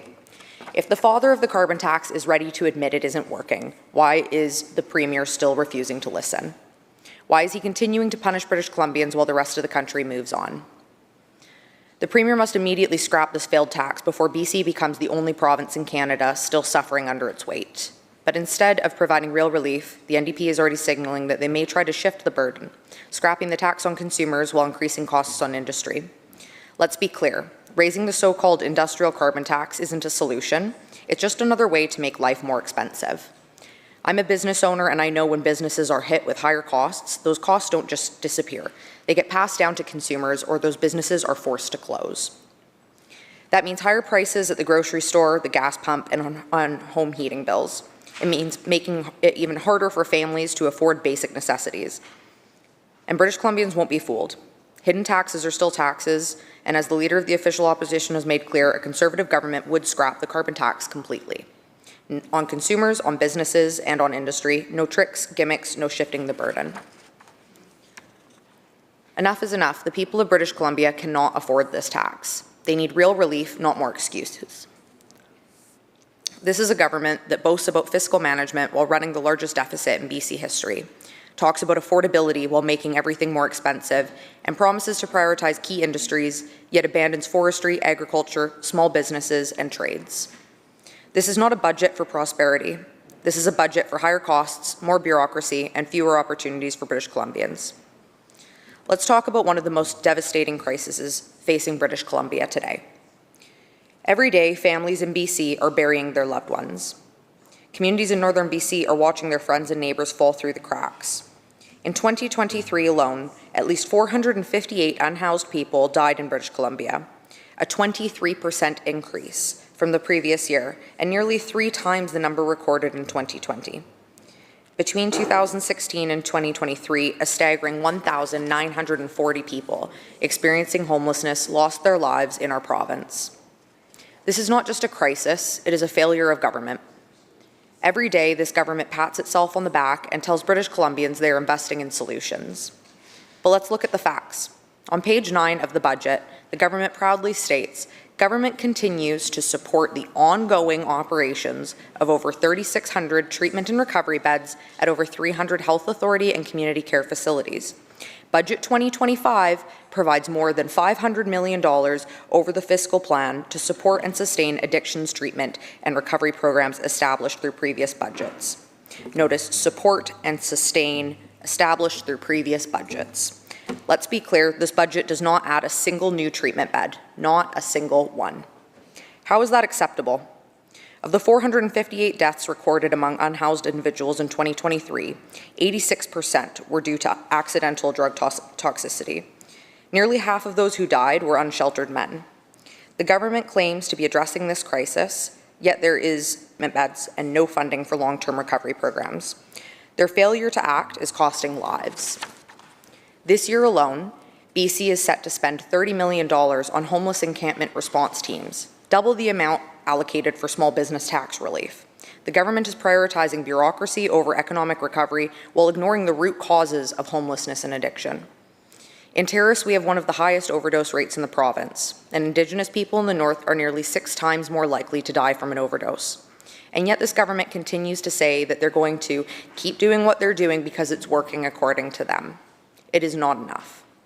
When you send someone to detox and then release them back into the same environment with no stable housing, no mental health support, and no treatment plan, you are setting them up to fail. Just this past weekend, I met a woman on Pandora that is unhoused and struggles with addiction, and her story was very impactful because she wanted to go to treatment. She wanted a better life for herself. She had to go through detox first. She had to lie and say that she was an opiate user or an alcoholic just to be able to access detox, because they won't allow people that smoke crack cocaine in there because they consider it as something that is not detoxable. So she was told to lie so that she could get into detox. Then after getting into detox, she was dropped back on the streets again because they didn't have a bed available for her at treatment, and she overdosed that day. She went to go smoke crack. It was actually fentanyl, new one that apparently looks like crack to confuse people. She's very allergic to opiates, and she overdosed. It took the other people around her, they had to go through 9 different naloxone kits that were clipped up on the blue fencing to be able to find a full kit, to be able to put it together and save her life. Because addicts are using the syringes in them, they're using the medical supplies in them, and every single one you find, if you open it up, the only thing that's left is the ampules. And yet still, this government hasn't followed through with nasal naloxone. This poor woman went through an overdose. She ended up in the hospital after having gone to detox, which is exactly what I've been saying in this house. If we do not have continuous care, it's not going to work and people are going to die. We need a treatment-first approach, but this government refuses to invest in recovery. Housing is a critical part of this equation. BC housing projects are consistently over budget and behind schedule. Yet homelessness continues to rise. Housing starts dropped by 9.2% last year, making it even harder for families to find affordable places to live. Young people who want to buy their first home are being priced out, while seniors struggle to find suitable housing options as they age. Assisted living and long-term care facilities remain underfunded, forcing families to make impossible decisions about the well-being of their loved ones. The reality is that we cannot solve homelessness, crime, or the overdose crisis without addressing addiction at its root. Harm reduction alone is not enough. People need real pathways to recovery. That means fully funded long-term treatment programs that provide not just detox, but the essential aftercare needed for sustained sobriety. It means job training programs to help recovering addicts reintegrate into society and contribute to their communities. It means ensuring that people who are struggling have access to mental health professionals who can address the underlying causes of their addictions. Without this, we are merely managing a crisis rather than solving it. The BC Conservatives would take real action. We would increase housing supply by cutting red tape and fast-tracking permits for new developments, investing in long-term solutions for homelessness rather than just funding short-term shelters, expanding treatment options to include wraparound services that address addiction, mental health, and stable housing, ensure that seniors have access to appropriate housing and care so they are not forced to leave their communities in search of support, expanding detox and long-term treatment programs, funding new treatment centres in northern BC where there is almost no access to care, implement involuntary treatment options for those at immediate risk of death, ensure that treatment facilities offer true recovery-focused programs rather than just harm reduction strategies with no exit plan. Because it is not enough to talk about solutions. You have to deliver them. That means recognizing that homelessness and addiction are not separate crises, but interconnected issues requiring a coordinated response. It means building more than just temporary shelters. It means investing in long-term housing solutions and ensuring that every community has access to treatment and recovery services. It means ensuring that no one who wants help but has to wait weeks or months to access a treatment bed. Without decisive action, more lives will be lost and more families will be shattered by preventable tragedies. That means ensuring mental health and addiction services are accessible in every region, not just urban centres. It means investing in mobile crisis response teams, expanding community-based recovery programs, and integrating mental health support into primary care. It also means increasing funding for trained professionals, ensuring long-term treatment facilities are available, and removing bureaucratic barriers that prevent people from getting help when they need it. Without decisive action, this crisis will only worsen. Meanwhile, crime is rising in business districts, making it even harder for small businesses to operate safely. Shoplifting, break-ins, and property damage are rampant, yet there is little support for law enforcement or meaningful consequences for repeat offenders.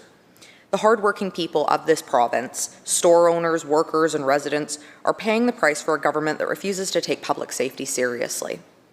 Since this soft-on-crime government came to power 8 years ago, crime across British Columbia has increased by 15%.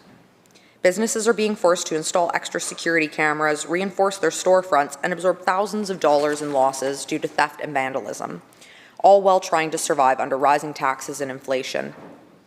Meanwhile, police officers are repeatedly arresting the same offenders, only to see them released within hours, free to reoffend with no deterrence or accountability. People have to decide between reporting broken windows and increasing their insurance premiums or absorbing the cost of replacement themselves. Violent crime is also on the rise, with assaults, carjackings, random attacks becoming far too common in communities that were once considered safe. British Columbians walking in their own neighbourhoods, taking public transit, or simply going about their daily lives now have to worry about their safety. And what has this government done in response? Instead of addressing the revolving door of justice that allows repeat offenders to cycle through the system with little to no consequences, they have doubled down on failed policies that put criminals before victims. The NDP's approach to crime has emboldened offenders while failing the very people they claim to protect. Another big issue for my riding is forestry and for much of the province. Forestry has long been the backbone of our economy in Skeena and across British Columbia. Generations of hardworking families have relied on this industry to provide good-paying jobs, support our communities, and contribute to our province's economic strength. Yet this government has stood idly by as mills close, jobs disappear, and communities are left struggling. High taxes, over-regulation, and government inaction are driving investment out of British Columbia. Businesses are shutting their doors, and workers are being left without opportunities. Corporate tax revenue has dropped by 25% this year, a sign that businesses are struggling to survive. The forestry sector is not just an industry. It is a way of life for thousands of British Columbians. It provides good-paying jobs, supports small business, and keeps rural communities alive. The failure to secure a softwood lumber agreement with the U.S. has left the industry vulnerable to tariffs and instability. Instead of taking proactive steps to negotiate fair trade agreements and reduce barriers to production, this government has chosen to increase red tape, making it even harder for companies to operate. Workers in forestry are being forced to leave their hometowns in search of jobs elsewhere, while their families and communities suffer the economic consequences. The 2025 budget cuts the Ministry of Forests' budget by nearly $500 million at a time when the industry is in crisis. Instead of taking responsibility for their mismanagement, they blame everything from the mountain pine beetle to forest fires, ignoring their own failure to negotiate a new softwood lumber agreement and the endless red tape that is driving companies out of business. British Columbia should be a world leader in forestry, leveraging our abundant natural resources, sustainable logging practices, and advanced manufacturing capabilities. Instead, the government is cutting the Ministry of Forests' budget at a time when mills are closing and forestry-dependent communities are struggling.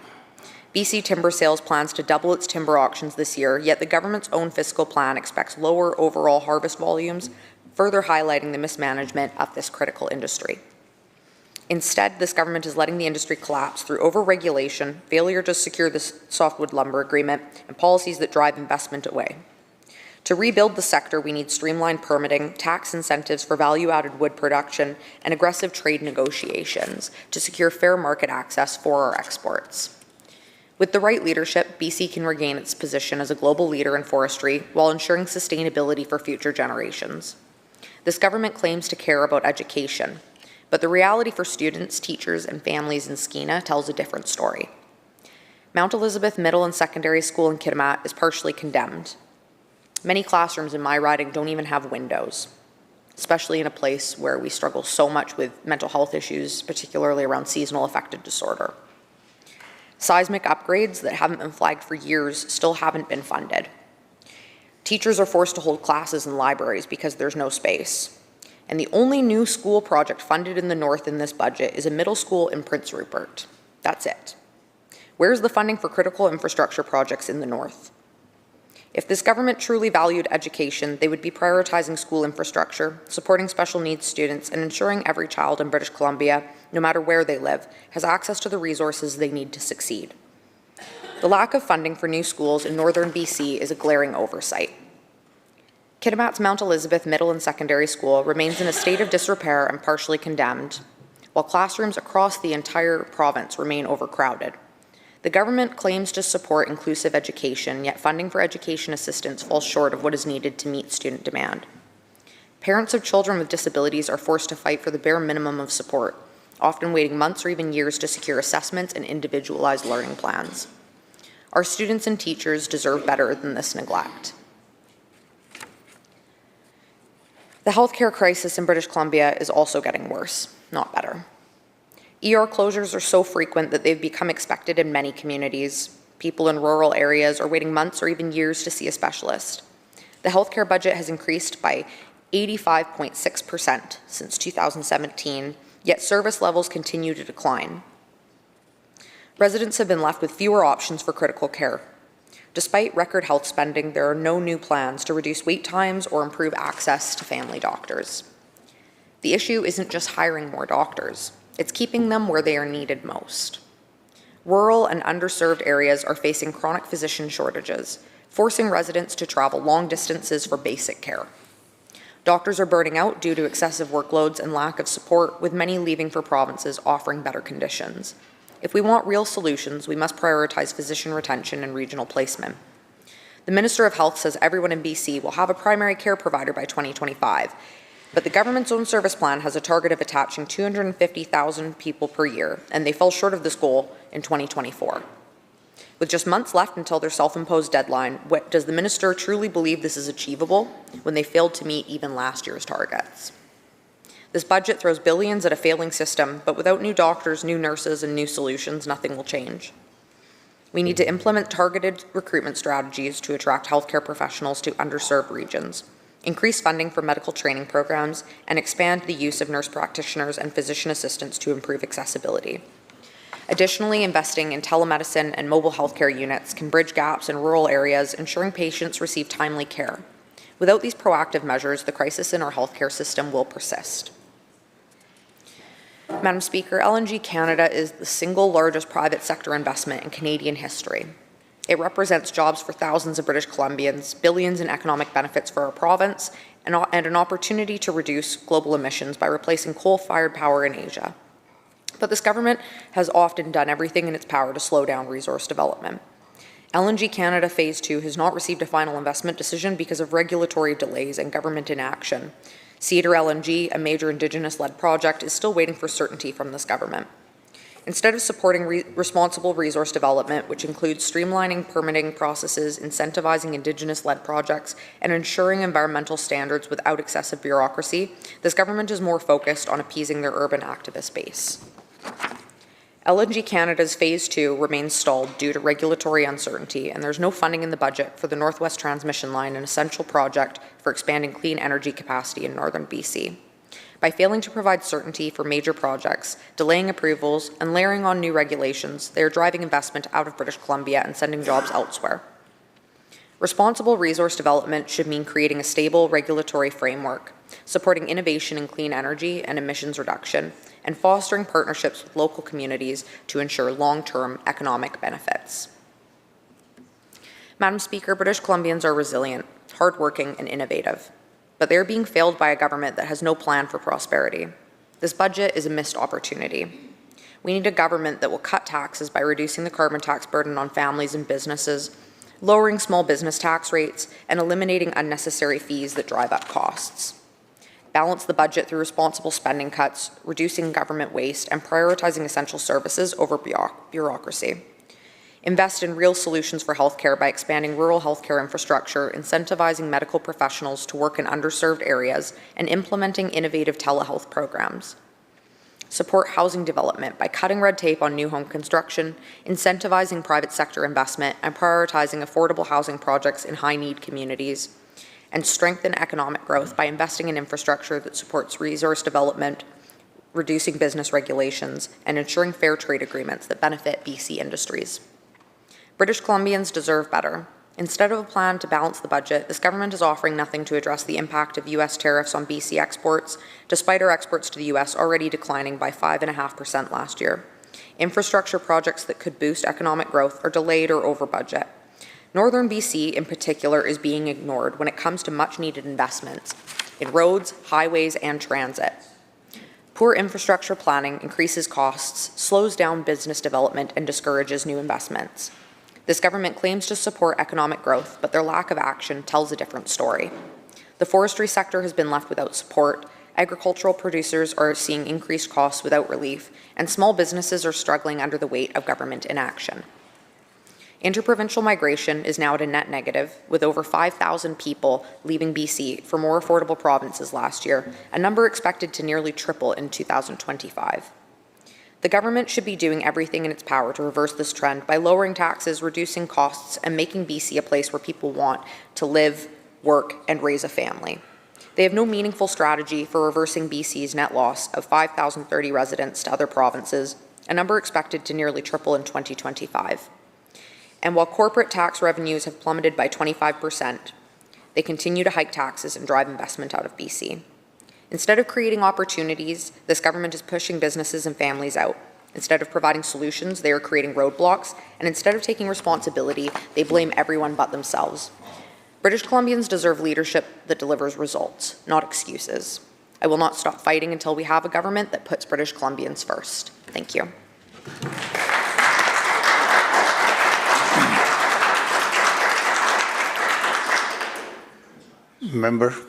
Would the member like to adjourn the debate, please? Yeah, I'll move adjournment. No. Adjournment of the debate. Of the debate, yes. Member, you heard the question to adjourn the debate. All those in favor say aye. Aye. Opposed? Motion carried. Members, earlier today during private members' time, a division was requested on second reading of Bill number M204, Prenatal and Postnatal Mental Health Strategy Act, pursuant to Standing Order 25. The deferred division will take place now.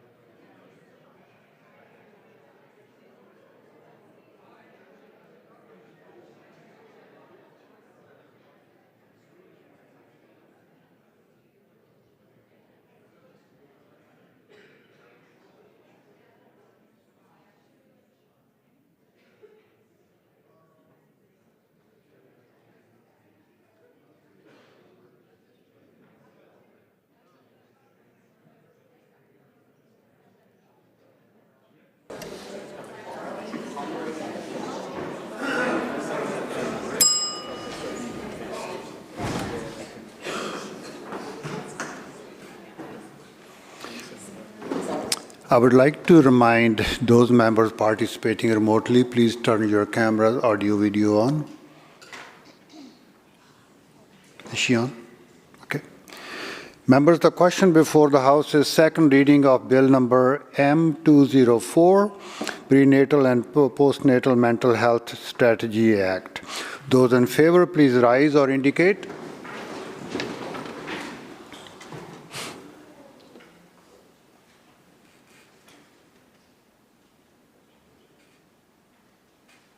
Thank you. Be seated. Those who oppose, please rise or indicate.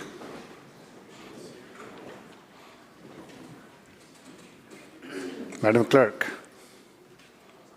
on the line that you will, yeah. Emily Armstrong. Yay.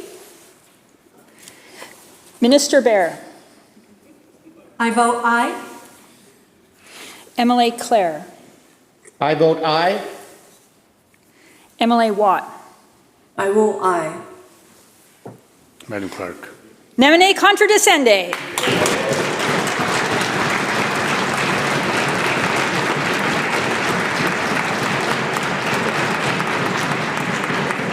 Motion is carried. Pursuant to Standing Order 84A, subsection 1, the bill stands committed to the Select Standing Committee on Private Bills and Private Members' Bills. Government House Leader. Thank you, Honourable Speaker. I move the House to now adjourn. Member, you heard the question to adjourn the House. All those in favor say aye. Aye. Oppose? Aye. Motion carried. This House stands adjourned until 10 a.m. tomorrow.